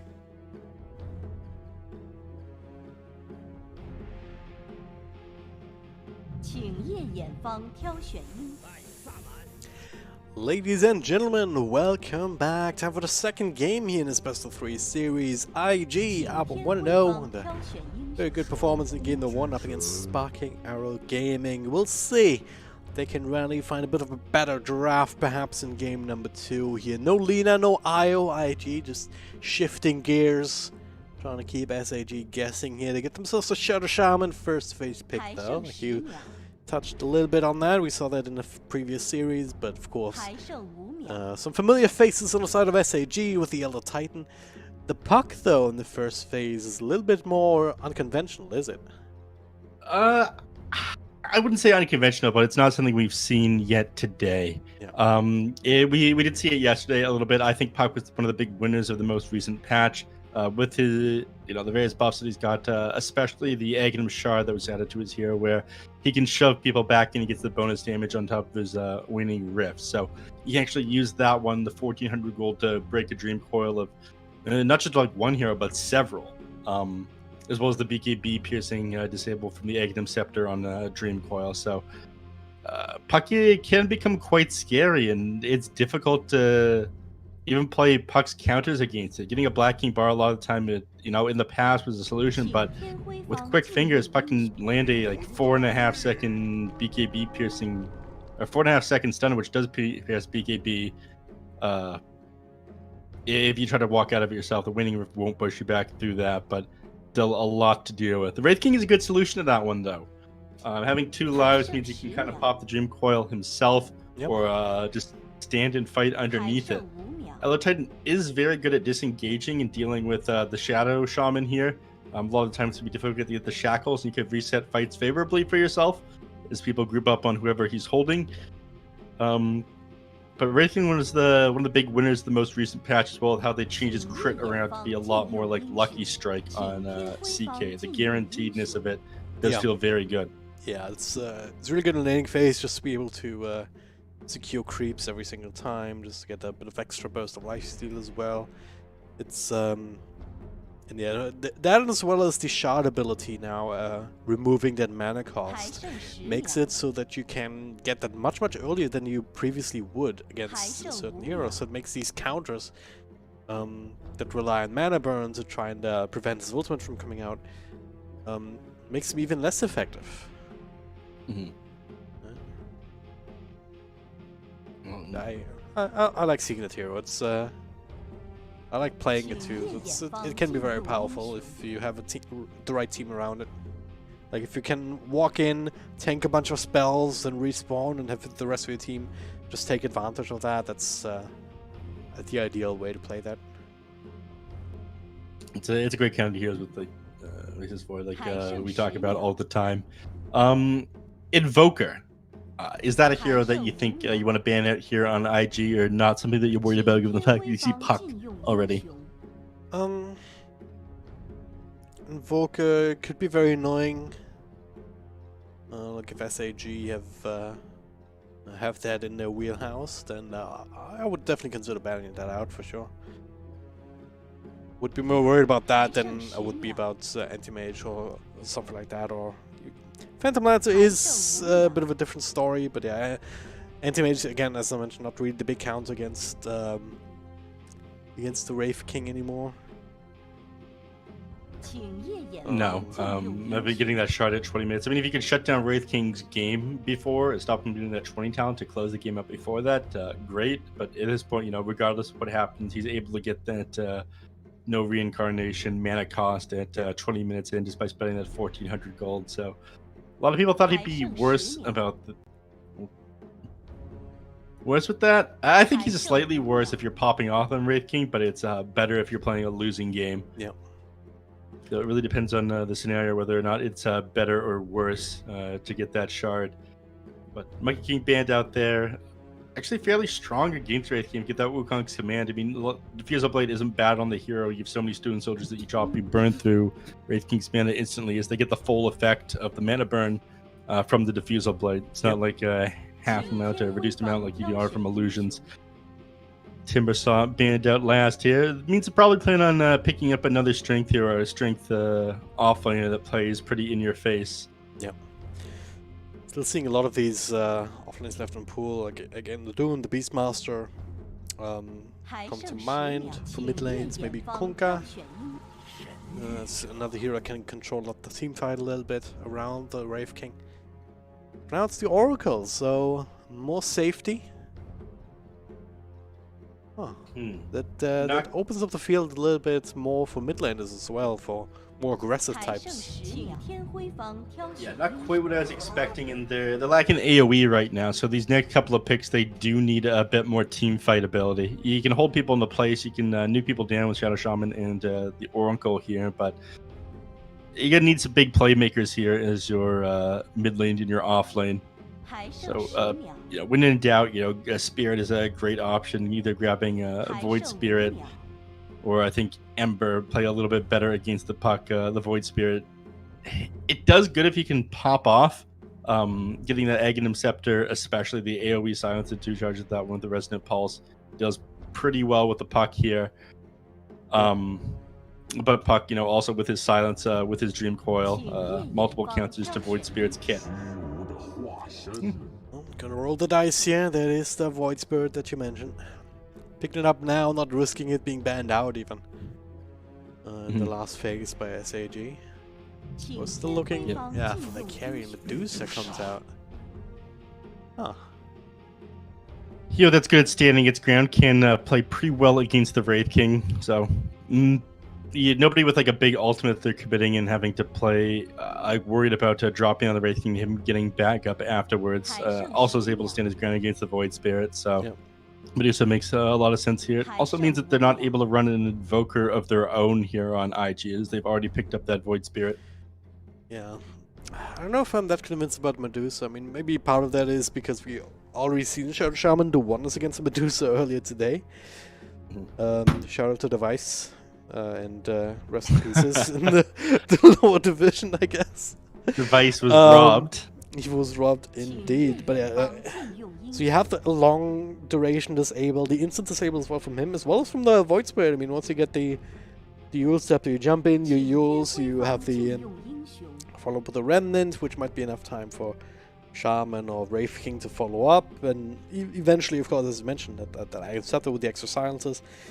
There's some ways to prevent the Medusa from getting the ultimate out and buying enough time to just burst away that mana shield, burst away all the mana that she needs for that spell. Yeah, there's ways for IG to just aggress on top of her. Well, we'll see if they further commit to that with their last pick here.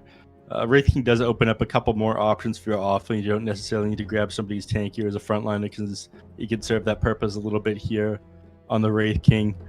Not sure who I'd want to see at this point, though. They've got a lot. I mean, you can't grab somebody like Nigma as your position 3 when you're playing against a Rubik, because at that point you're just giving away Black Hole. There's also, the interrupts there from the Elder Titan in the puck. Yeah.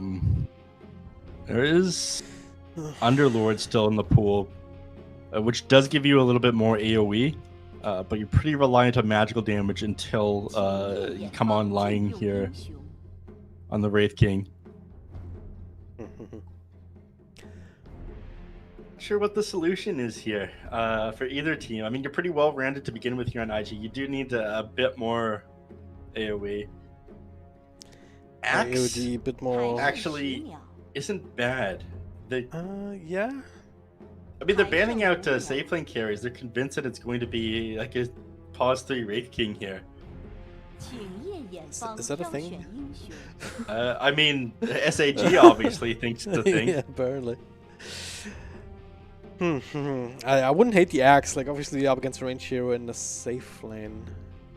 You have your counter initiation there for getting on top of heroes after your Wraith King either goes down the first time, people are waiting around him, or as they commit onto him, and he stands in front.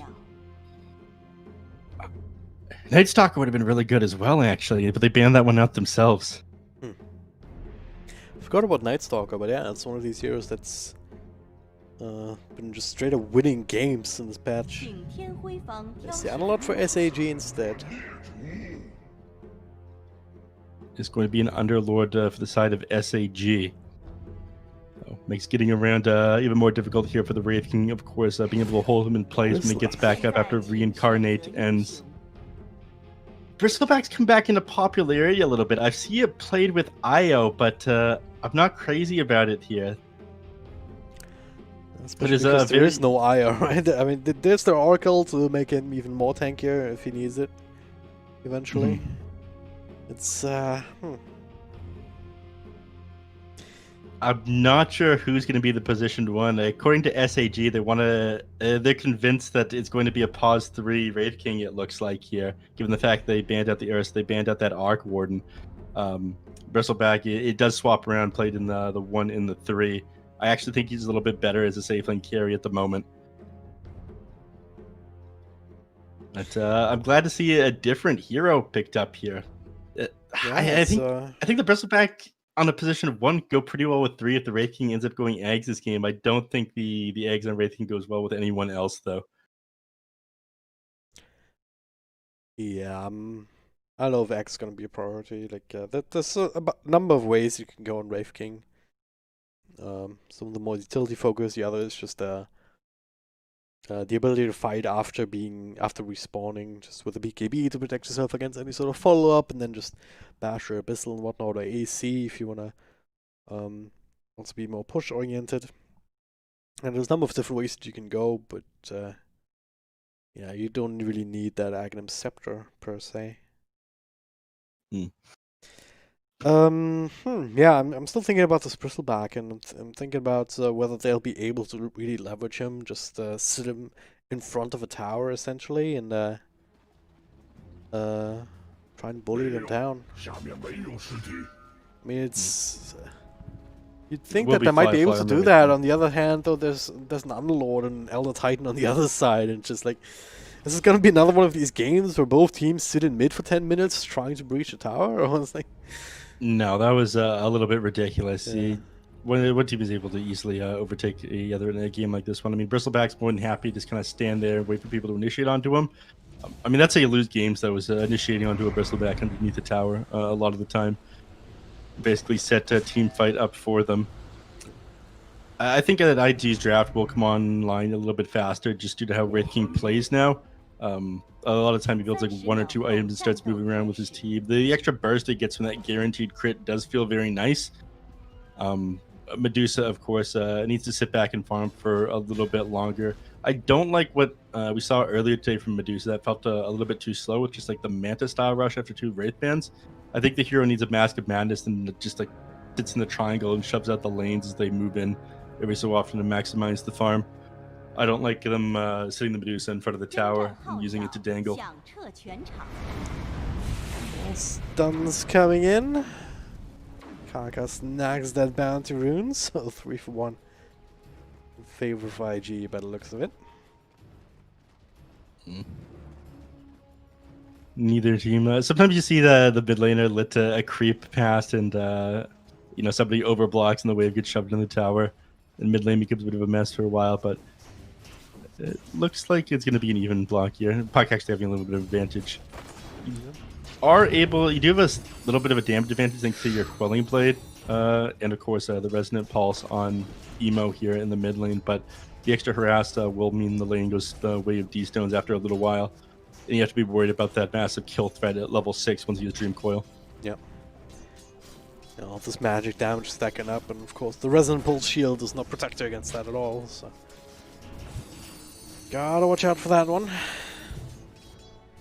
So far so good though. Both Both of them getting their last hits by the looks of it. Down bottom, Kaka. Oh god, what? Alright, that's maybe not expected. I mean, he's a very slow and low armor hero. You hit like a truck if you actually get to trade auto attacks with people, but you've only got 400 range to work with, so you walk out of position for a moment, you got heavily punished there. Unfortunate, but now, well, the big crit. 83 damage or whatever it was. That was a and 90. the second one, 86. Finished it off despite the Fate Ball, so there you go. You need to be careful, the King of Bones is about to harvest his bones.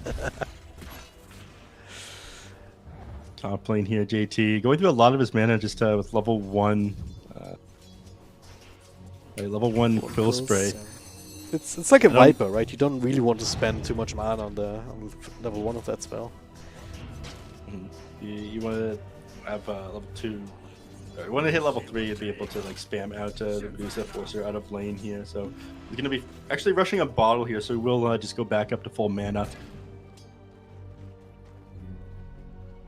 Still, Medusa doing quite well for herself up in that lane, given the fact that you're going through so much mana here on Bristleback and not really winning the lane too hard. Feels pretty bad. Yep.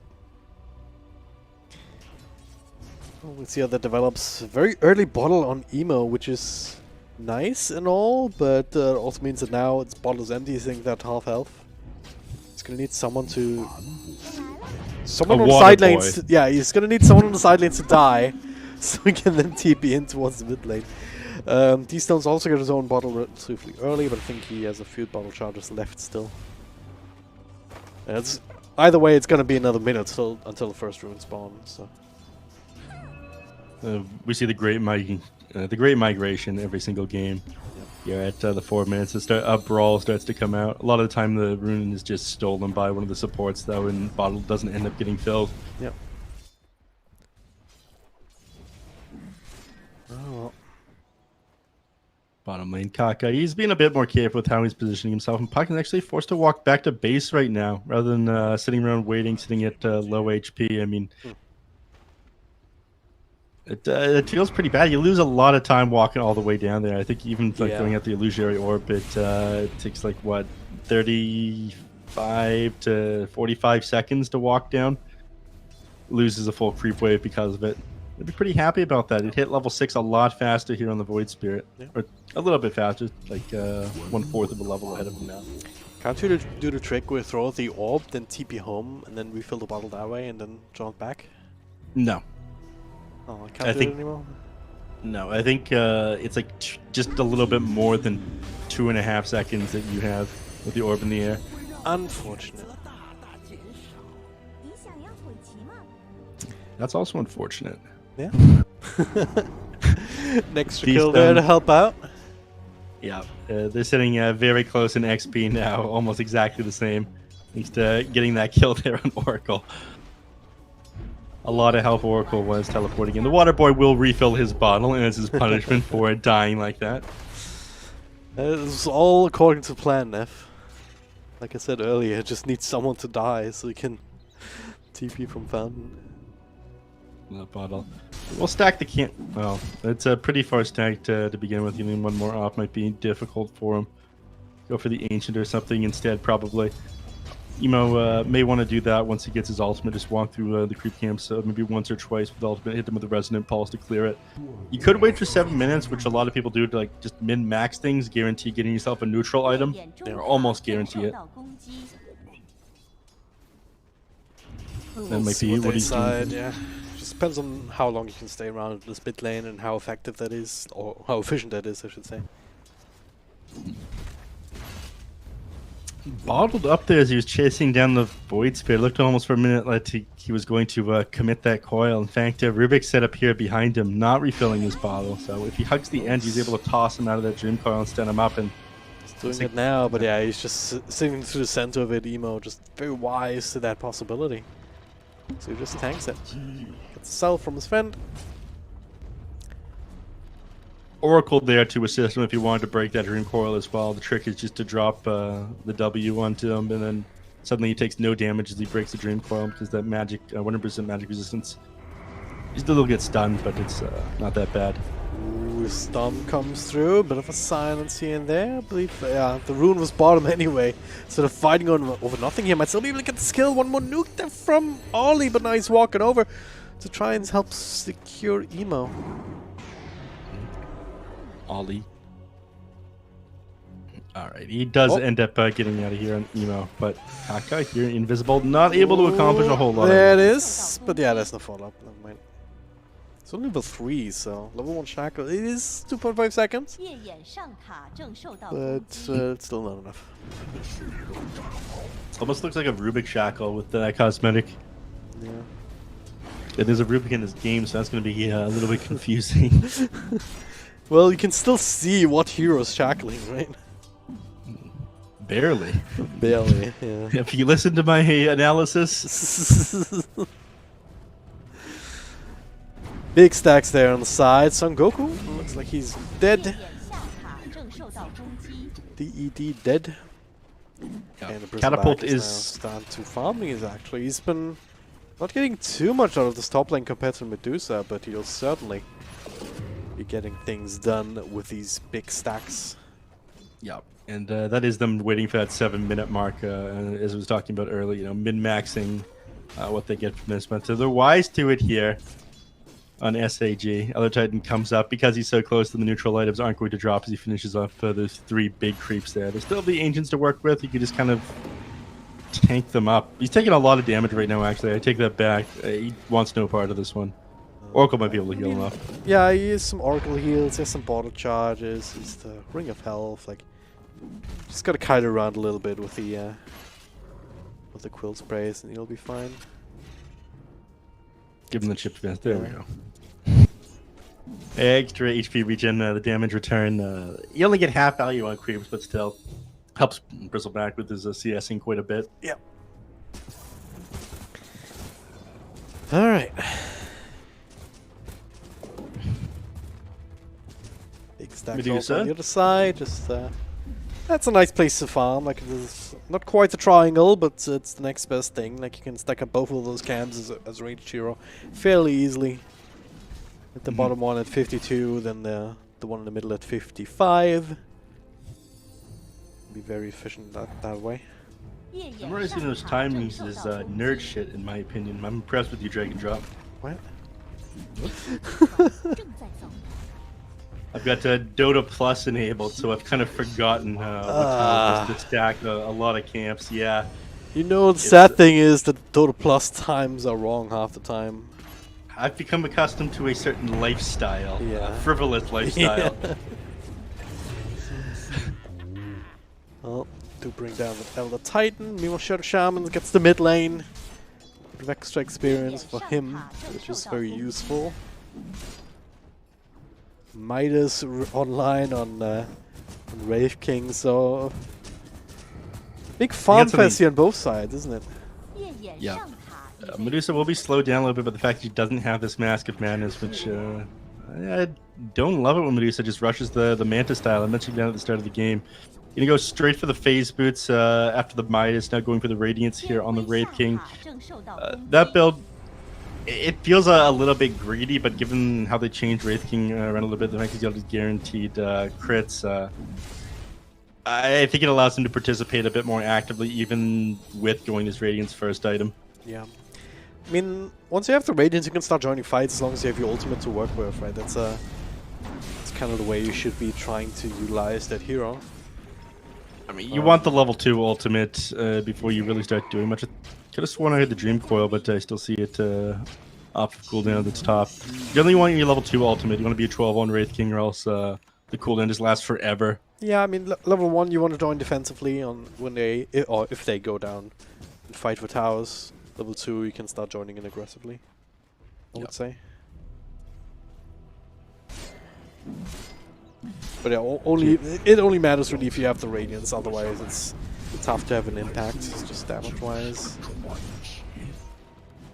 So you can find an angle to make use of all of your skeletons. Like, if you can keep them alive, if they don't instantly get brought down by some sort of AoE damage, they can actually do quite a bit of work.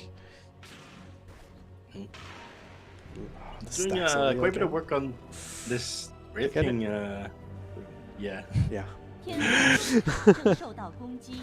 they got that one. A triple and a double on the hard cap. Going now for the Eternal Shroud item on the Bristleback. Do you know what the ability, the active for Eternal Shroud is called? No. It's called Shroud. Wow. Really? Valve actually put their best men on their name scheming and whatnot. The best intern. Yeah. That's a little analyst fact for you. Yeah. It is a very broken item on that hero, though. It's actually crazy. Oracle is doing God's work for the Bristleback, stacking things up now. And now, he's sitting at 500 gold behind this Medusa right now, which honestly isn't bad due to the fact that she's farming with multi-shot. Or sorry, split shot. That's the same thing. Smoke broken, as they do find the Shadow Shaman. Coil committed, so at least that one's down. He'll be pinging that one. Hey guys, I take the coil. Guys, are you only proud in our of the pubs, guys? Only in our pubs. I don't think these guys are quite at that level. We look at the all chat. One of the players takes 5 or something like that. I don't think so. Doesn't have his. Actually, he was holding the point so he could drop into it just in case. And that is one of the situations where it would save him, and it did. Ideally, you want to be able to turn things around with that, and they might still be able to. It's JT just all alone, but he's going crazy, perhaps setting up for Emo. That's a triple, but into the Pit of Malice, into the stun. Gotta be a bit careful here. Emo fires the False Promise just in case, and oh god, there's wards down. There's one. That's the Elder Titan now with IDC popping that ultimate. Enough of a space to farm up some of these wards. Yeah, that's kind of the strength, but also the weakness of the wrist. Like, you can run them down, you can stay alive, but you can't really kill them by yourself. Just enough chaos there for Emo to not feel too comfortable continuing forward. At least until right now. IDC is now out of mana. She's in a bit of trouble here with the coil in the back, though, catching a couple. And with the Stomp to follow. Yeah, nice little Pit of Malice. Still bring down Oracle and JT in the middle. Stay alive a little bit with all the spell lifesteal, so they'll have to let him go, but that Eternal Shroud is pretty nuts for keeping that Bristleback alive. It's a somewhat expensive item, but I don't think it's expensive enough for what it gives you certain heroes. I mean, he just went brow boots Eternal Shroud. It is wild. It's a lot of spell lifesteal right there. Actually, he ends up restoring his mana as well by using, it's like the spell to damage mechanic there. You can get like a maximum of what, 350? Mid lane dropping somewhat low here, but you're a hard hero to bring down an Underlord, especially into that Pit of Malice beside your tower. So possible reactions coming out, they just opt to get back there. That last team fight really didn't go enough the way of Invictus Gaming to warrant the amount of time that they spent down there to warrant committing that level 1 Wraith King ultimate. Living it on cooldown for such a long period of time now. They want to be dropping these... it would have been better almost if he didn't run away and if he tried to trigger it when he was in the middle of a bunch of people. So then it would have been slowed down. They could have taken that fight closer to the own tier 1 tower, which might have made things easier. But yeah, it's the way that he lost it, it was just when it was already out almost and then gets caught by the edge of the storm to finally trigger it. So yeah, it's still better than dying, but it's unfortunate regardless. He did spend a lot of time afterwards farming, of course, as you want. Like without the ultimate, you cannot be safe in fights. So he's been farming the other side of the map, getting closer towards his Radiance. As JT, he doesn't give a damn, does he? Look at this. These builds time to spread out, but False Promise is not going to be available as Oracle has died in the back. I don't think he needs Oracle. I don't think they can kill this guy. He had to put himself wildly out of position in order to die here. I mean, he was missing mana there, but he ended up popping his Eternal Shroud and going back up to nearly full. This is a broken item on Bristleback, it seems. It's my first time actually watching this item on Bristleback in action. Ridiculous. Absolutely ridiculous. Oracle is going to, with Oracle alive, it's going to be nearly impossible to bring down this Bristleback. Yeah, the number's 400. You block 4 magic damage and convert it to mana. Apparently, with that shield. So, okay, down bottom. What's committed, but to get that kill on the puck, certainly not something that turn your nose at, especially if you get the extra cherry on top. Emo with a double. Meanwhile, mid's just Bristol keeps going. Why not? Yeah. They're not actually doing much damage here to the tier 1 tower. I mean, you do a pretty amazing job with this Pet of Malice, keeping the lane shut. And you can get an auto attack off every so often, but what he really needs is just like to be able to harass enemies back and have those wards. Yep. Well, they do bring him down. Looks like they'll also finally be able to bring down this tier 1 tower. I don't know if SAG are able to fight into that one now. Do you think they're getting enough out of this puck? We've seen a few dream calls here and there, a couple of kills, but net worth-wise, he's not really keeping up with his opponents, is he? No, he's not. I think that's partially the fault of the fact that the Bristleback is playing such a greedy position 3. I'd honestly just have to chalk it up to that. And because he's playing such a greedy 3 Bristleback, there's not as much farm on the map for this puck. If he gets his Aghanim Scepter Dream Coil, if he gets his Aghanim Shard, he's able to, get that like BKB piercing 4.5 second disable on the people. He's doing his job this game, I think. I mean, look at what JT is doing with his net worth. I'd say this is way more effective than what Puck could do. Just keeps running at Son Goku. That's all he's been doing. Yeah, that's the hero that's supposed to stay alive. 10 minutes, yeah. He hasn't put a point in his ultimate. Previous time we saw Underlord, he just popped that very early just to live through these kind of situations every once in a while, but Son Goku doesn't have that opportunity. Didn't skip it. They try to commit onto JT. All you do is you provide this man with mana when you try to go onto him. Thanks to that Eternal Shroud. Win probability at 85% here, Dragon Drop. That is a lot of percents. It is. And also opens up shrines. Oh, beautiful ward trap here, and the cavalry has arrived. Yep. If you're in a position where you can use your Serpent Wards for a Rubik, I think it's a sign that you're feeling very comfortable in this game. Like you can work away at Roshan now. JT just stacking up minus armor. Still some stick charges in case you need some more mana. There we go. I really had not realized that Bristleback was this strong with this item. I'm not sure. I mean, it's a lot of magical damage that they have right now. They don't really have physical to threaten the Bristleback. Because of that, I think it's a little bit worse. But this is absolutely insane to see. Yep.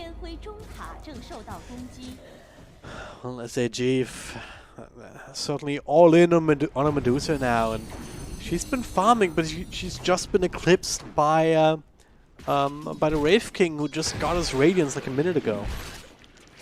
This is not the same. Yeah, I mean, he would Radiance Midas, so he actually is able to keep up with Medusa's farm with the split shot, and she opted to go just the Yasha rather than the Master Madness, so her farm not as high as it possibly could be. Looking to intercept this one, JT. Yeah, this time was a TP out. Okay.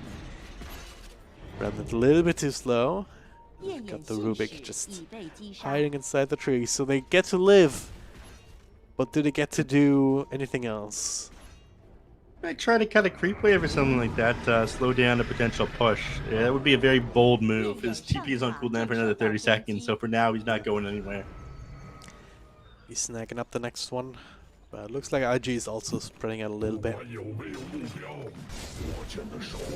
Wi-Fi farming up the jungle, looking for his next item. JT just the one just primarily showing in front of the waves.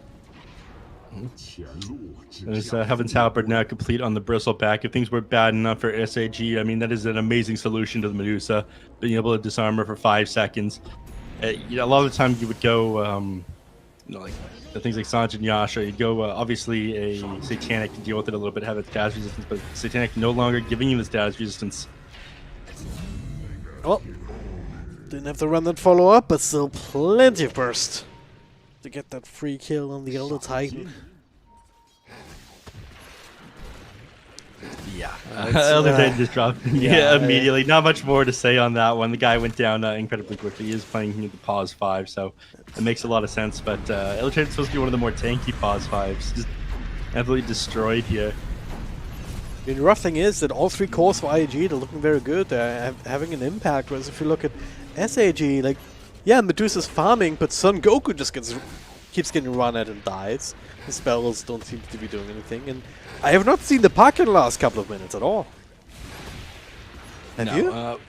Puck, I think he's just been trying to farm up that Aghanim Scepter to, I guess, limit what heroes in the backline, to limit what JT is able to do. But JT's already got his dash resistance, and that's a disarm Medusa. She's been farming the whole game for about 5 seconds. She couldn't do anything there.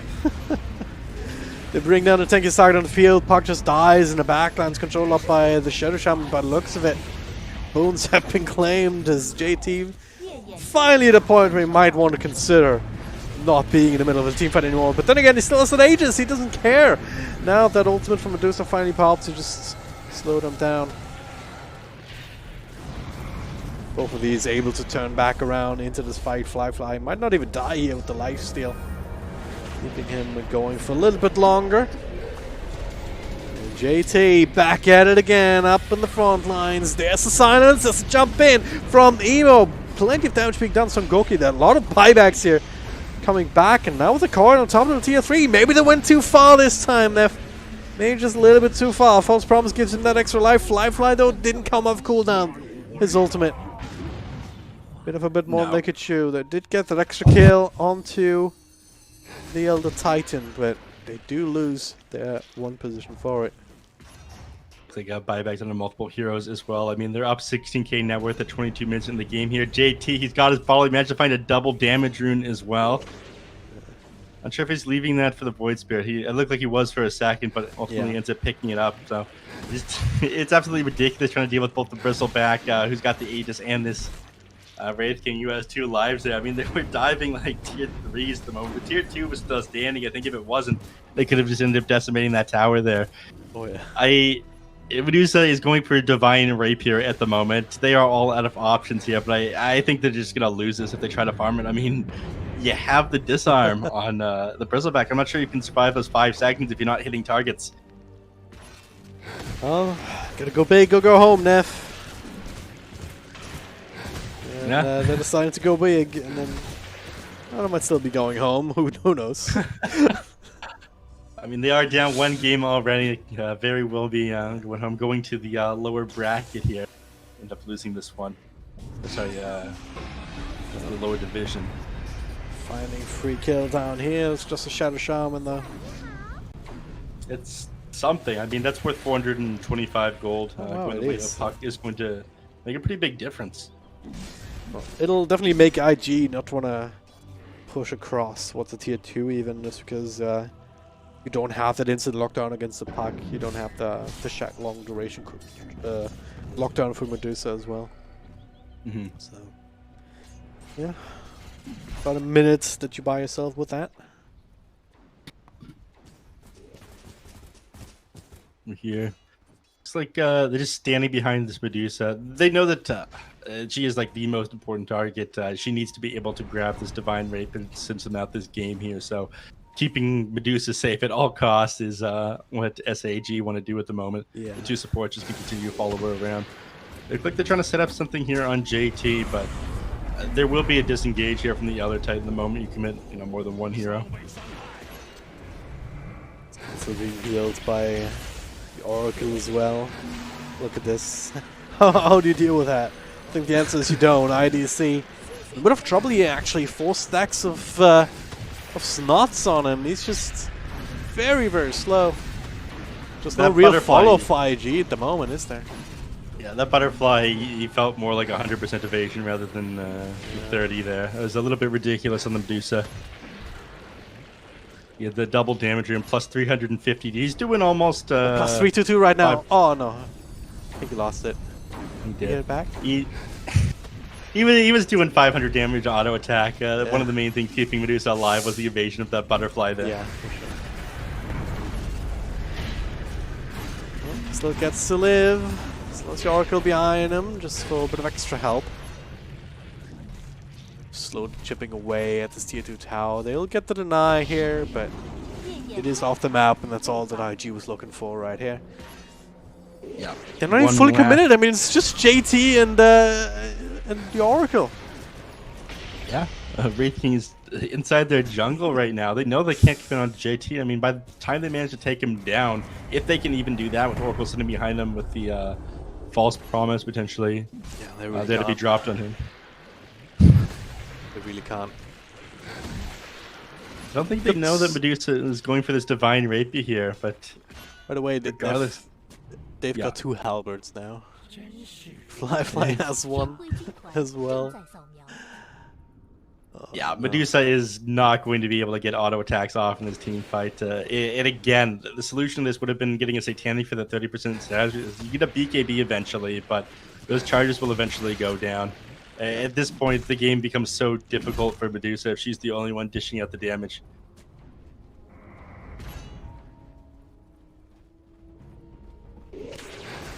All right. In here, JT just continuing to play super far into SAG's face and limiting the space that anybody other than Medusa has to farm. I mean, next highest here is Puck, which is 9,000 net worth. We're up 19k gold, 27 minutes in now. Alright, Emo pops the BKB, ready to fight. There it is, with the fall-up control. Bring down the Rubik first. Emo, still very low. Gotta be careful with the pure right click, especially with that just ultimate going in. So the BKB time now, but JT now taking over the front lines. Looking for Son Goku. Big tanky slug, not in this game. Now, on to the next one. There's all the helmets to make sure that you don't have to worry about the right clicks, such as they are. Now, JT turns his eyes down here into the mid lane. He sees that it's slightly easier to shove in. Bottom tower is taken as well, so getting in 2 lanes at once here. Buyback not available on either of those heroes, as you just mentioned. There's the disarm for 5 seconds. I mean, getting close to the Wraith King, he's going to drop that one on you as well. It is something right here. There's so little that they're able to do to JT here. This was one of the longer Roche respawn timers. I thought it is going to be back up in the 10 seconds here, and they can clear it pretty fast with this Wraith King. With his minus, I'm going to do the nasal goose stacks. So Courier does scout it out. I believe that is the Radiance. Okay. We'll see if they... I'm surprised they're not making a beeline for the Roche pit right now. I guess Wraith King's probably trying to farm up one more item. If we get the chance to see him a moment here. This is a very sad game for Rubik. It's almost 29 minutes into the game. And he's still working on completing that Spirit Vessel deal with his Bristleback a little bit easier. There we go, JT. Already starting to prep it. Fly coming in. Roshan will indeed fall very quickly. SAG, no way to contest it. It's just, even if you were in position, you just don't... I mean, you have a bunch of spells, you have the L type, you have the Underlord, you have the Puck even. All those would make you think, yeah, maybe you can take a fight here, but there's BKBs, there's so many health points. There's map control was in favor of IG around this area too, so... They try to leave their base for just a moment to grab some tier 3 neutral items, but all they managed to find was the Enchanted Quiver. It will help the Medusa out a little bit, but she's still 400 gold off that Divine Rapier that she so desperately needs. Yeah. They're hunting, they're out for blood here. I'm not sure if they'll manage to find. They do.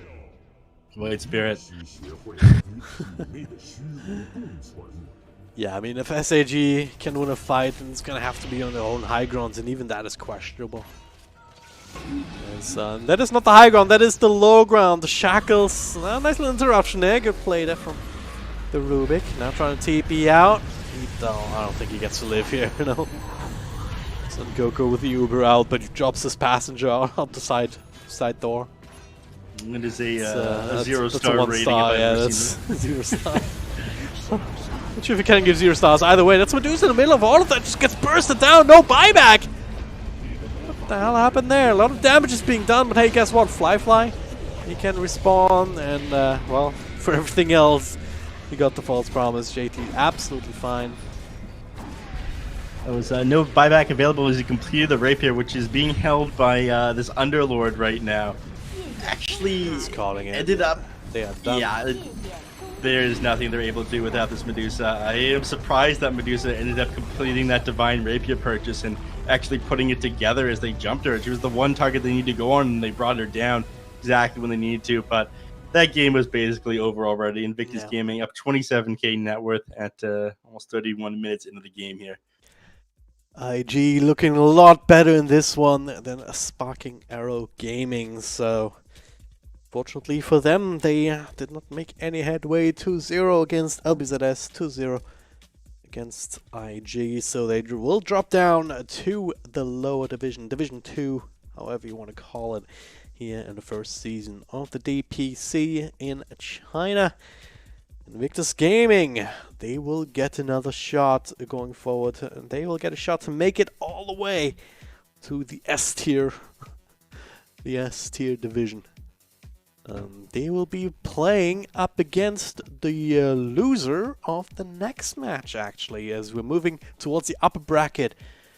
RNG versus Aster. It will be something to look forward to, but I guess we're gonna get some highlights for this game first. The next one is bound to be interesting, but this one, it was a bit of a one-sided match. I think Bristleback, this was his show. He did an amazing job. Void Spirit did all right at the mid lane. He was able to, do his job, jump onto the people in back lane, blow up this Elder Titan again and again. But the amount of pressure Bristleback was able to mount this game, significantly limited any kind of movements that SAG were able to do around the map. Yeah. He was just walking in and saying, hey, come and fight me, and they couldn't. He was just kept alive, either by the Shroud by himself, or Ollie just on the Oracle, just picking up the slack whenever he was in any sort of danger. It's just getting the most out of this hero. It's great to behold. Nice kill as well with the shackles into the taunt. He's you got a couple pretty good ward traps here on the Shadow Shaman. I'm surprised to see him do that instead of use them to shove out towers, but I think the Bristleback just had so much damage, able to sit so far forward that they figured he could beat in his towers without any help from the Shadow Shaman wards. He did a lot of work with his bullwhip as well, just slowing people even further with those 4 stacks of the nasal goo, just moving at 100 movement speed with that in the bullwhip. Yep. Again, this Underlord just completely taken out because JT was just running him down time and time again. Pack as well, like we talked about it, he was a non-factor in this game almost. Yeah, if he could have you managed to find a place back into this one, I think it would have been a little bit easier, but he couldn't get those initial kills off onto Void Spirit. He didn't manage to pop off. Bristleback was too hard of an offlaner for him to rotate and get a kill on, and you don't shove towers that well on Puck either. It just wasn't a good target for him to kind of snowball his game. A good one, even just the coil, keeping them all in there, just overextending. Even then, they only get the single kill. You see how much damage received by the Bristleback this game? Because it felt like this Eternal Shroud, blocking so much, so much spell lifesteal. I mean, it just constantly exists on SAG's side of the map. I'd really like to say a heat map of this game as well. There's a lot of heat on the entire side, I'll tell you that. Yeah, a lot of it just due to JT doing JT things. I mean, he's underneath the tier 4s. He does not give a hack it. He's been doing this. It's like the 17-18 minute mark to dive in these tier 3 towers before the tier 2s were even down. Hey guys, I've got a rapier. Let me stand in the front line next to the tier 3 tower. This isn't Americans' Funniest Home Videos. No, it's China's Funniest Home Videos. Very clearly. Yeah, not the best play completing that. Putting together. A lot of the time, people lock the recipe of either the Sacred Relic or the Demon Edge there before going down. They definitely won't stay on the front, so that is the nail in the coffin there for sure. And JT, 100% the MVP. Yeah. What a guy. What a hero. Getting most out of it. So. Brown boots Eternal Shroud. Apparently that's the building phase. Not long after that, the bullwhip did help quite a bit. I think he finished up the bloodstone at the very end when they were taking the fountain. Didn't even need it. Had it in his backpack. He didn't need it. Just wanted the clarity instead. Might have been just been on the courier actually. He's done his backpack at the end of the game here. Maybe. Either way. Oh yeah, must have been on the courier. Look at that. Either way, wins a win. 2-0 dominating performance from IG. Knocking down SAG, and again, moving on to the second round of the lower bracket. They'll be up against the loser for next match of the day, and the last match of the day, incidentally. Another best of 3 in the upper bracket, the winner of which will qualify straight to the upper division. The loser, well, I'll have to go down for the second chance. RNG, Royal Never Give Up versus Team Aster, coming up next. Stay tuned.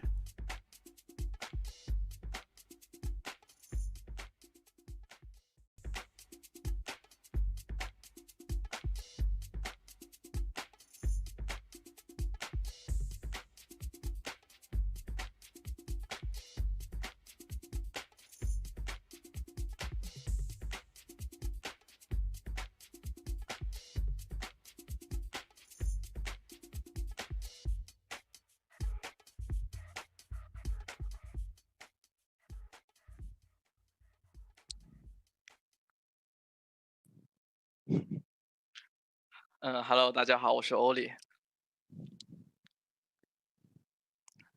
好的，谢谢。礼物呢？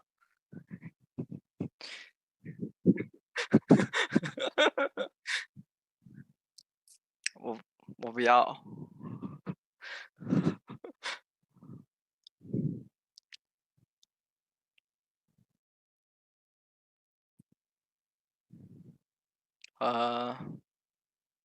不算。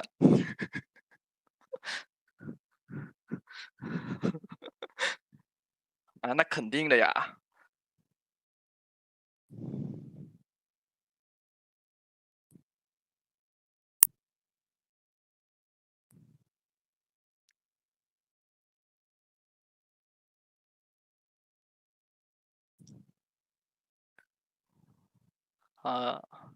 其实你看，就是昨天我们打的风格是那种，就是一直干嘛，就是一开始打就说干，就是一直干，干到自己死了。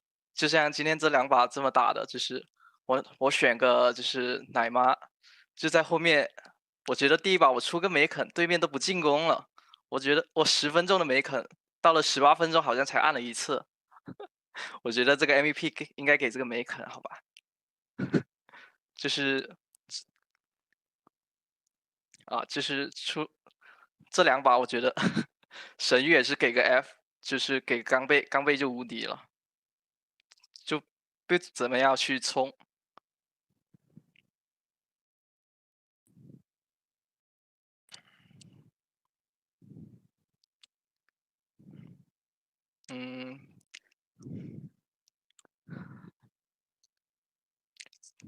我不开心啊！我钱都没有，钱都是他的，死的还是我。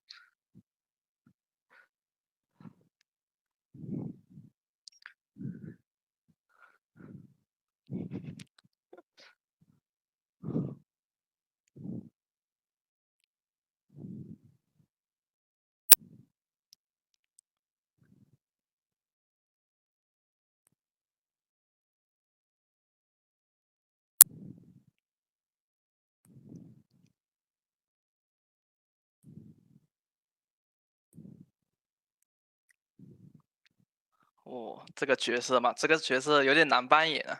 我感觉我们5个里面谁都劝不了谁，就是说冲的时候大家都一起冲了，已经没有人劝得了谁了。就不管谁的声音大也劝不了。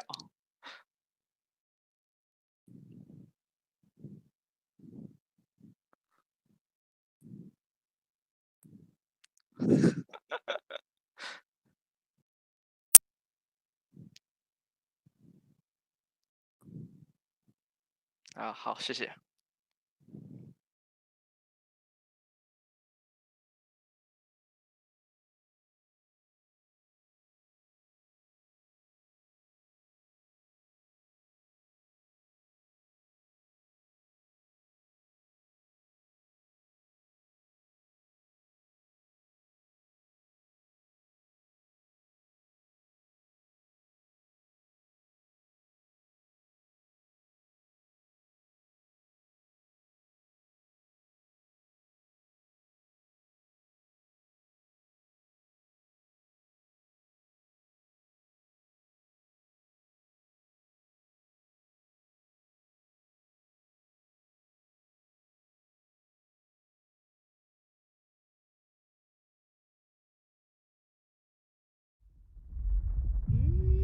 沿着地上的一个大洞跑到了地下。这东西是坨铁链，铁链上还有很大的钩子。最后，死亡之神以为被偷走了，嘿嘿嘿，要我说是无为而终。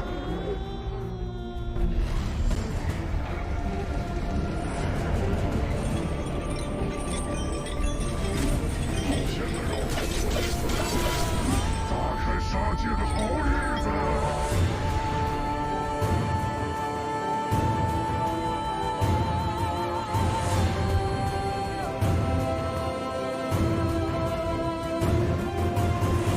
开工时间，眼观六路，给我叫起来！嘿嘿嘿嘿，好大块鲜肉，来亲热亲热，小鲜肉。1、2、1、2，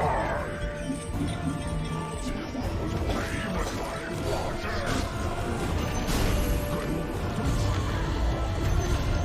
给你切个漂亮的桃花。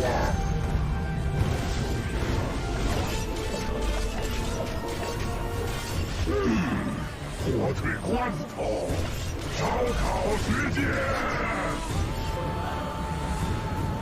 大家叫我骗子，你才是偷东西起家的。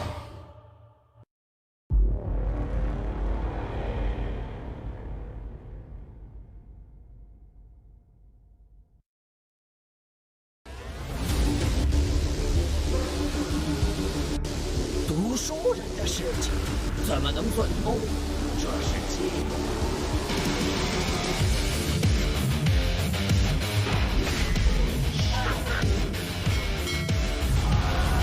自作自受。你非常酷。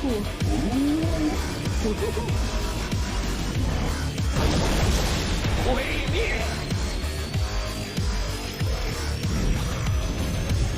时间结界。裂地监测，辛巴快跳！可怜的魔导，死亡之指。你软绵绵的法术真是扶不上墙的来。进攻！超新星！月食！雷神之怒！神灭斩！末日接招，原来是这样的。黑洞，来吧！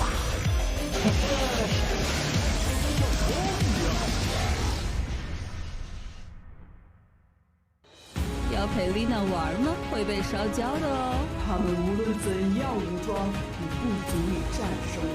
第1份祭品已经奉上，欢迎来到奈勒摩尔的地盘。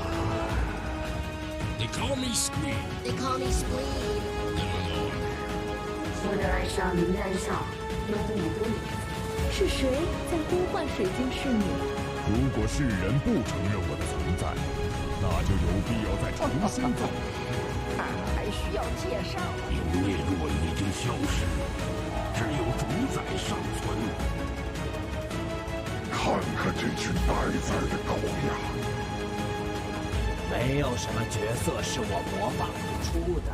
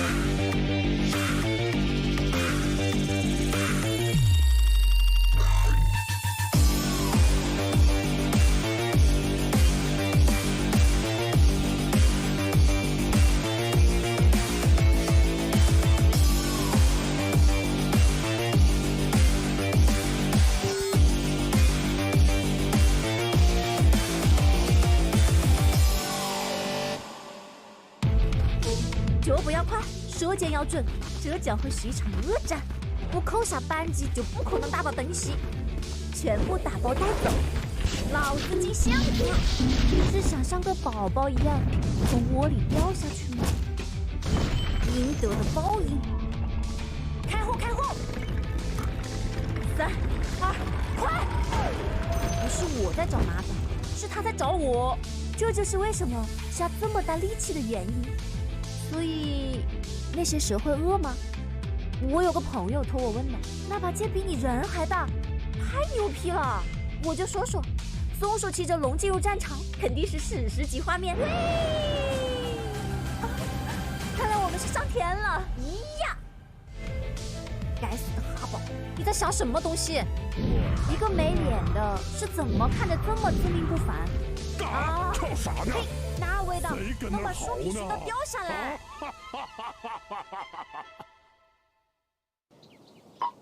上天有令。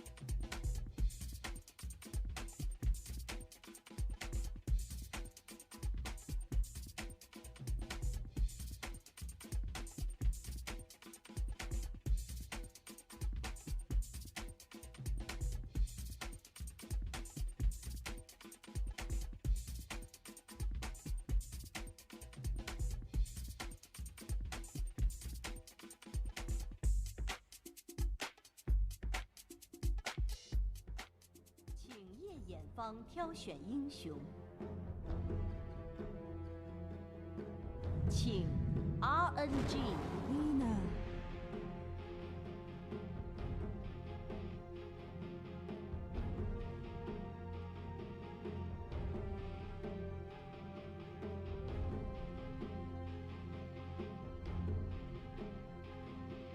还剩10秒，请夜眼方挑选英美猴王。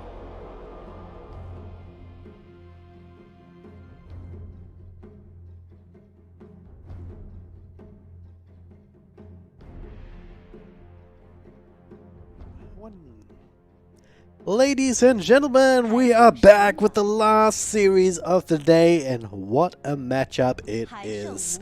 RNG with the God King himself versus Aster. And, well, I was planning to ask you about the Monkey King, because whether we're going to see it, whether we're going to see it banned now, the first pick, or what have you, and then the answer was already right there on screen, because both of these teams, they've actually won 2 games with it, and the previous matches here. So, Neff, you casted those games, right? What was your take on these teams?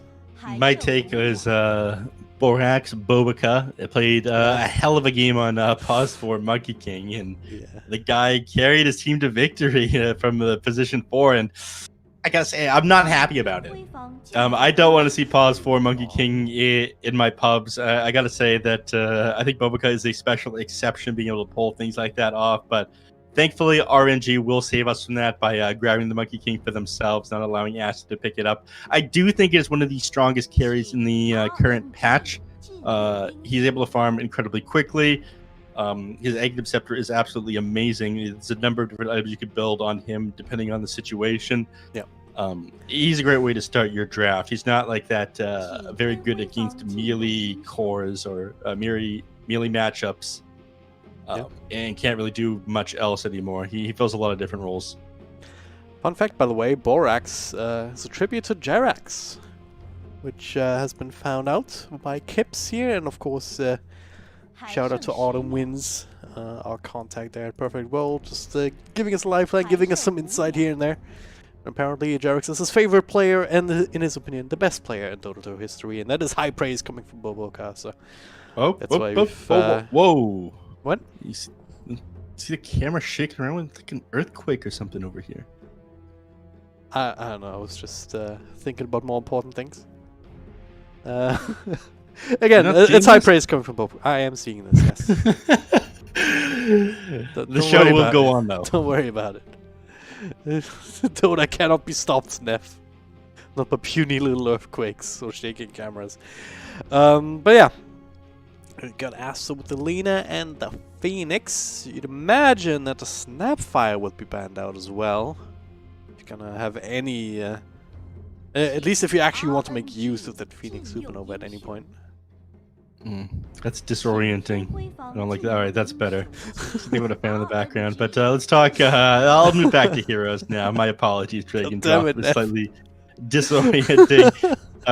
Phantom Assassin, Brewmaster banned out on one side, Oracle, Shadow Shaman, and Marana on the other. So just trying to take supports out of the pool, given the fact that they already have the 1 and the 3 picked up.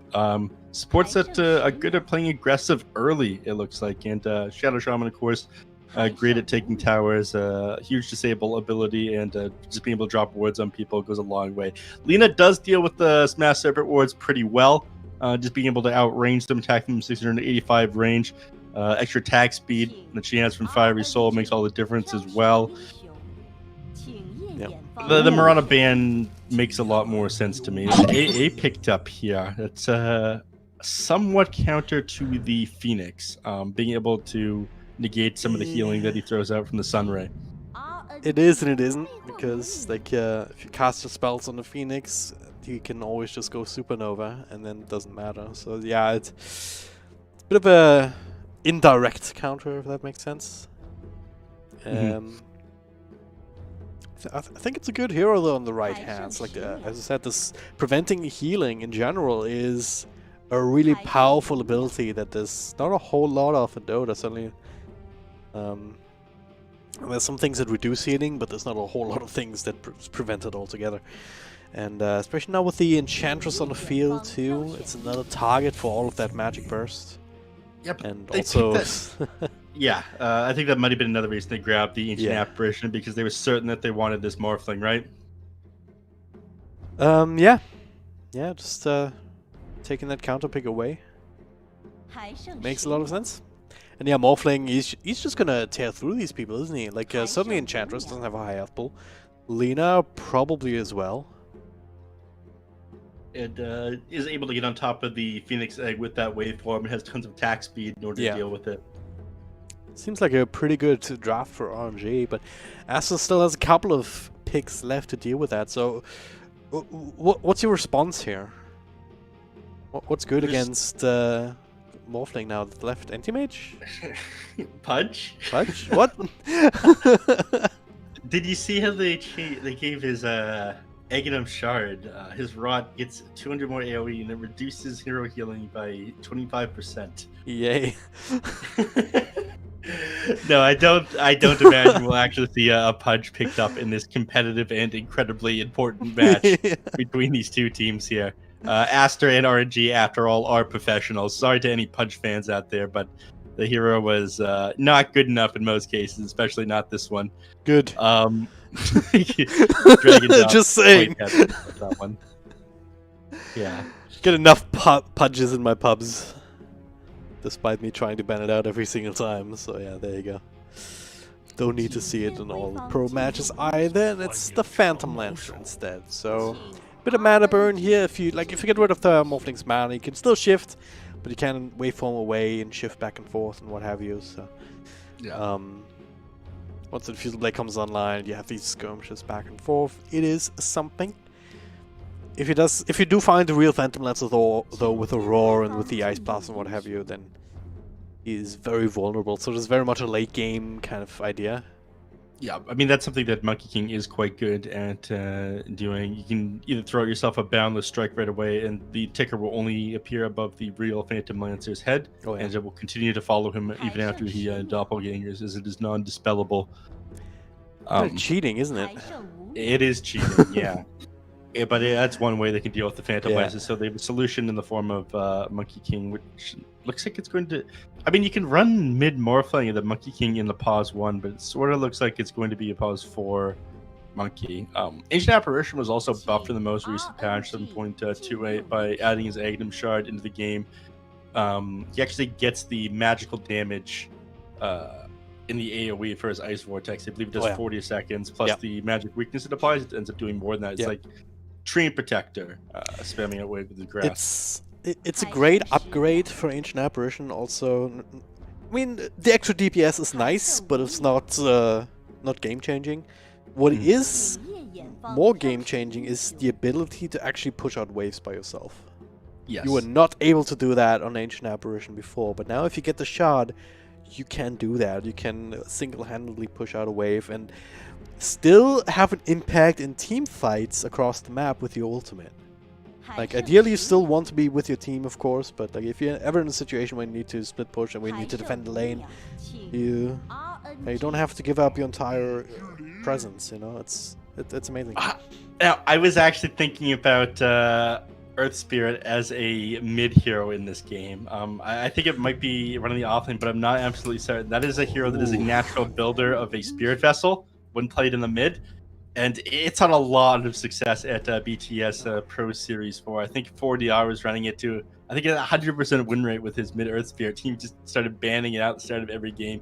He got to see a little bit of a buff as well with his Aghanim Shard, which gives him the extra charges of the of his Earth Remnants. Sorry, the stone remnants, and provides vision. Right? Yeah, there you go. Yeah. So, and there's no way to get rid of them either, so you can just drop a couple of those on the high ground, and you get to see exactly where your enemies are. So I'm getting all giddy. I am a huge Earth Spirit fan, everybody. My apologies. It is always a treat to watch good Earth Spirit gameplay as well. Yeah. Sandy Dotes, though, points out very perceptively, both teams got the last pick ES. With the Earthshaker Morphling combo on the other side, so it's old school, but it's also gold school because it is pretty strong. Of course, the Earthshaker Axe has been nerfed a little bit, so you can be interrupted with roots and whatnot when you're jumping around. But still, just it's still so powerful on Morphling because you get that extra mobility, you get the extra stuns, but you also get this big hit from the, like, what is it, 500% crit from the enchant totem? Something like that? You get an extra 400% extra damage. 400%, yeah. So it ends up being, 5 times crit? Yeah. And yeah, you get that when you turn back into Morphling, you get that as a ranged hit, so it's absolutely ridiculous. Yeah. It scales alongside your base damage, which of course Morphling has a lot of base energy when you morphs full energy. Yeah. It was nerfed, as you mentioned, but yeah. In this game, you should probably not go full agility anyway, seeing how there's Lina. Yeah. So never go full agility. Never go full agility. It's a bit scary against the Earth Spirit as well. I mean, you could drop a rock on you and silence you immediately. No reaction is going to be quick enough. A lot of the time, it is just not possible as long as you can preemptively like roll in and pull that one. So, Morphling, he could have an amazing game. I do think he's one of the big winners of this patch as well. Him and Monkey King both. E-Blade is just so incredibly cheap right now. Yep. Due to the changes on the Eagle Song and the fact that just Eagle Song and Aghanim Scepter. I know the players on the team they're managing right now. We're talking about how they're like bad morph players, but they've been stomping games with it recently. Yep. Yeah, I think RNG's got a lot of good tools. Aster, especially worried about this Phantom Lancer. Like you're talking about the Boundless Strike, just identifying him, and well, and then if you can identify him, you can blow him up with the Ancient Apparition, with the Morphling Shotgun, and then now with the last pick, of course, you've got the Earthshaker, one of these classic counters to it. If you cannot dodge the ultimate, that is. Yeah, you do see this as flyby here on Earthshaker, right? Yep. But flyby, not fly. I'm sorry, a little bit tired right now. Fly. Different teams in different games, thankfully. So they. I had a short heart attack. It's pause 3 Earthshaker after all. Yeah. And it's going to be pause 4 Monkey King. The mid Beastmaster, so I'm not sure how good of a time he's gonna have against the Lina mid, honestly. I imagine he's going to struggle quite a bit. I mean, Lina heavily outranges the boar, so you're not able to get much harass off with that one. I'm not sure that's what they were expecting. Yeah.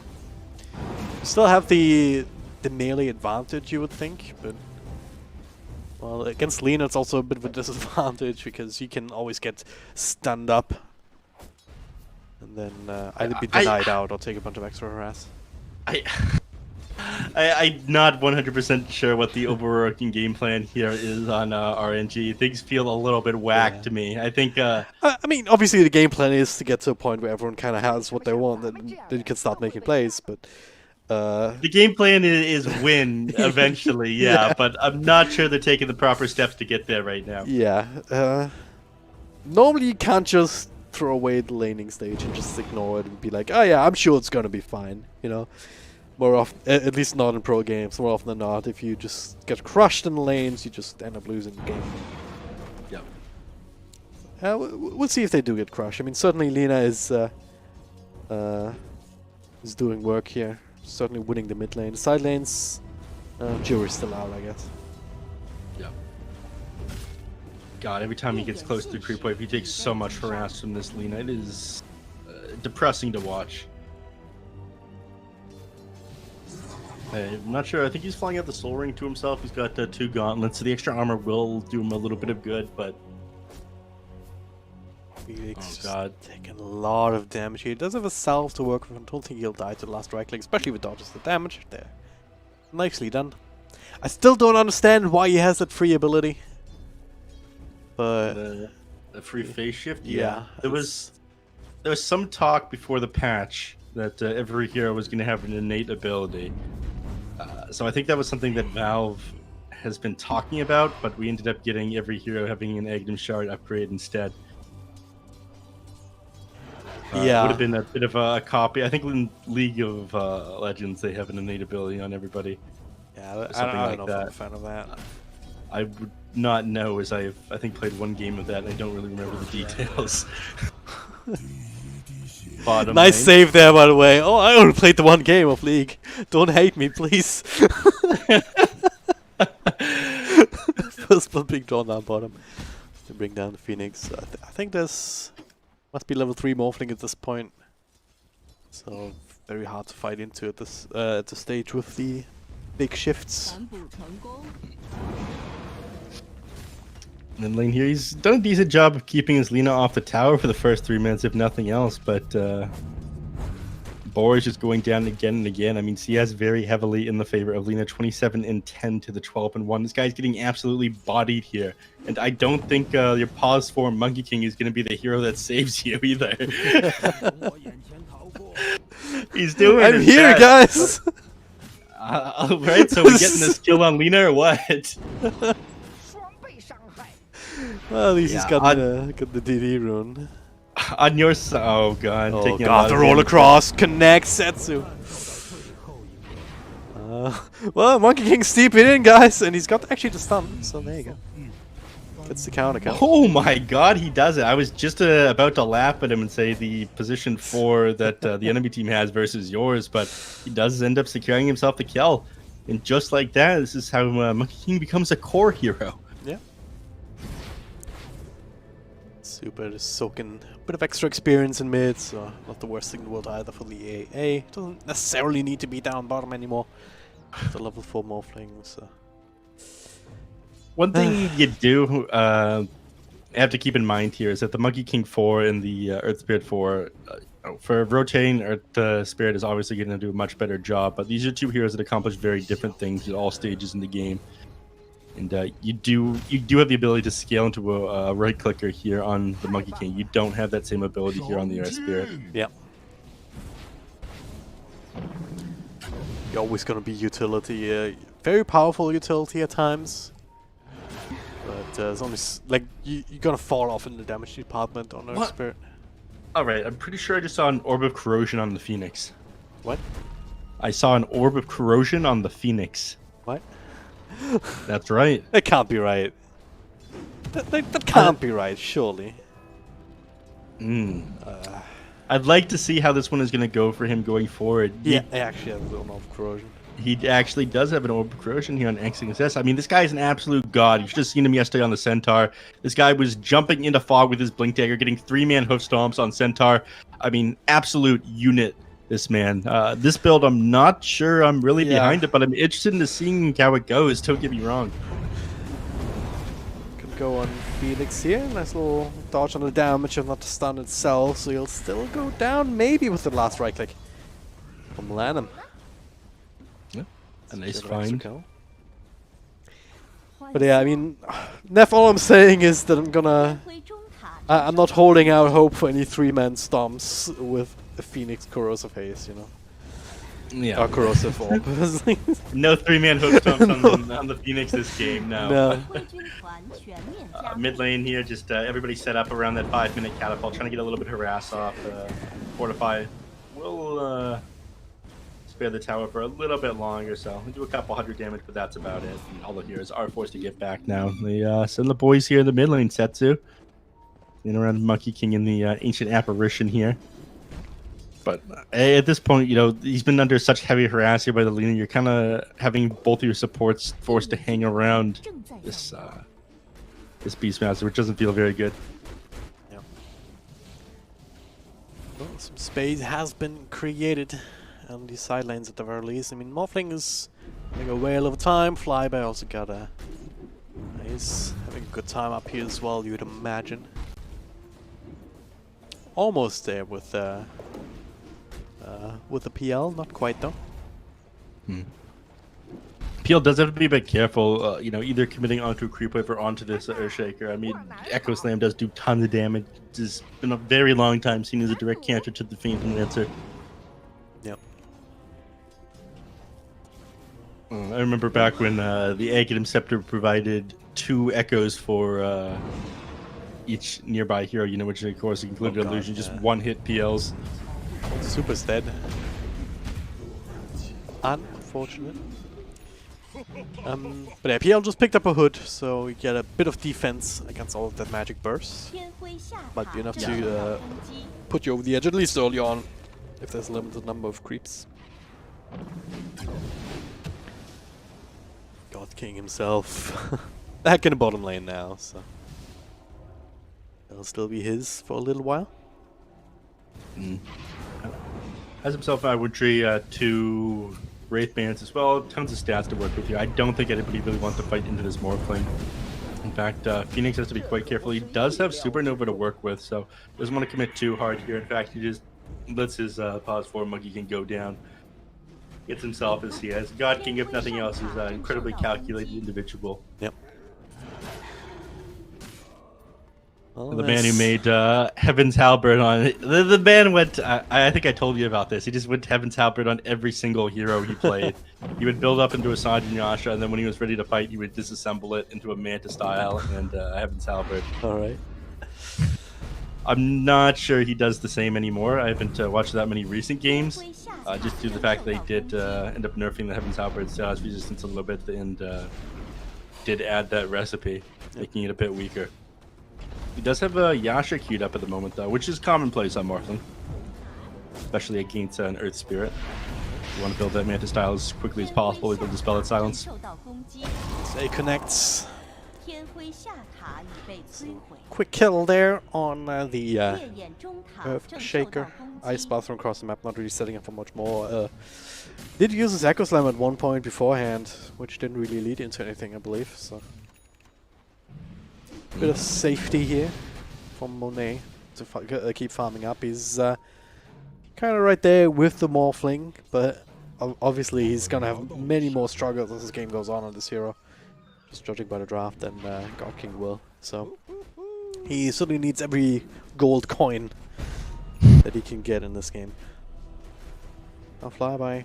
Well, Super also making a rotation up there. If they have another Echo Slams, if they can get on top of this Phantom Lancer, this would be big, but that's big if at the moment without blinks. Yeah, exactly. So for now, I guess Goldie continues going the way of Aster here. Lina, you know, insensitive any performance here against the Beastmaster, and for that I felt like they drafted themselves into a little bit of a corner. There wasn't anybody who could really lane against Lina to that great effect, and I think they realized that Morphling does need to have an incredible game. So even though I think he would have done best against Lina, it had to be Beastmaster here taking a loss and Lina kind of popping off. Here comes the Ice Blast, let him. Is he gonna take out to this one? Yeah, I'm not sure. I don't think it's quite enough. It was very, very close indeed. Supernova? Okay. Oh, what? It's enough to... What? It's enough to kill him. There we go. I guess he just got caught on the very last tick on his way out, that Supernova. XXS, he ran the numbers, and you know, maybe it was a little bit of that extra damage from that Orb of Corrosion may have strike and drop. I refuse to acknowledge that. I mean, you can get the Orb of Corrosion, you can get a freaking Urn of Shadows, you know. Or anything that just gives you a small amount of damage, yeah.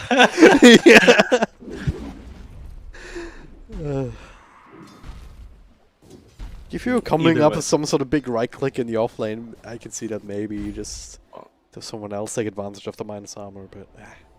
All I'm saying is after this game, I'm gonna ruin some pubs on US West at like 4 in the morning. Build Orb of Oppression on my Phoenix. Lower my behavior score. I'm sitting at 10,000. I've fit right in with the other 4 a.m. US West gamers. We have a pause coming out right now, though, which gives us a little bit of time to go over some of the more ignored heroes. I mean, we were talking about, or you did mention the Hooded Defiance here on the Phantom Lancer, and he does want to play a little bit magical tanky against a lot of these heroes. I mean, they're playing against the Earth Shaker, playing against the Ancient Apparition, Morphling. A lot of what's going to kill him is that magical burst right now, correct? Yeah, that's gonna be the main thing. Like all the control from the Earth Shaker, and then eventually the shotgun from the Morphling and the Ice Blast, just to make sure that he can't heal up in the middle. again, like RNG have tools eventually, and that's why I also think that the pace of the game right now is kind of favoring them. They need to have some baseline of levels and items, or they can actually make use of this. But once they do, like you're gonna see the Earthshaker, Beastmaster running around with the Morphling and just actively looking for kills, covered by the Ice Blast.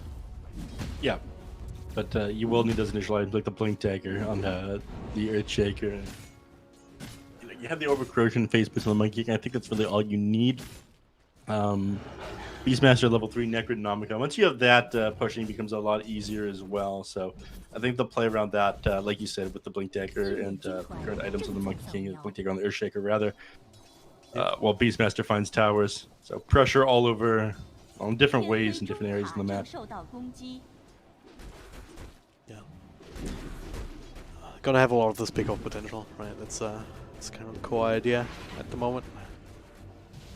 Aster, I don't know, they have a bit of a weird draft in the sense that they have a Phantomlancer who doesn't really want to fight and join fights if he can help it, because there's always a certain amount of danger until you actually tank up quite a lot.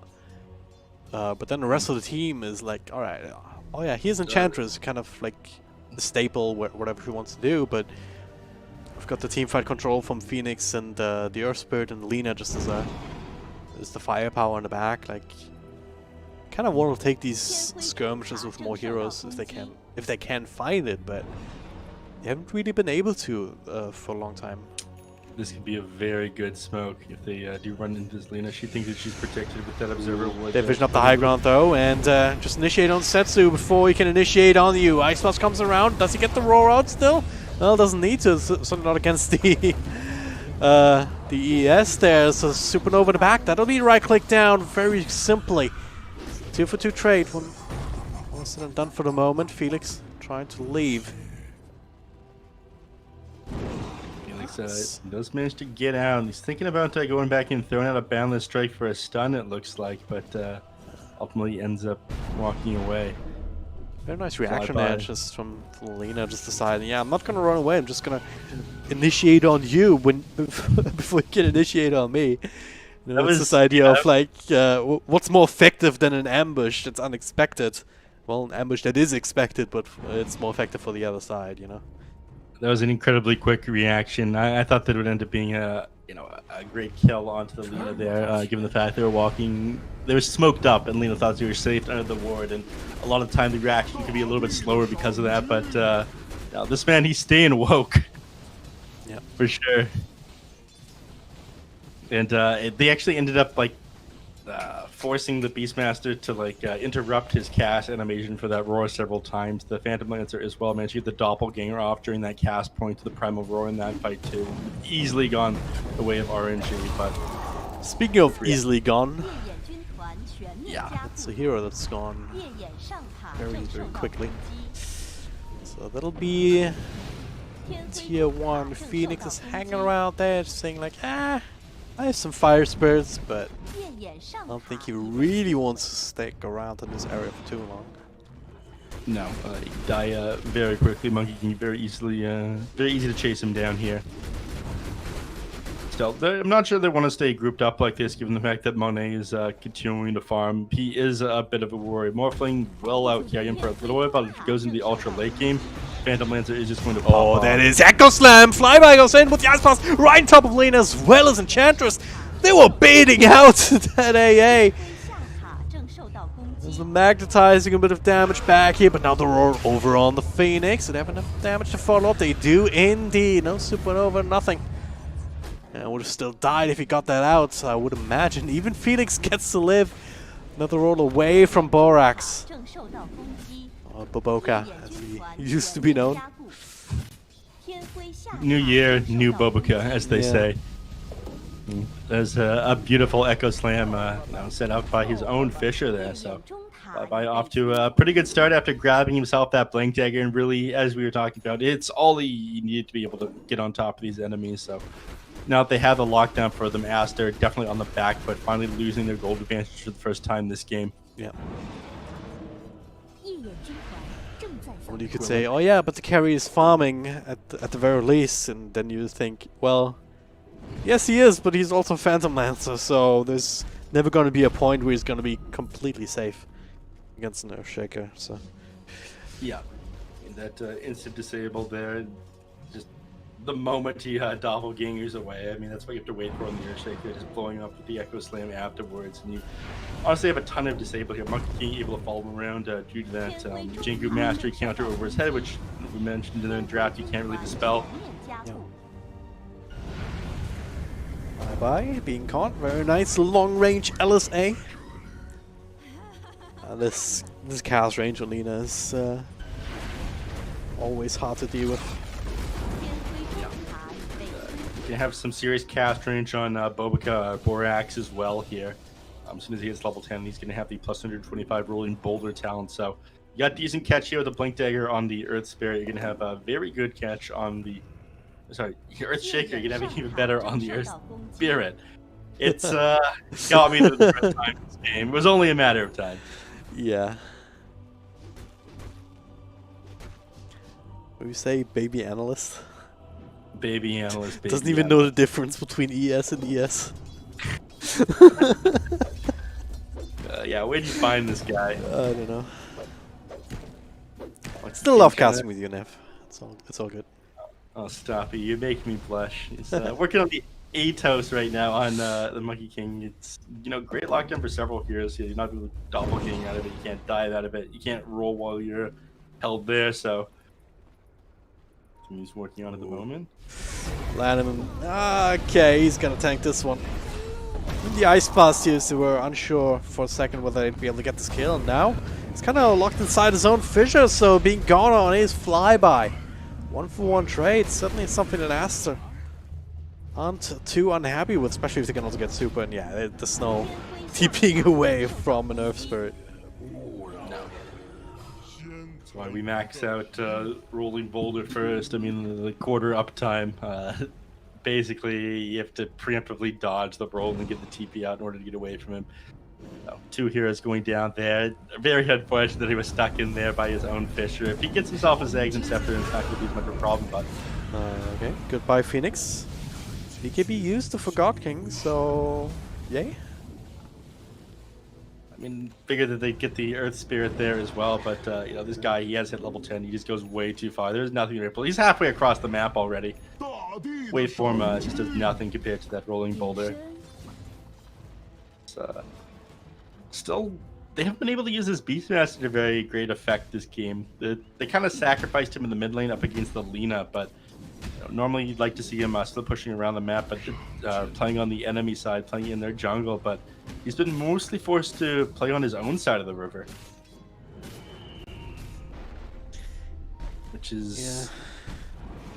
it's unfortunate to say the least. I think he is very susceptible to getting gone on by the SPF, followed by Lina getting blown up and just feeding more gold, but there's very little point of picking up this hero if you can't pressure towers and you can't limit or take enemy jungle camps away from them. Yeah, to limit their farm. Well, it is what it is. Wolfling still on top of the net worth chart, but he's not really been able to build up any sort of distance between himself and the Lina or the Phantom Lancer for that matter, so it's potentially a bit concerning as well. Does have the BKB to protect him though, is certainly part of it. Like, he didn't go, like, he's still not going for the straight up shotgun. But he's still gonna have that extra kill power once the Aghanim Scepter is completed and once we see that classic combo between the Morphling and the Earthshaker really come into play. Yeah, I mean, being able to dance around the team fight is super, super annoying. Phoenix, I mean, I think you'll be able to keep up with the Earth Spirit at that point and get on top of him if you can, catch him as he rolls away initially. Plan M here, hunting through the jungle. I think potentially looking for wards to plant, something like that. He is smoked up. They would have visioned him with this entry. Sorry, observer ward otherwise, but they realize that something's amiss down here. Yeah. Bobica and Monet both end up walking through that observer. Heads up play there by them. They managed to dodge that potential gank. But all the time here, it seems to be playing on Aster's side of the map here. I want to go back to me talking about how Beastmaster isn't really playing in dangerous territory, which you see him do a lot of time when he's in position 3. But because they have such amazing catch here from the Spirit and this Lina, Morphling's really the only one who's able to get away if he's initially caught. Fine super, just cast all the spells just because he has to, because he's gonna die anyway. Setsu, another roll forward here. That's exactly what you were talking about, this mobility from this Earthspur, just catching not one, catching 2 people that are very far away from each other. You know, just a little bit too much for RNG to handle. If you're not already in position to deal with that, you just can't. Now with leaders slowly been going back their way, Morphling does end up finishing that Aghanim Scepter in the base there, so we'll take a team fight here with the Earth Spirit. Has the ability to jump around now. Does have Aftershock maxed out. Not going to do the most damage. There's only 2 points the enchant totem so far, but what is this battle? This is such an epic battle of minor proportions. Earthshake illusions versus each other. The battle to defend the ancient right there. I'm sorry. I tend to watch things like that and just tune out that they're happening, as they are like so low importance. They're very funny much as well. You were tuning out the camera shaking earlier. It's not often that you see an Earthshake illusion versus an Earthshake illusion, right? Because one of them was taken over by the Enchantress. So there you go. It's funny how my brain just like completely negated that. Like that's not useful to look at and looking elsewhere on the screen, even though the camera's directed for us. Well, that's why you got me. It's my job to be the entertainer. You know? That's true. You are very entertaining, Drag and Drop. There's no one I'd rather spend 8 hours of watching Dota with. I'm sure there's plenty of people who disagree, but yeah, I thank you. I take it. All right, here's the classic God King build. He's got the Sanjin Yasha almost complete. He goes back to the Sanjin afterwards. I don't think you want to get Heaven's Halberd here. The status resistance will go a long way against the Earth Spirit. You unfortunately can't stack it alongside the Satanic anymore, as mentioned in the games earlier. Satanic no longer giving you that 30% status resistance, but the Sanjin Yasha status resistance was buffed a little bit. I think it went up to 25% from 20. I think that was the hard number. I'll just take my own word for it. What if you get 3 halberds? It does not stack, unfortunately. Oh, no. The only thing that stacks with it is the Titan Sliver. Alright. That's what's left right now. They really hate him. As they should. All the stuns he has. If you don't stun him up, he's just gonna roll away and laugh at you all the way back home to base, you know? We're on cooldown for a little while, but still, Earth Spirit, very important to Aster's team fight for both engaging and disengaging. So, I'm actually going to play a bit closer together, far away from the enemy team, until he's back up. BKB just got online as well for the Earthshaker, so Flyby will be able to keep himself alive in this team fight, get a few more fissures out. Quite important as well. Also important for him to stay alive, so Morphling can turn into him whenever he wants. You get to see this combo really come into play, so. Very interesting match. Like, I still think that RNG have an edge in these team fights going forward now. Like, they've gotten to a point where they have all the tools that they were looking for. But Aster hasn't really been slowed down either, so they have some ways to take these team fights. If they can dodge some of these initial jumps, if they can somehow work around the Echo Slam. Yeah, working around this Earthshaker here, if you can get Flyby in the start of a fight, I think it's very easy to take the team fight into them. Otherwise, you have to be very careful of your positioning. You can't let RNG get the favorable initiation off onto you. It needs to be you getting the jump, and both teams are kind of playing around that. So the moment they realized Aster knew they were in the pit, they backed off and then they smoked up, trying to reinitiate here. I know that they're up to something. So they see the battle now. of It's right there. There's a stun. Heal across the fissure here. There it is. The nuking power is real. And buys back immediately. Oh god, goes real both ways. What the hell? We talk to you. Never go full agility. Felix dies in the middle of that. Monet controlled up by the Echo Slam, but there's no damage being done. The BKB is done for Flyby.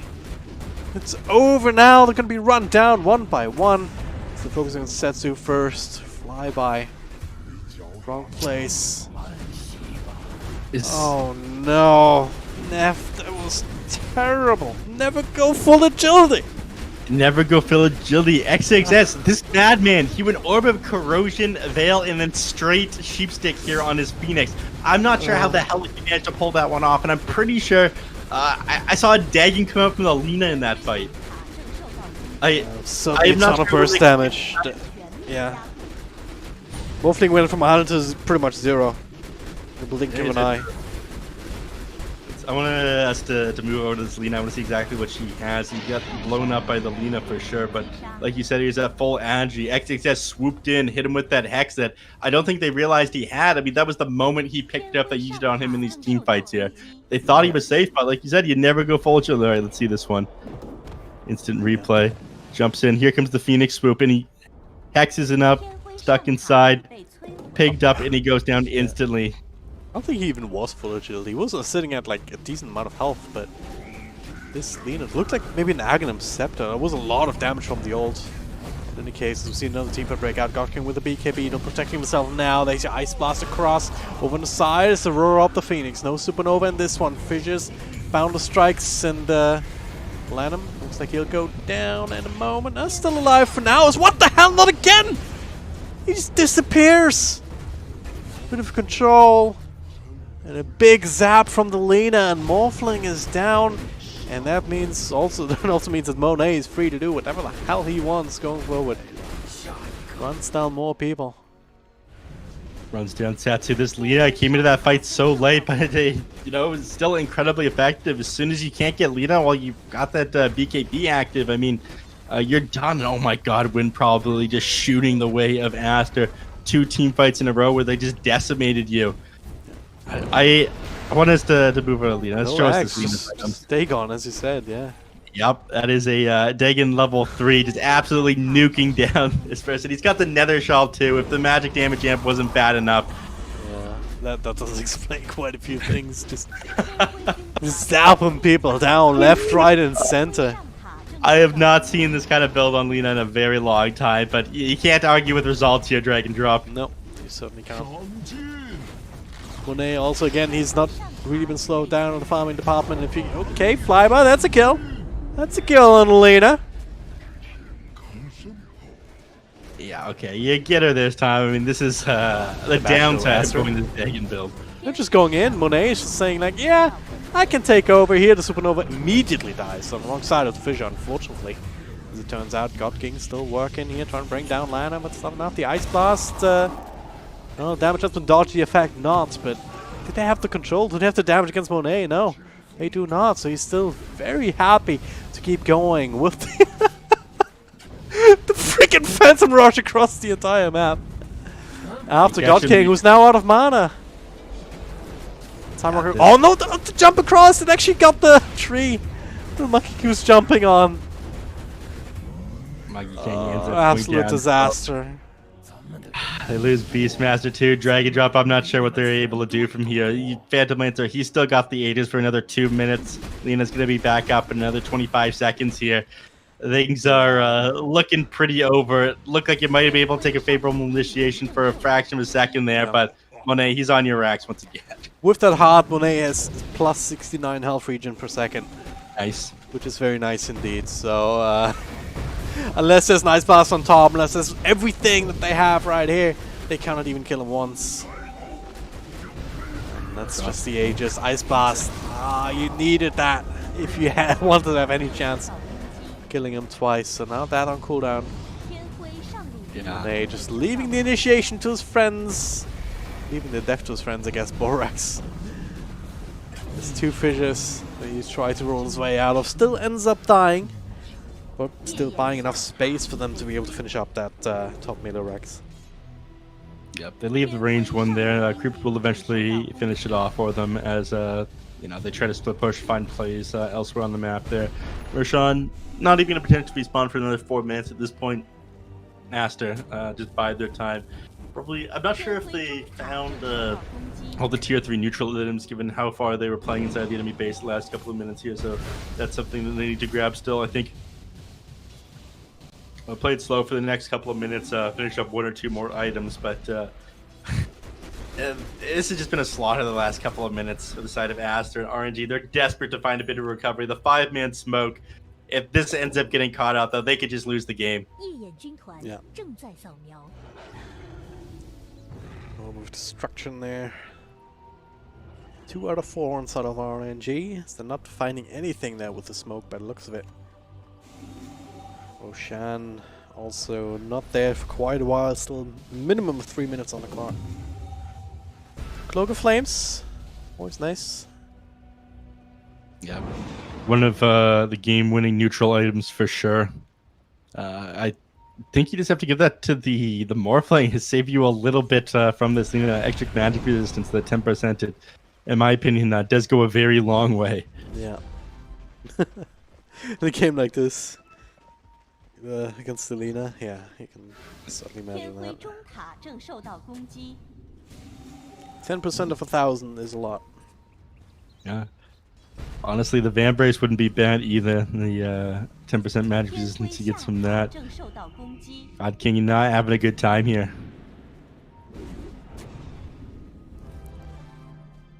Alright. Alright. I mean, these people smoke that just times out. They're playing very close to each other right now, but you do have the favorable position here on Aster, so realizing I think RNG, they're not wanting to go any further into their jungle. Yeah. And second last outer tower now taken. Both shrines are controlled by Aster here. And then do we approach the 35-minute mark, so trying to hold the smoke. Good position for flyby on the high ground here. This gets hexed up. So going in okay, that's a lot of damage here. Still gets a BKB out. X-Axis on a nice position on high ground, but Gokking's right there with him. Supernova is down again now. Can you control up Monet? Setsu being gone on flyby, going in. He does not have the Echo Slam though. Jumps back and forth, and well, that's Monet. I think the Ice Blast was in the middle of that. Buybacks galore though as Setsu's returning. Gokking just looking to find people to run down, and he did blow up the Lina. Exactly what you wanted. Very costly though for both sides now. They really want to end up winning these fights. I kind of lost track of what was happening in the middle of that, honestly. Yeah, he did end up getting Lina on the back line there with the God King. Like you said, the exact target they wanted to get on top of, but so many buyback expended there on RNG. Aster buying back and Lina sign that they're ready to. They want more from this. They want to secure the area around the Roche, but they want to be able to end the game here and punish some of these RNG buybacks. Yeah. It's like, what, 4 for 2 in the end? Yeah. Something like that. 3 buybacks for 1 buyback is what I call it at this point in the game. Is the space you have on the map is how far you can leave your base here is very limited here. RNG. We're getting to a point where like you have to spend too many resources to kill off the Lina, and then you have a much harder time bursting down Monet. So.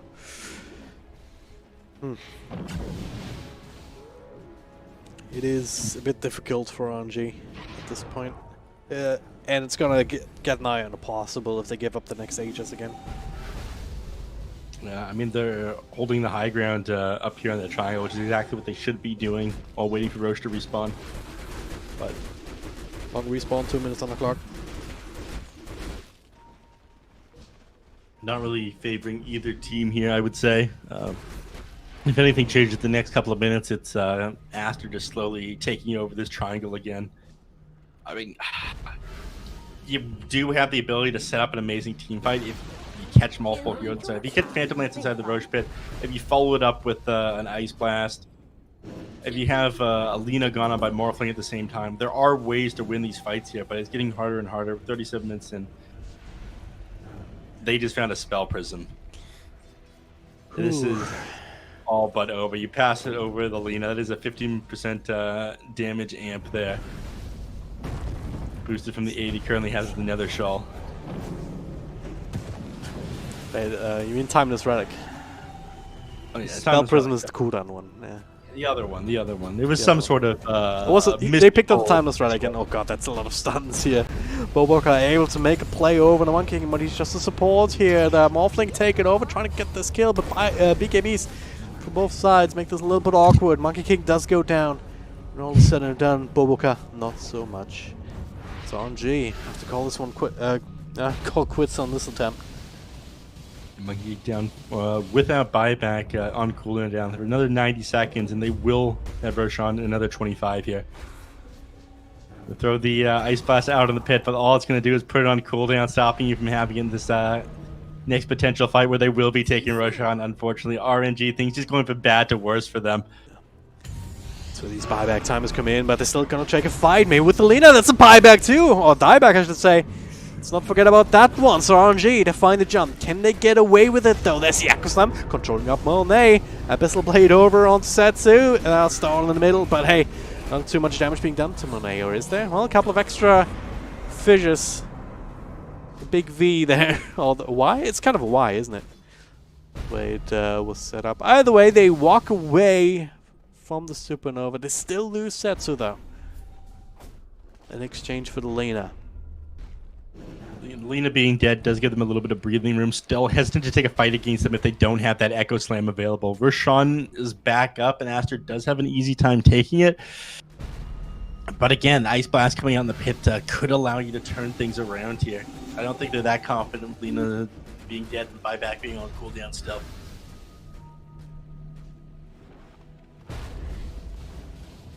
God King, he had a Divine Rapier queued up earlier, but it looks like he's changed it over to a Daedalus. He's got the Demon Edge queued up and the Daedalus recipe in his backpack. You have God King Borax with the BKB, just make sure it does not get caught, or maybe even setting up for a few things. Just keeping tabs on God King, even though he's very mobile himself. Another roll across. It's really funny to see two heroes chase each other from the mid lane all the way to the bottom lane, to the edge of the map. I mean, you can chase anybody on Earthsphere. The only issue is that you end up running out of rocks that take a very long time to replenish there, and I think it's ultimately why Boboka ends up giving up. Yeah. Lina back up in another 20 seconds here, so I think they're going to start playing around the pitch. She'll just be able to jump into the shrine and give her team the assist. But I think Echo Slam not long till it's off of cooldown. Yeah, shouldn't be too much longer here. Yeah, there it is. They do have that Daedalus also completed on Gawking. Is still holding on to that enchanted quiver as well. So that together with the enchant totem hits, together with maybe lucky Daedalus crit, you can blow people up. Even the Phantom Lance if you find the real one. Not with a single hit, but you can bring him close. He's got 4,000 HP and 29 armor. Yeah. He's in a Hooded Defiance. He's tanky. He's a bit tanky, isn't he? I get the idea though. It's a Daedalus. It does a lot of damage with the enchant on him. You just have to get lucky. And it's not so lucky here for RNG. They're stuck inside their base here.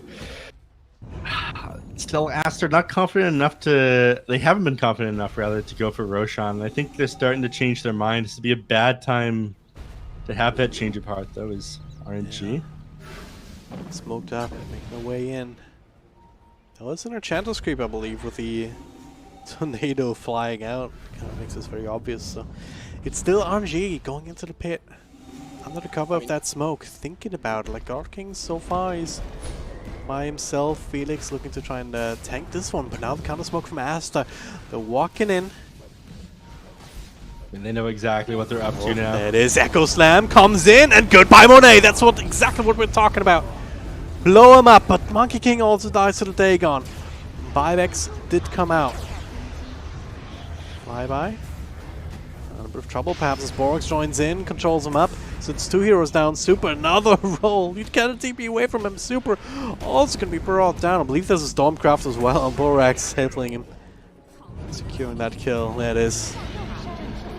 And meanwhile, Monet buying back into this, gets the Aegis, gets the cheese. So ultimately, just Aster having more resources means they can just let Monet die against the Echo Slam and the Ice Blast. He can just come right back.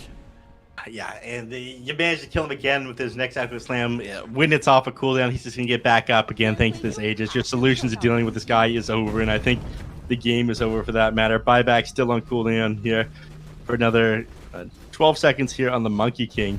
I don't think he even has enough gold for it once it does come off the cooldown. So there's nothing they're able to do. They're going to lose the mid, and I think they're going to lose the bottom before the heroes are back up again. It certainly seems like the writing's on the wall, especially if they lose the Earthshaker. Going straight on top of him, God the King though with the turnaround, trying to find a target, but now he's being bashed up, has to wait for him all the way back into the fountain. So, no joy there. 9 seconds on the sidelines, so yeah, I think this is it, Neff. Earthshaker, yeah, buyback and cooldown for 7 minutes here. There's nothing that they're able to do. You had to go for a risky play on RNG. Your backs were against the wall. The later this goes, the worse off you were against the Phantom Lancer. This guy's an absolute monster already, but that one just wasn't it. I mean, you can blow him up, but you need to get lean at the same time. There were so many things that needed to go right because of how far behind they were here, and they just weren't able to catch everybody. Aster played a hell of a game. I mean, things could have been different if a reaction from Lina didn't come out so fast, if they didn't manage to get that Hex at the perfect timing when Morphling God King just standing so far forward in that initial team fight when they were invading their jungle there, but this is going to be it. Yeah. King trying to do what he can as PL. Just throwing out some illusions of his own. And they're still fighting. Borax taking quite a bit of damage here, but ultimately not enough, perhaps. Yeah, with the roar over on the Phoenix. Can still get the Supernova out now. God King can't even finish it off by himself right now. It's just too much power, too many heroes. Finally, the GG is called. Game number 1 goes in favor of Team Aster. Look at that. Yeah, and I'm a little bit surprised. I mean, they were looking pretty strong on RNG Aster. They did have the gold advantage for a pretty long time, but I thought they'd be able to do it once they had the Blink Dagger here on this Earthshaker. But they played, an amazing game. The way they played around the map, taking these fights. I mean, Alina especially going this Dagon build, that was a very bold move. And again, it all came down to initiation, who managed to get the jump on who, or who had knowledge of whose items here. And that Hex off onto God King there. I mean, it didn't matter that they had the BKB and the Sanjay. They chained him up perfectly, and I think that was where the game was lost. It's kind of a muffling gameplay. Like, if you die a couple of times in crucial situations, the game just gets incredibly hard. If you stop the snowball, if you... was this the fight? It came a little bit later, I think. No. That one was the very quick reaction from the Lina, using them as they tried to jump her when she was CSing that camp there. That was a little bit earlier too. Yeah. Saw that highlight. Oh well. Yeah, I'm sure we're gonna see it come up any moment. Probably the next one. I think this is it, yeah. Here it is. It's God King. Damn, hexed. Yeah, he's sitting there at 1700 health and it just all disappears in an instant. Can't get the BKB out because of that hex, so yeah. Sick gameplays from Aster there. They had no idea that Hex was on him. That was just completed, I believe, and the last thing you expect is like first real item being like just going straight into the Veil of Discord sheep stick, but it worked there. That's just the surprise factor coming into play. I don't think God King would have been that far forward if he had known that there was a Hex on that Phoenix. Yeah. Well, a lot of ifs and buts. Like, they do get some of these skirmishes where they get a couple of kills, but even there, Lanham doesn't even instantly die. And during all this time, Monet just gets to do whatever he wants, just running down super. He gets to live a little bit longer, like with a Glimmer K, but Setsu not so lucky. So it's ultimately Aster just had this late game Phantom Lancer, who just had completely free lane. They had the one combo to kill him, which we saw in the that last major fight in front of the Roche, but then he just buys back and wins the fight anyway because there was nothing left in the tank afterwards.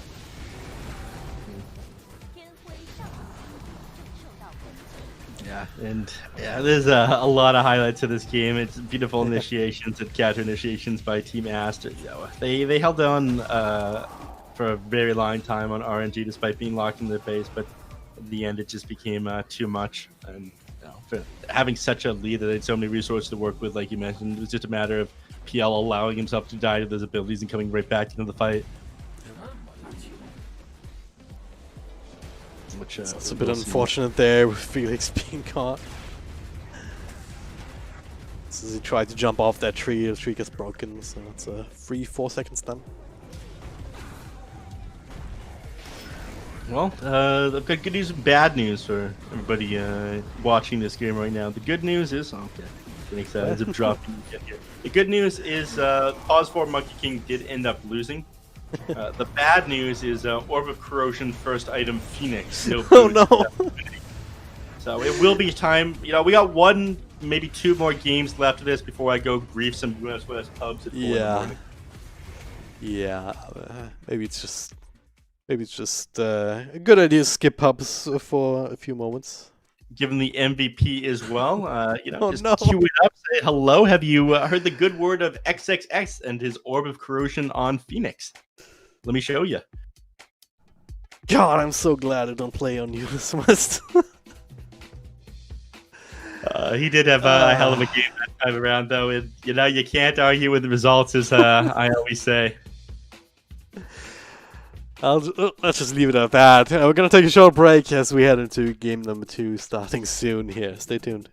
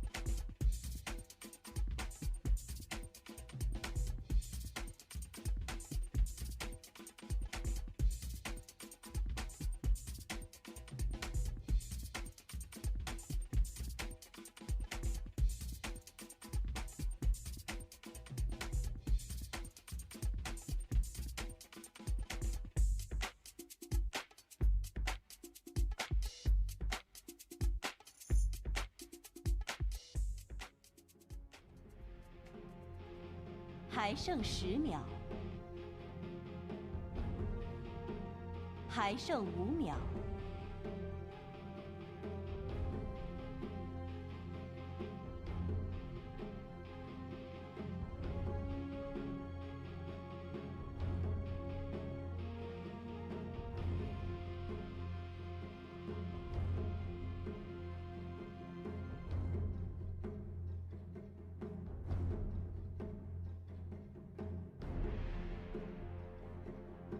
请夜眼方禁用英雄。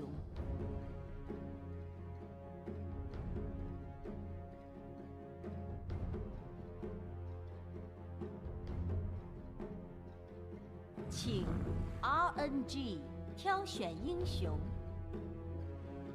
Alright, let's go. Ladies and gentlemen, we are back. Aster up 1-0 in this best of 3 series. Can they make it a 2-0 sweep, or can RNG come back? We'll see what happens. Monkey King banned out this time, so seems like a high priority pick for both of these teams, so no big surprise there. But well, RNG thinking about their pick. The pick now, excuse me.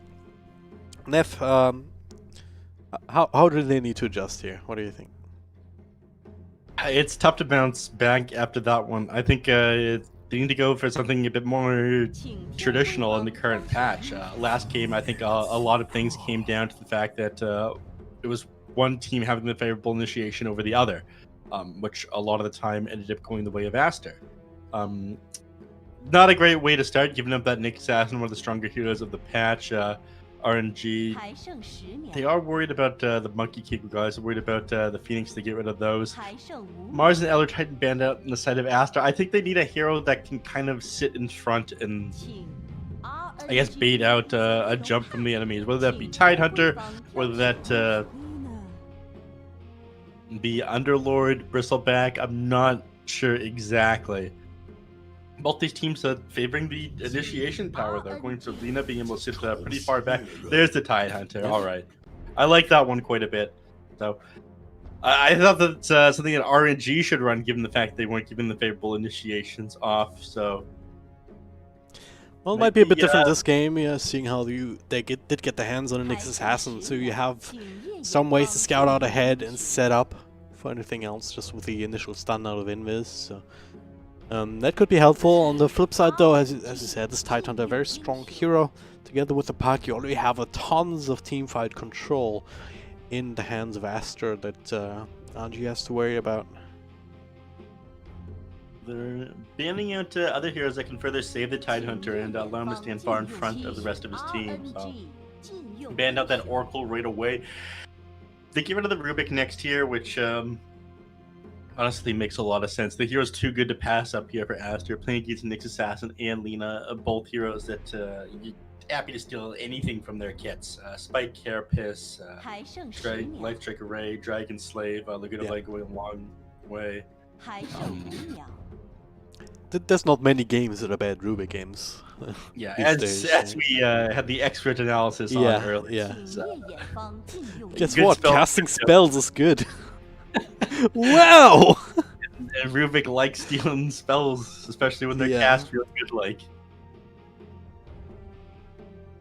But next band coming out here, they come into the Juggernaut on their side. So it's possible they want to get rid of the Lightstealer as well. He isn't as strong as Juggernaut in the current patch, but serves a lot of the same purpose. Juggernaut's one of these heroes that can just kill Tidehunter in lane, which now with the spin just running him down, which is not ideal. Lifestealer, maybe not so much. You have a lot less to worry about against the Nyx Assassin. I mean, that's one of the benefits of the Juggernaut. A lot of time you're able to get that spin off by the time Nixon gets that initial hit off onto you while you're farming or something like that. I mean, there's like a 0.3, 0.4 second wind up to that impale. Yeah, so Juggernaut and Nyx are able to get away from him with that. Arc Warden banned out here on the side of Aster, so it's possible we plan on picking up a Medusa. That is one of the more common things that we've seen teams that pick Medusa worry about here. Just not able to stand their ground. Yeah. Yeah, they have ways to enable Medusa as well. Just again with this teamfight control that they have, just drop an ult on top of Medusa ulting as well, like drop a Ravage on top of that. All of a sudden they do turn to stone, or just drop the Dream Coil and they can't run away from the Medusa, so he's just charging in with that. So you've got the combos there, but for now it is the Grimstroke. Huh. I think there's some anti-synergy between these ones with the Puck Aghanim Shard. You can actually separate two heroes further away from each other, breaking the soul bind with Puck, which doesn't feel very good. They don't have I mean, you have the double gush here, but that's basically it. I do hope that they pick up another combo with that. Like I'm never a fan of teams that just pick up the Grimstroke without any solid combo, like be it a stun or be it something like Chain Frost or Doom or what have you. If it's just a gush, it's like, yeah, I mean, it's minus armor and slow on 2 targets, but it's it doesn't feel amazing, you know. Yeah. It plays interesting against the XctN, stop him from getting in and out of the fight. Usually he'll want to run and get the burst on somebody, then get the pop his spike carapace in order to get out. So he's forced to stick alongside whoever's frontlining with him. If you just drop the soul bind and get a like I'm mentioning. But do you think Doom? Alright, there you go. Alright, Wraith King picked up, which is a very solid hero. Having the multi-man Wraith Fire Blast feels very good. Slowing them down, keeping people locked in place somewhat close to each other is great for Puck, Wraith King, and Tidehunter. But now terribly picked up here, and I think you're lacking magical damage at this point. Puck has a little bit, but you want a bit more burst, and at this point you need to pick up a support hero. So I'm not sure who your 4 or your 5 is going to be. It's going to be able to do enough damage to this TB. That's a really good question. Can you shift the Puck into some sort of support role and pick up another mid laner instead? It is played sometimes in the position 4. It would be a bit awkward to do so here. I think you want to see all of RNG's draft. You pick something that can be something else that can be flexed in the 4 or the mid. Get around your draft out.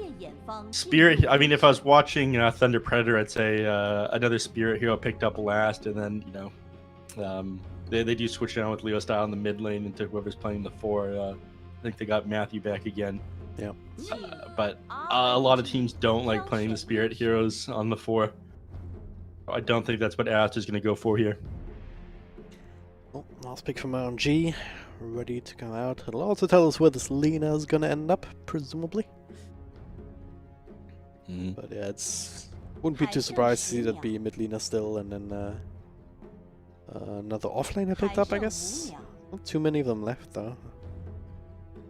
I think they need somebody who's able to stand in front. I know I mentioned at the start of this draft they needed somebody that they could put in front and aren't really that worried about Aster getting a favorable initiation off onto. They've done the opposite of that now. They're now on their last pick. Still don't have somebody. I guess it's still the Underlord and the Breastback that you mentioned at the outset, right? Yeah. I mean, Timbersaw would have been great, but that one managed to get by them.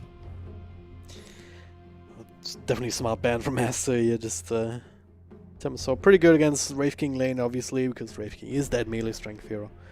That just gets hurt quite a bit by the Whirling Death, so taking that away from RNG. And okay, Legion Commander. Not amazing. You can snap a Dream Coil on these heroes now. Legion Commander is able to spell it off, but I don't think you're tanky enough on this. You're gonna have. You do have a lot of damage here between the Nyx, the Lena, the Tusk. You can be a little bit flexible with what your lane's going to be with Legion Commander here, but I don't think that was the pick. I think they should have grabbed Timbersaw on their 4th pick for RNG, then grabbed whoever their safe lane carry was going to be last. Yep. Aster, I haven't even seen their last hero yet, and I already gotta say I prefer their lineup. You're not gonna be able to get on top of and blow up this Legion Commander or this Wraith King with the duel. It's going to come right back up. Yeah, it's Legion Commander is always one of these heroes that either it looks amazing, you duel after duel, you just start raking in the damage, or you just fall flat on your face and you don't get anything done. As I said, in this game you do have some very aggressive early game as well, even with the Tusk, with the Nyx Assassin. Like Lena also wants to be very active early on. So you do have ways to combo up, but now the Riki. Did not expect this one, Nef. Nor did I. Now, I was watching a Tsunami stream yesterday after I was casting the games here with Kips, and there were discussions about how Meteor Hammer times almost perfectly after the Sleeping Dart from the Riki. And some discussions about pause for first item Meteor Hammer Riki. Now, I'm not saying that's what we're going to see here. But that may be what we're going to see here. I'm sorry. I mean, if we're seeing Orb of Corrosion first item on Phoenix, anything can happen. Well, either way, I don't see how this Ricky fits into the draft in anything other than the pause 4. I mean, you could run Wraith King in the alpha, and we saw SafeLink carries getting banned out in response to Wraith King being picked up on the other team. So honestly, any of these heroes can go anyway, and I'm just as confused as everybody watching right now. Yeah, I mean, we're just gonna have to accept this and move on. I think that's the upshot of that. So it is what it is. We're gonna have to deal with a Ricky one way or the other. We'll see if it's the meme hammer build to the sleeping dart shard ability. It is the shard ability, right? Yes. Yeah. Either way, it looks like Pause 4 Ricky is going to be coming into pubs near you soon. So everybody gets a chance to look forward to that one. We're going to dive right into the game. And here it is. Bobaca Borax playing Ricky on the Pause 4. Stats and Orb of Venom is his first item. Yeah, he's going to get the Orb of Corrosion, and I will not yell at him for it. So there you go. He needs 3 more heroes in this game. Monet can get some progress. I don't think it actually counts, but we like to pretend that it does, so there you go. Do keep in mind, either team that ends up winning this best of 3 series is qualified for the upper division of the DPC, so if you're going to pull out your pocket strats, you best do it now. Certainly a lot to play for here. All the fame, all the fortune awaits if you can manage to not get crushed by what's already waiting there in the upper division. Like we've only got what PSG, LTD, EU, and VG Gaming and Elephant. But yeah, I do want to take a moment to talk about Pause 4 Ricky and what I've seen inside the Chinese region in the past. As much as I was semi-joking about the sleep dart and the meteor hammer. It was very good when Coddle was popular at jumping on the backline, just due to the massive range, especially the one you get from Blink Strike. You'd see the team kind of give up farming priority to the Ricky for a small period of time so it could get Diffusal Blade, and you would blow up, very far back sitting Pause 4 and Pause 5 supports. Yep. That's changed. It's a little bit harder to find that kind of farm on the Ricky now, and I guess validate giving up that space to get a Diffusal Blade, but because of the Aghanim Shard added, you have one more tool in your kit that you didn't before, so it has changed how the people play the hero. Yep. We'll see how it develops.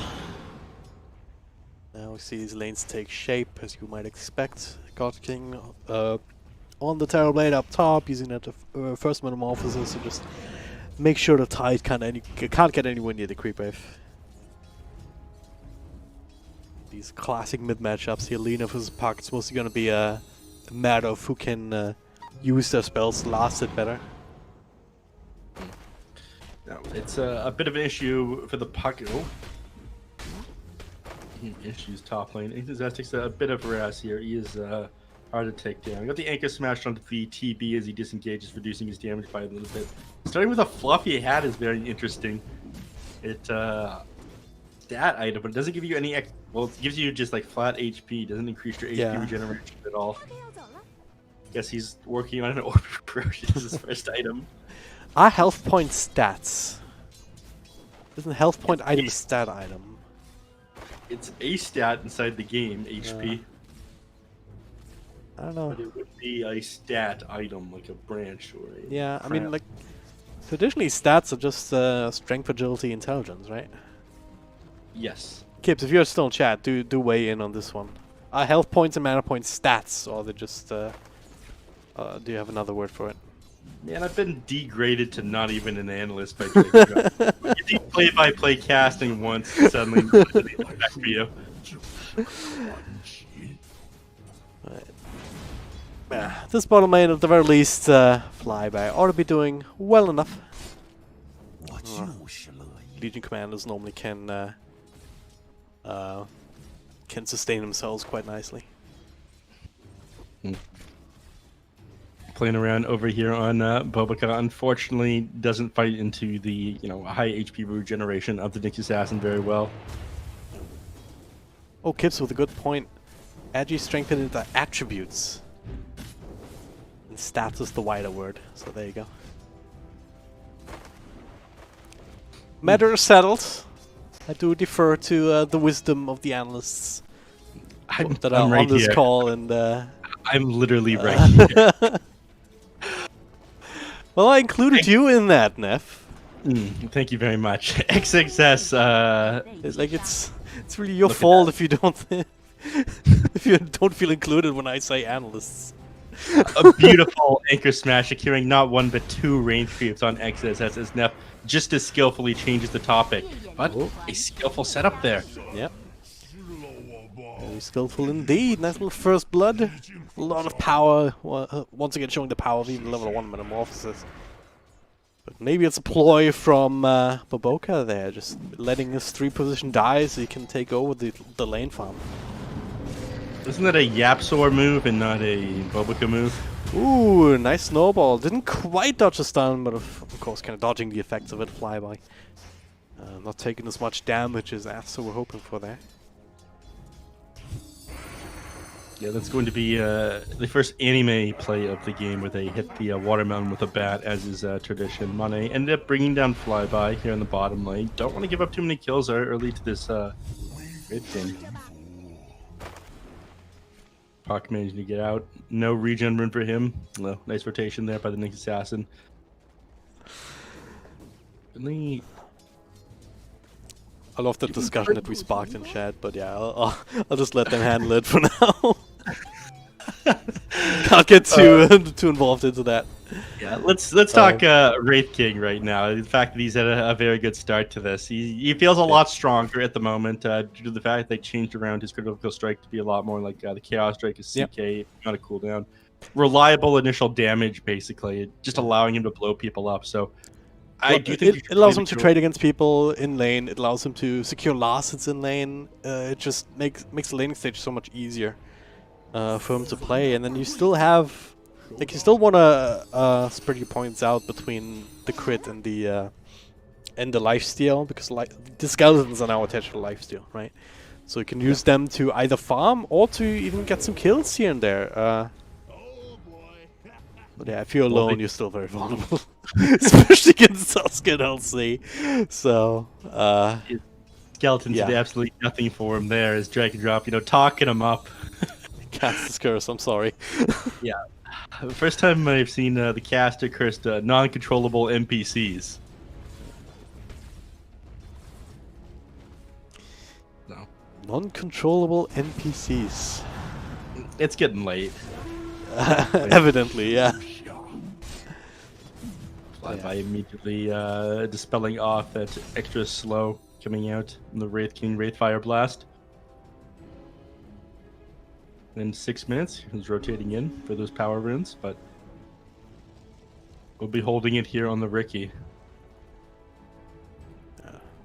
First time today, I believe, that we see that kind of thing succeed, where support's actually able to kill the rune for the mid laner rather than being forced to pick it up themselves. Last or second last game of the day. If there's any time to actually pick up runes with your bottle, it's now. Yeah. Winner of this best of 3 again, qualifying for the upper bracket of the DPC. Puck, he could potentially find a kill here with this haste rune if he opts to rotate to a different lane. Probably wanting to go bottom lane, to be honest. Just drop a Dream Coral onto Legion Commander and Puck, who's sitting at pretty low HP. That's exactly what he's going to do. Well, there it is. Dream Coral comes out. Bit of a heal coming in, but they ought to have enough damage here, especially with the stun follow-up. Nice little kill for Monet. Get some revenge. Nothing that Tusk is going to be able to do in that situation. Either the moment he tries to walk close to try and do a snowball save or something like that, you just drop that Waning Rift, which is exactly why Puck was holding it there. Yep. Get a Ward 2. Nice catch there from Phoenix. And yeah, this is... yeah, he's got the 3 points up into the vampiric aura for the skeletons. So what you do is you farm that up, then you get your charges in the creep wave. and then you just farm the jungle camp with these skeletons that you get. Nice snowball save again against the Inkswell. Still not doing a very good job of slowing down Wraith King's farm, despite, you know, a somewhat strong offlane here, both the Tusk and the Legion Commander, to heroes that normally play very far forward into people's face. Use tag team quite well together. Wraith King is set on now. We're very close to the Lina right now, and we did see a Wraith King earlier today end up going to Midas into the Radiance, and I gotta say, with how they changed things around, I'm not a very big fan of that one. I think you're much better off, you know, getting an armlet early. He did have the armlet queued up actually, so I think he agrees with you there.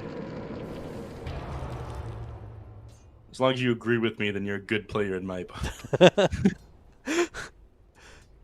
Well, a lot of pressure being thrown into the top lane now as Wraith King dips into the jungle.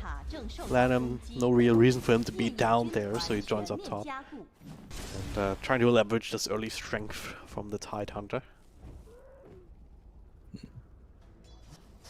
Yeah, you know, almost as the Yule is complete, and it definitely needs that before he's able to stand much further forward here in the lane against the puck. And then he needs to be worried about getting hit by a Dream Coil. Yep.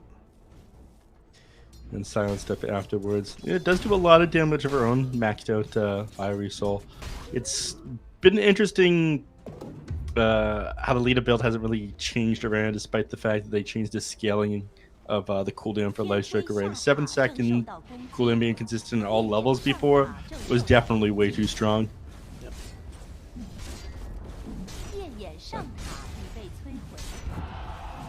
Top lane. So ends up going down to XctN, so let's open up access to the Radiant jungle. Next objective will be that mid tower there, and it's possible they'll rotate several heroes around the 10-minute mark to play with that catapult. A couple of TPs in and making play on flyby. Once again, carbon copy of what we saw earlier with the coil just to help out.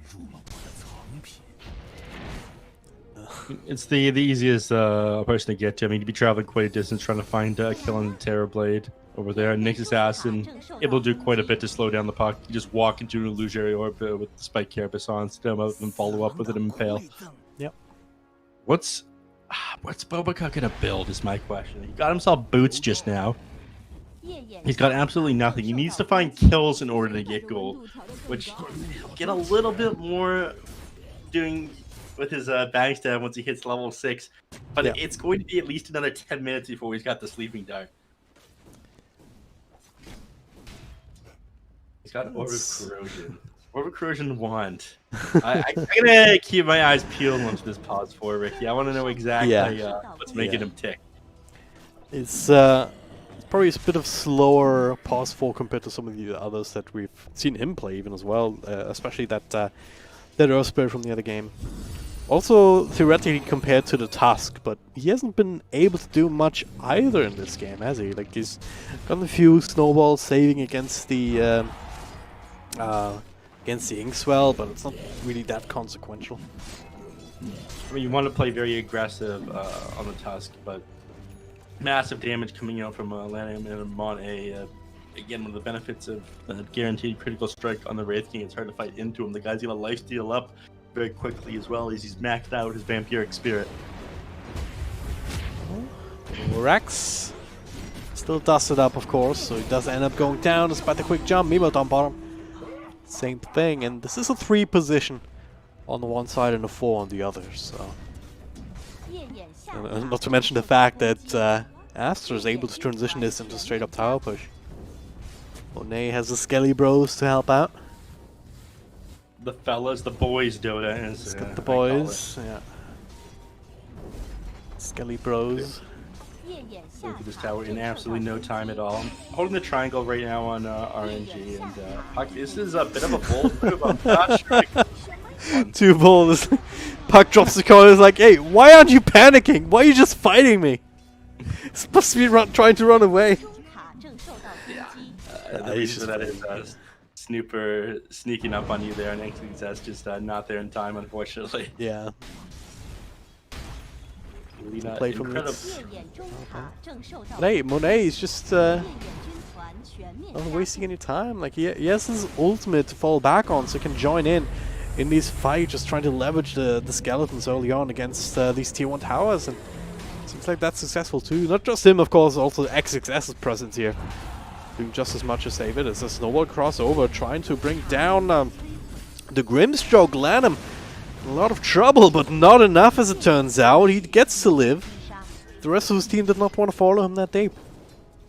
No, it's not worth it to stick around anymore. Skeletons actually did finish off that tier 1 tower as they did that, and they held on to the Ravage at the same time. So there's patience there from XctN, and they find the Nixas over here.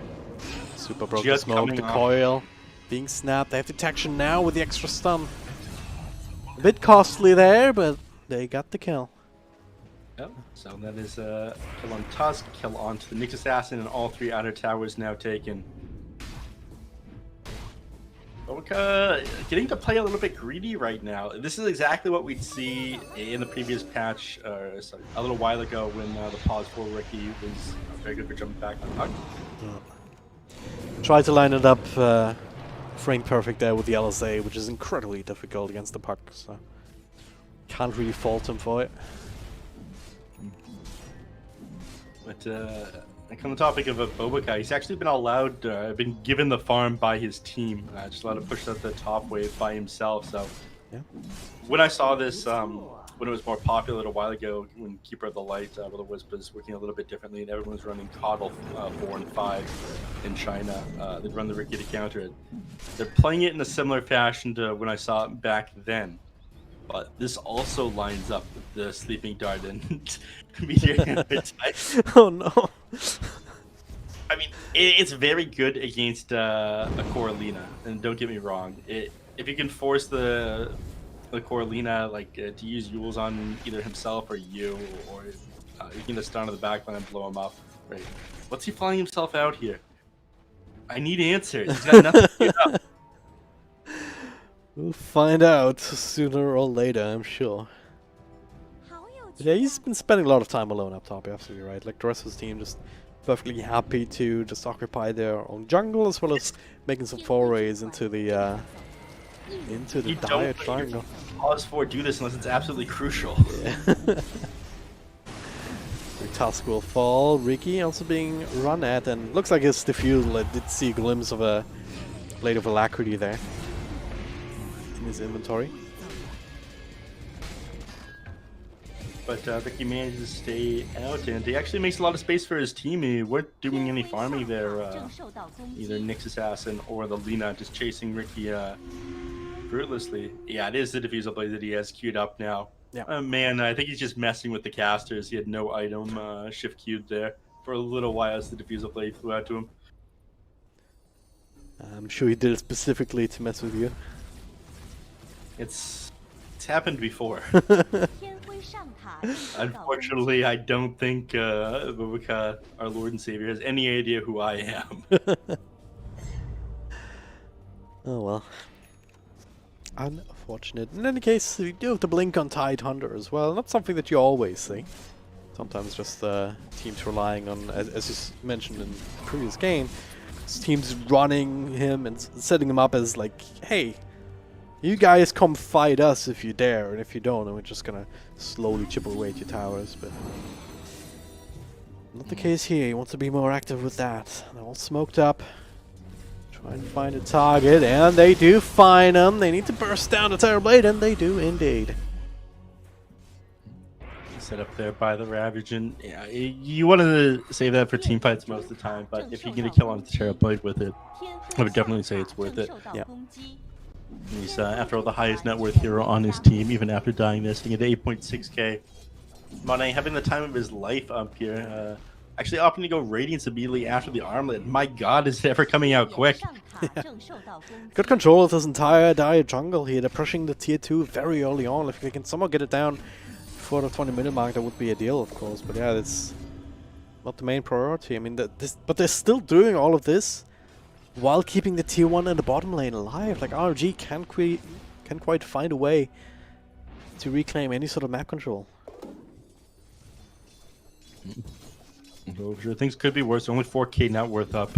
It feels a lot worse than that. How hesitant they are play on the enemy side of the map here, controlling the tower so well, stopping him from having any sort of aggression here. Team minutes, team start to pick up a tier 2 neutral item, so Aquila picked up here on the Lina. He'll pass it over the TB. Go a very long way. He'll be quite happy about that one. And Grove Bow onto the Tidehunter, going into Puck's hands, I imagine. Yep. Hide himself as the old crit stick. The crit claw, perhaps, you could say. Yeah. Not that useful on the Wraith King, unfortunately, especially after they reworked him. Your crit will just override the Imp Claw every single time. Or like most of the time. Yeah. The extra damage does feel very good, yeah, because you're guaranteed a crit on the extra 24, but I do think he's a better item on the Tidehunter here. Or even Ricky. Not bad on him, as you do crit off of the backstab damage as well. Yes, the Radiance, 18 minutes in atop the armor, that is a super good timing, and now he's joining in down bottom, ready to fight. Tidehunter, well, no Ravage, so they do bring him down, but yeah, no Ravage means, why do you bring him down anyway? Monet just taking over the front lines, perfectly happy to men fight up against God King at low health. The stuns are real, he is down for the count, no ult, no target, stun dodge with the ult, he's caught with the coil, but too much expertly dodging the LSA and all heroes too. Like Aster just. You know what Setsu tried to do there? Oh my god, this is crazy. You can actually snap the Dream Coil due to your hero spinning around in the air if you're at the very edge of it with your Yule Scepter. That's what he was trying to do there on the Lina. It is very hard to pull off, though, and unfortunately he didn't manage to get it. I think it would have gone down anyways, but that would have been a serious style move if he had. Well, he just finished up this Radiance. Now he has like, what, another 1700 gold in his pocket on the Wraith Kings, so this is a dream game for him. It'll be... If things weren't going well enough already, I mean, he manages to finish the Radiance at the perfect timing before that fight and takes it. He did have the level 12 ultimate, so it's going to be a cooldown for a bit. I think he's going to bide his time and farm, get his level 18, then start taking these engagements and playing a bit more aggressive. Tidehunter, for some reason, working on an Aeon disc. I guess they're just super worried about Legion Banner getting on top of him and blowing him up during the duration of a duel. Oh yeah, it is one of the classic counters to the Tidehunter. Yeah. Legion Commander, and that is a solution for it. That's a good point, because like your normal purge is normally what you can rely on against most stuns to just enable you to cast Ravage. Oh, nice stun actually of the Spike Carapace. Very well done. But yeah, I mean, the Aeon disc doesn't just give you the purge, but it also gives you the status resistance, so the duel will end much quicker. I don't believe so. No? If the duel applies first, the status resistance come out afterwards, the duel will last the regular duration. Oh no, never mind then. Unless it applies the hard dispel, and you can't hard dispel in the duel. But you will be invulnerable for long enough to survive a lot of the time. Yeah, I guess that's that is true. Either way, living through the duel, as you said, is the main objective of that. You end up going for that. I thought the status resistance would kick in. No, it's only for disables that hit you while you have the status resistance. Unfortunate.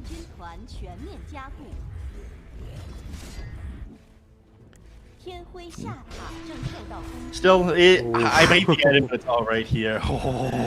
Get the smoke down, dodges the snowball, and getting the kill. Bobaca, he's got style, and this is exactly why you give up farm to this man. He's playing the pause 4, but he's got some serious moves.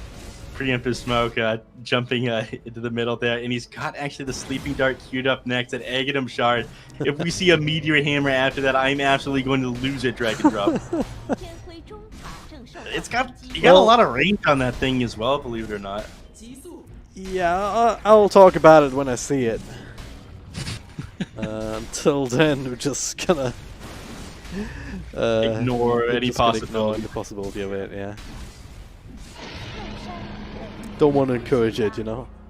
Yeah, surprised to see that picked up on Monet here. But you know, he does have all the farm in the world. If you manage to take him down twice, it does end up being a pretty big deal. I think he's just trying to secure himself that level 18, and he will get it by the time the Aegis expires. Yeah. It's not always easy to justify that, but yeah, it's a duel. So Ravager to turn this one around. It's not going to be able to win this one. At least you're not losing it either. But then again, like, can you get out of trouble here? It doesn't look like it. Both heroes down. I can understand getting a bit desperate at this point. Like, I don't think he won a single duel. I don't think he cast a single duel before this one. It's been difficult. I mean, I've seen him target the ability on the Time Hunter, but he just hasn't been able to get his hands on him. He's been slowly walking at him in some of these fights in the mid lane.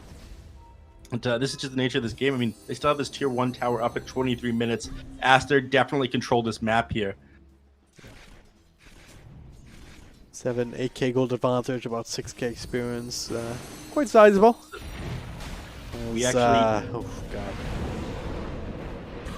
Phoenix will go down here eventually, especially with the slows coming in from the Reiki. The fused blade, and now Monet. This is by Carapace, but still getting that stun over on the Nyx. First team to follow up here. Look at this, another jump ready to go. Nice little double stun though from Super. He does get the lift. Follow up there from Setsu. Looking to turn this one. That's one hero down. Duel off to the side onto XXS. He's tanky enough to live through this. Already Ravage use. Another prime target anyway. Monet in the middle. Doing a lot of damage here with the skeleton starting to stack up, but Lina far enough away. XXS, he actually blinks in! Sacrifices his own life to secure the kill on Lina, forced the buyback, and Tempererd also down for the count. Monet still has the extra life from the Aegis. And 25 seconds till his ultimate is off a cooldown. Without that Aegis, I'm not sure they could be able to bring him down twice in that time, so does end up getting away there. Aegis still available for another 2 minutes and 50 seconds there. Losing Ricky at the start was a little bit rough, but RNG they're down even further after that one, it seems. Terrorblade, he can't afford to go down like this. He needs to start popping off here, but they're able to play so far in their face. And as you mentioned, 0 dual damage on this Legion Commander almost 25 minutes into this game. Talked about it. It's one of these heroes where... God, Phoenix. And, yeah, they did keep that Terrorblade silenced up. I mean, the bug, the Phantom's Embrace from the Grimstroke ended up connecting with that Terrorblade there, and by the time he got it off, he was hit by the the Waning Rift on the puck as well, so he had no opportunity to get that in the middle of that fight. Yep. Well, we talked about Legion being a hit-or-miss hero, and it's mostly a miss so far on this game. This Wraith King is just... it's just so powerful right now, especially with these 3 lives. Like, it's... yeah. Questionable by the puck clearing at that creep wave. Monet could have lifestealed off of that. Instead, he's forced to go back to the jungle here. He's got the sleeping dart, and looks like our observer is hovered over there trying to figure out exactly what it is that does. It looks a little bit odd. He's going for an Aghanim Scepter next on Boboka here. The pocket Ricky. They changed it around slightly. It doesn't have as much cast range as it used to. Oh no, flyby. Not sure about the Ravage there. That's okay. Ricky also gets another kill on the other side of the map. I mean, he would have gotten out of there if he didn't use that Ravage. It's all about the mental damage doing this guy. I mean, he's having a bad enough time, 0 dual damage 26 minutes into the game, and now he just ends up dropping again. Yeah. It's keeping him down, and yeah, it's Titan just been able to find ways to be useful without having that Ravage. Like, you can have a poor man's Ravage, as we saw, as well as Super. Alright. Did somehow see the Ricky teleport there. Cancelled it. Not sure if that was the right idea. The defense of Thunder from God King. Sleeping darted up. Borax? There's no way. There's no way you can style on him. No, okay. TP out. Who's keeping 3 people? He's styling on all of them, but he's not styling on them hard enough to get the kill. But he kept 3 people up in his top lane for a solid half minute at least.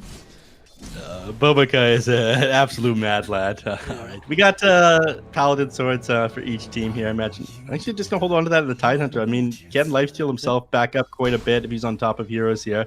Wraith King doesn't wholly need it. Trying to go for a duel, still popping it up, and it's the first victory. There you go, but at what cost? Yeah, Monet's hitting nice little shots, actually. Almost keeping super alive, but it's still the Radiance Burn, it's still the Skeletons, and now Link's away. Alright. They decide, alright, it's maybe not the best situation here. They don't have Ravage, XXS. Slowed up and run down as well. 2 for 1 with a dual win. Finally something going the way of RNG. Bobica thinking about jumping in there, but did think better of it. And that's them paying the price for not having that Ravage off a cooldown. Solo committing it to Legion Commander. So stay cool, calm, and collected. You don't get tilted at that one. It does end up being a little bit of a waste. It's a little bit of breathing room it gives RNG, and they've got a solid 2 minutes to find something on the map here before Roche potentially respawns, and both teams have to start setting up around the pit here.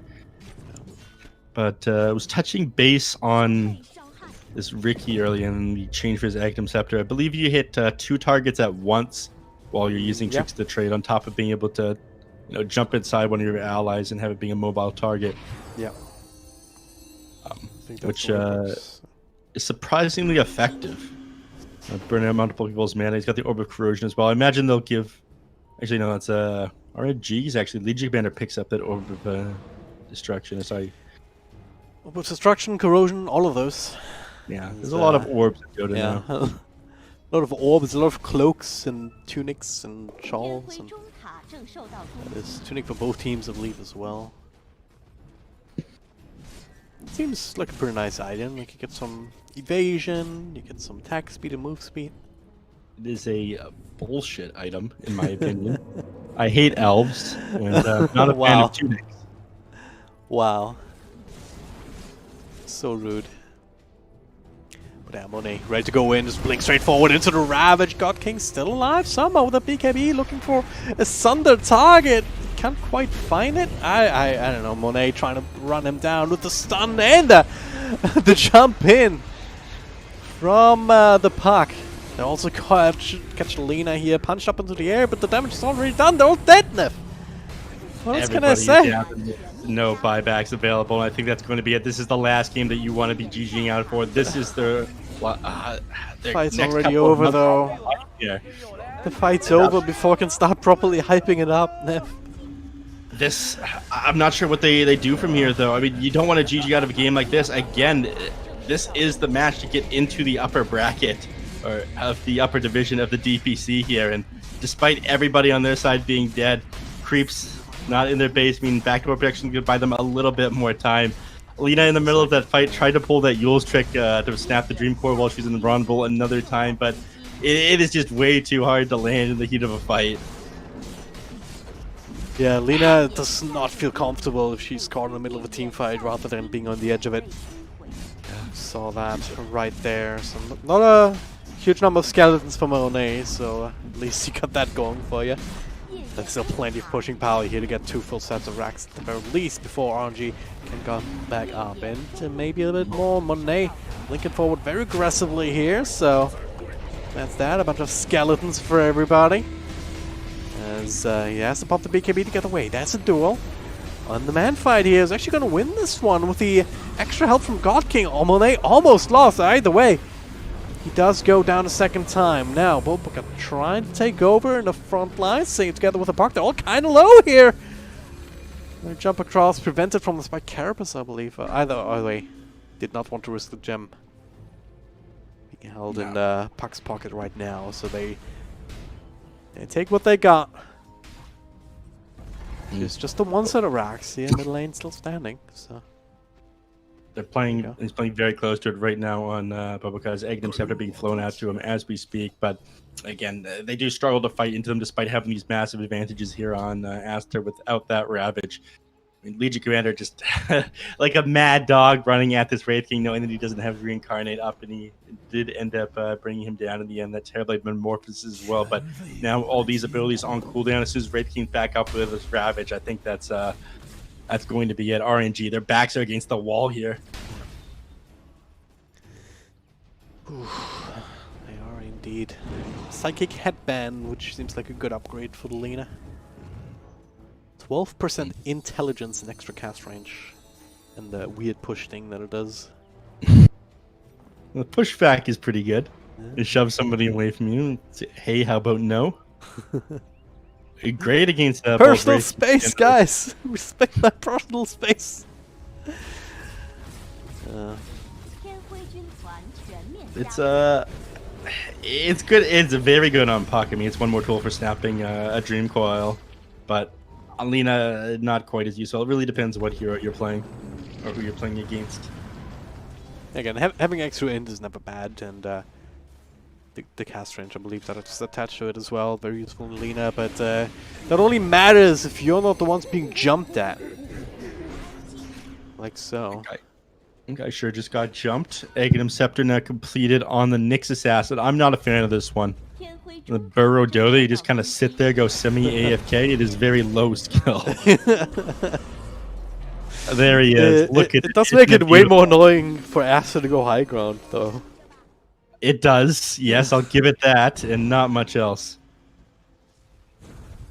There we go. Tricks of the trade being highlighted now. Does have the Aghanim Scepter and the Aghanim Shard completed on Ricky, so he can just pocket Ricky into this Tidehunter. Hit multiple heroes with that Tricks of the trade. It is incredibly effective, believe it or not. So he's going to be hitting them with the not the Desolate, or sorry, the Diffusal Blade and the Orbital Corrosion. Pocket Ricky's coming to town. Looking at Roche now, 4 people smoked up. Bye-bye Knots for some reason. I guess he's fading? Pretty successfully. His smoke has expired on the rest of them too. As the coil catches 3, that's ravaging absolutely everybody. Goodbye, Nyx. BKB over on the Terrorblade here as well as Flyby trying to find a way into this fight, but look at Selena, super freaking low, but now the duel. LSA over on the side here, just trying to think about, alright, do I stay or do I go? Puck still running him down though. Lina is dead, so's the rest of the team, and GG is called. RNG. They got rumbled, Neff. They rumbled them. They absolutely rumbled them there. But look, amazing job here on the pause for Ricky. Wreaking havoc across the map. I can see why they ended up making space for him. Puck, great game as well. Shutting down this, always being able to get on top of him and showing off the power of this Wraith King in the current patch. A lot of people thought he was weakened, but my God, he's looking strong. 18 minutes, he had both the Armlet and the Radiance complete. This guy was absolutely insane. So what if I swagger, he would say. Certainly did a lot of swag and wagon. Very powerful hero. Terrorblade never really coming into his own. The Ravagers were also pretty damn good for the most part here, certainly not the last one. Just enabling them to go right on top of them. And also the decision from Monet to go Bling, it's not something that all the Wraith Kings do anymore these days. I gotta say, this Legion Commander last pick, it felt incredibly underwhelming. Yeah, I don't think they should have gone ahead and grabbed the Terrorblade as the 4th pick there. I think if they got the tips off, things might have looked a little bit different here. This fight is where you saw some of the writing on the wall already. Just Monet, just fresh with the Radiance, just joining into the fight instantly. And God King unable to get that Thunder out, just sitting inside the silence. This is the first time Lina tries to see, not quite on the edge of that Dream Coil, so can't stop it. You do spin a couple of units around when you're inside the air. Yeah. He's trying to dodge the right Fire Blast at the exact same time. There you go, Ravage. They ended up paying the price for wasting that Ravage on that one team fight later when they're sitting on RNG's high ground though. But it looks like we're going to skip right over that highlight. Surprised that God King lived for as long as he did. There's still all the PKBs. He ends up thundering his own illusion to heal up just a little bit because that minimum threshold. Lina trying to do it. Lina just no angle in. There's just too much jump. There's just too much gap close. Lina does not have a way to take any fight in this game. Yeah, if the puck wasn't bad enough to deal with, I mean, he's there on top of them with the Tidehunter, they're on top of them with his Riki at the last pick. So many things that she had to worry about there. Legion Commander not really having a game, and Lena getting jumped on in the backline, just way too much to deal with here. This is where they ultimately throw everything on top of Monet, and they do get the kill. At this point, it was too little, too late. But what? Yeah, it's lagging a bit. It's not you, don't worry. All right. But that's going to be Team Aster securing the first slot into the upper division of the DPC for China. Congratulations to them. Yeah, they'll be joining some of these other big teams. And that's also actually the end of the day for today. But worry not, we will be back tomorrow. Same time, 1300 Chinese Standard Time in the morning. Or I guess in the afternoon for them, but in the morning for the rest of us Europeans and Americans. We're going to be starting with Magma versus LBZS. Another upper bracket decider match, the winner of which will also join Aster and the other teams in the upper division of the DPC. And after that, we're going to have 2 more matches where that's true as well. Like the second choice, the second chance for some of these teams to also still grab that slot in the upper bracket. If they lose, of course, they'll have to settle for the lower division. So that'll a lot of decisions are being made tomorrow. That's all I'm saying. Nev, thank you very much for joining. I'm glad that we got to cast again, and I'm also glad that we didn't see the Meteor Hammer Riki. Me too. So your pubs will survive for now. So yeah. The only thing I'm going to be griefing with in the near future is the pause 3 Orb of Corrosion for us on my Phoenix. So with that, thank you very much, Drag and Drop. That's going to be it for me for a couple of days. Yeah. Yeah, thanks for your service, Neff. Thank you for casting. And tomorrow I will be back with Kips to cast these matches mentioned before. So I do hope you guys tune in. You can follow this channel. You can follow Perfect World Esports on Twitter at PWRD Esports, I believe is the handle. And you can also follow us at NefSensei and at Drag and Drop Dota. So there you go. Thank you guys very much, and goodbye.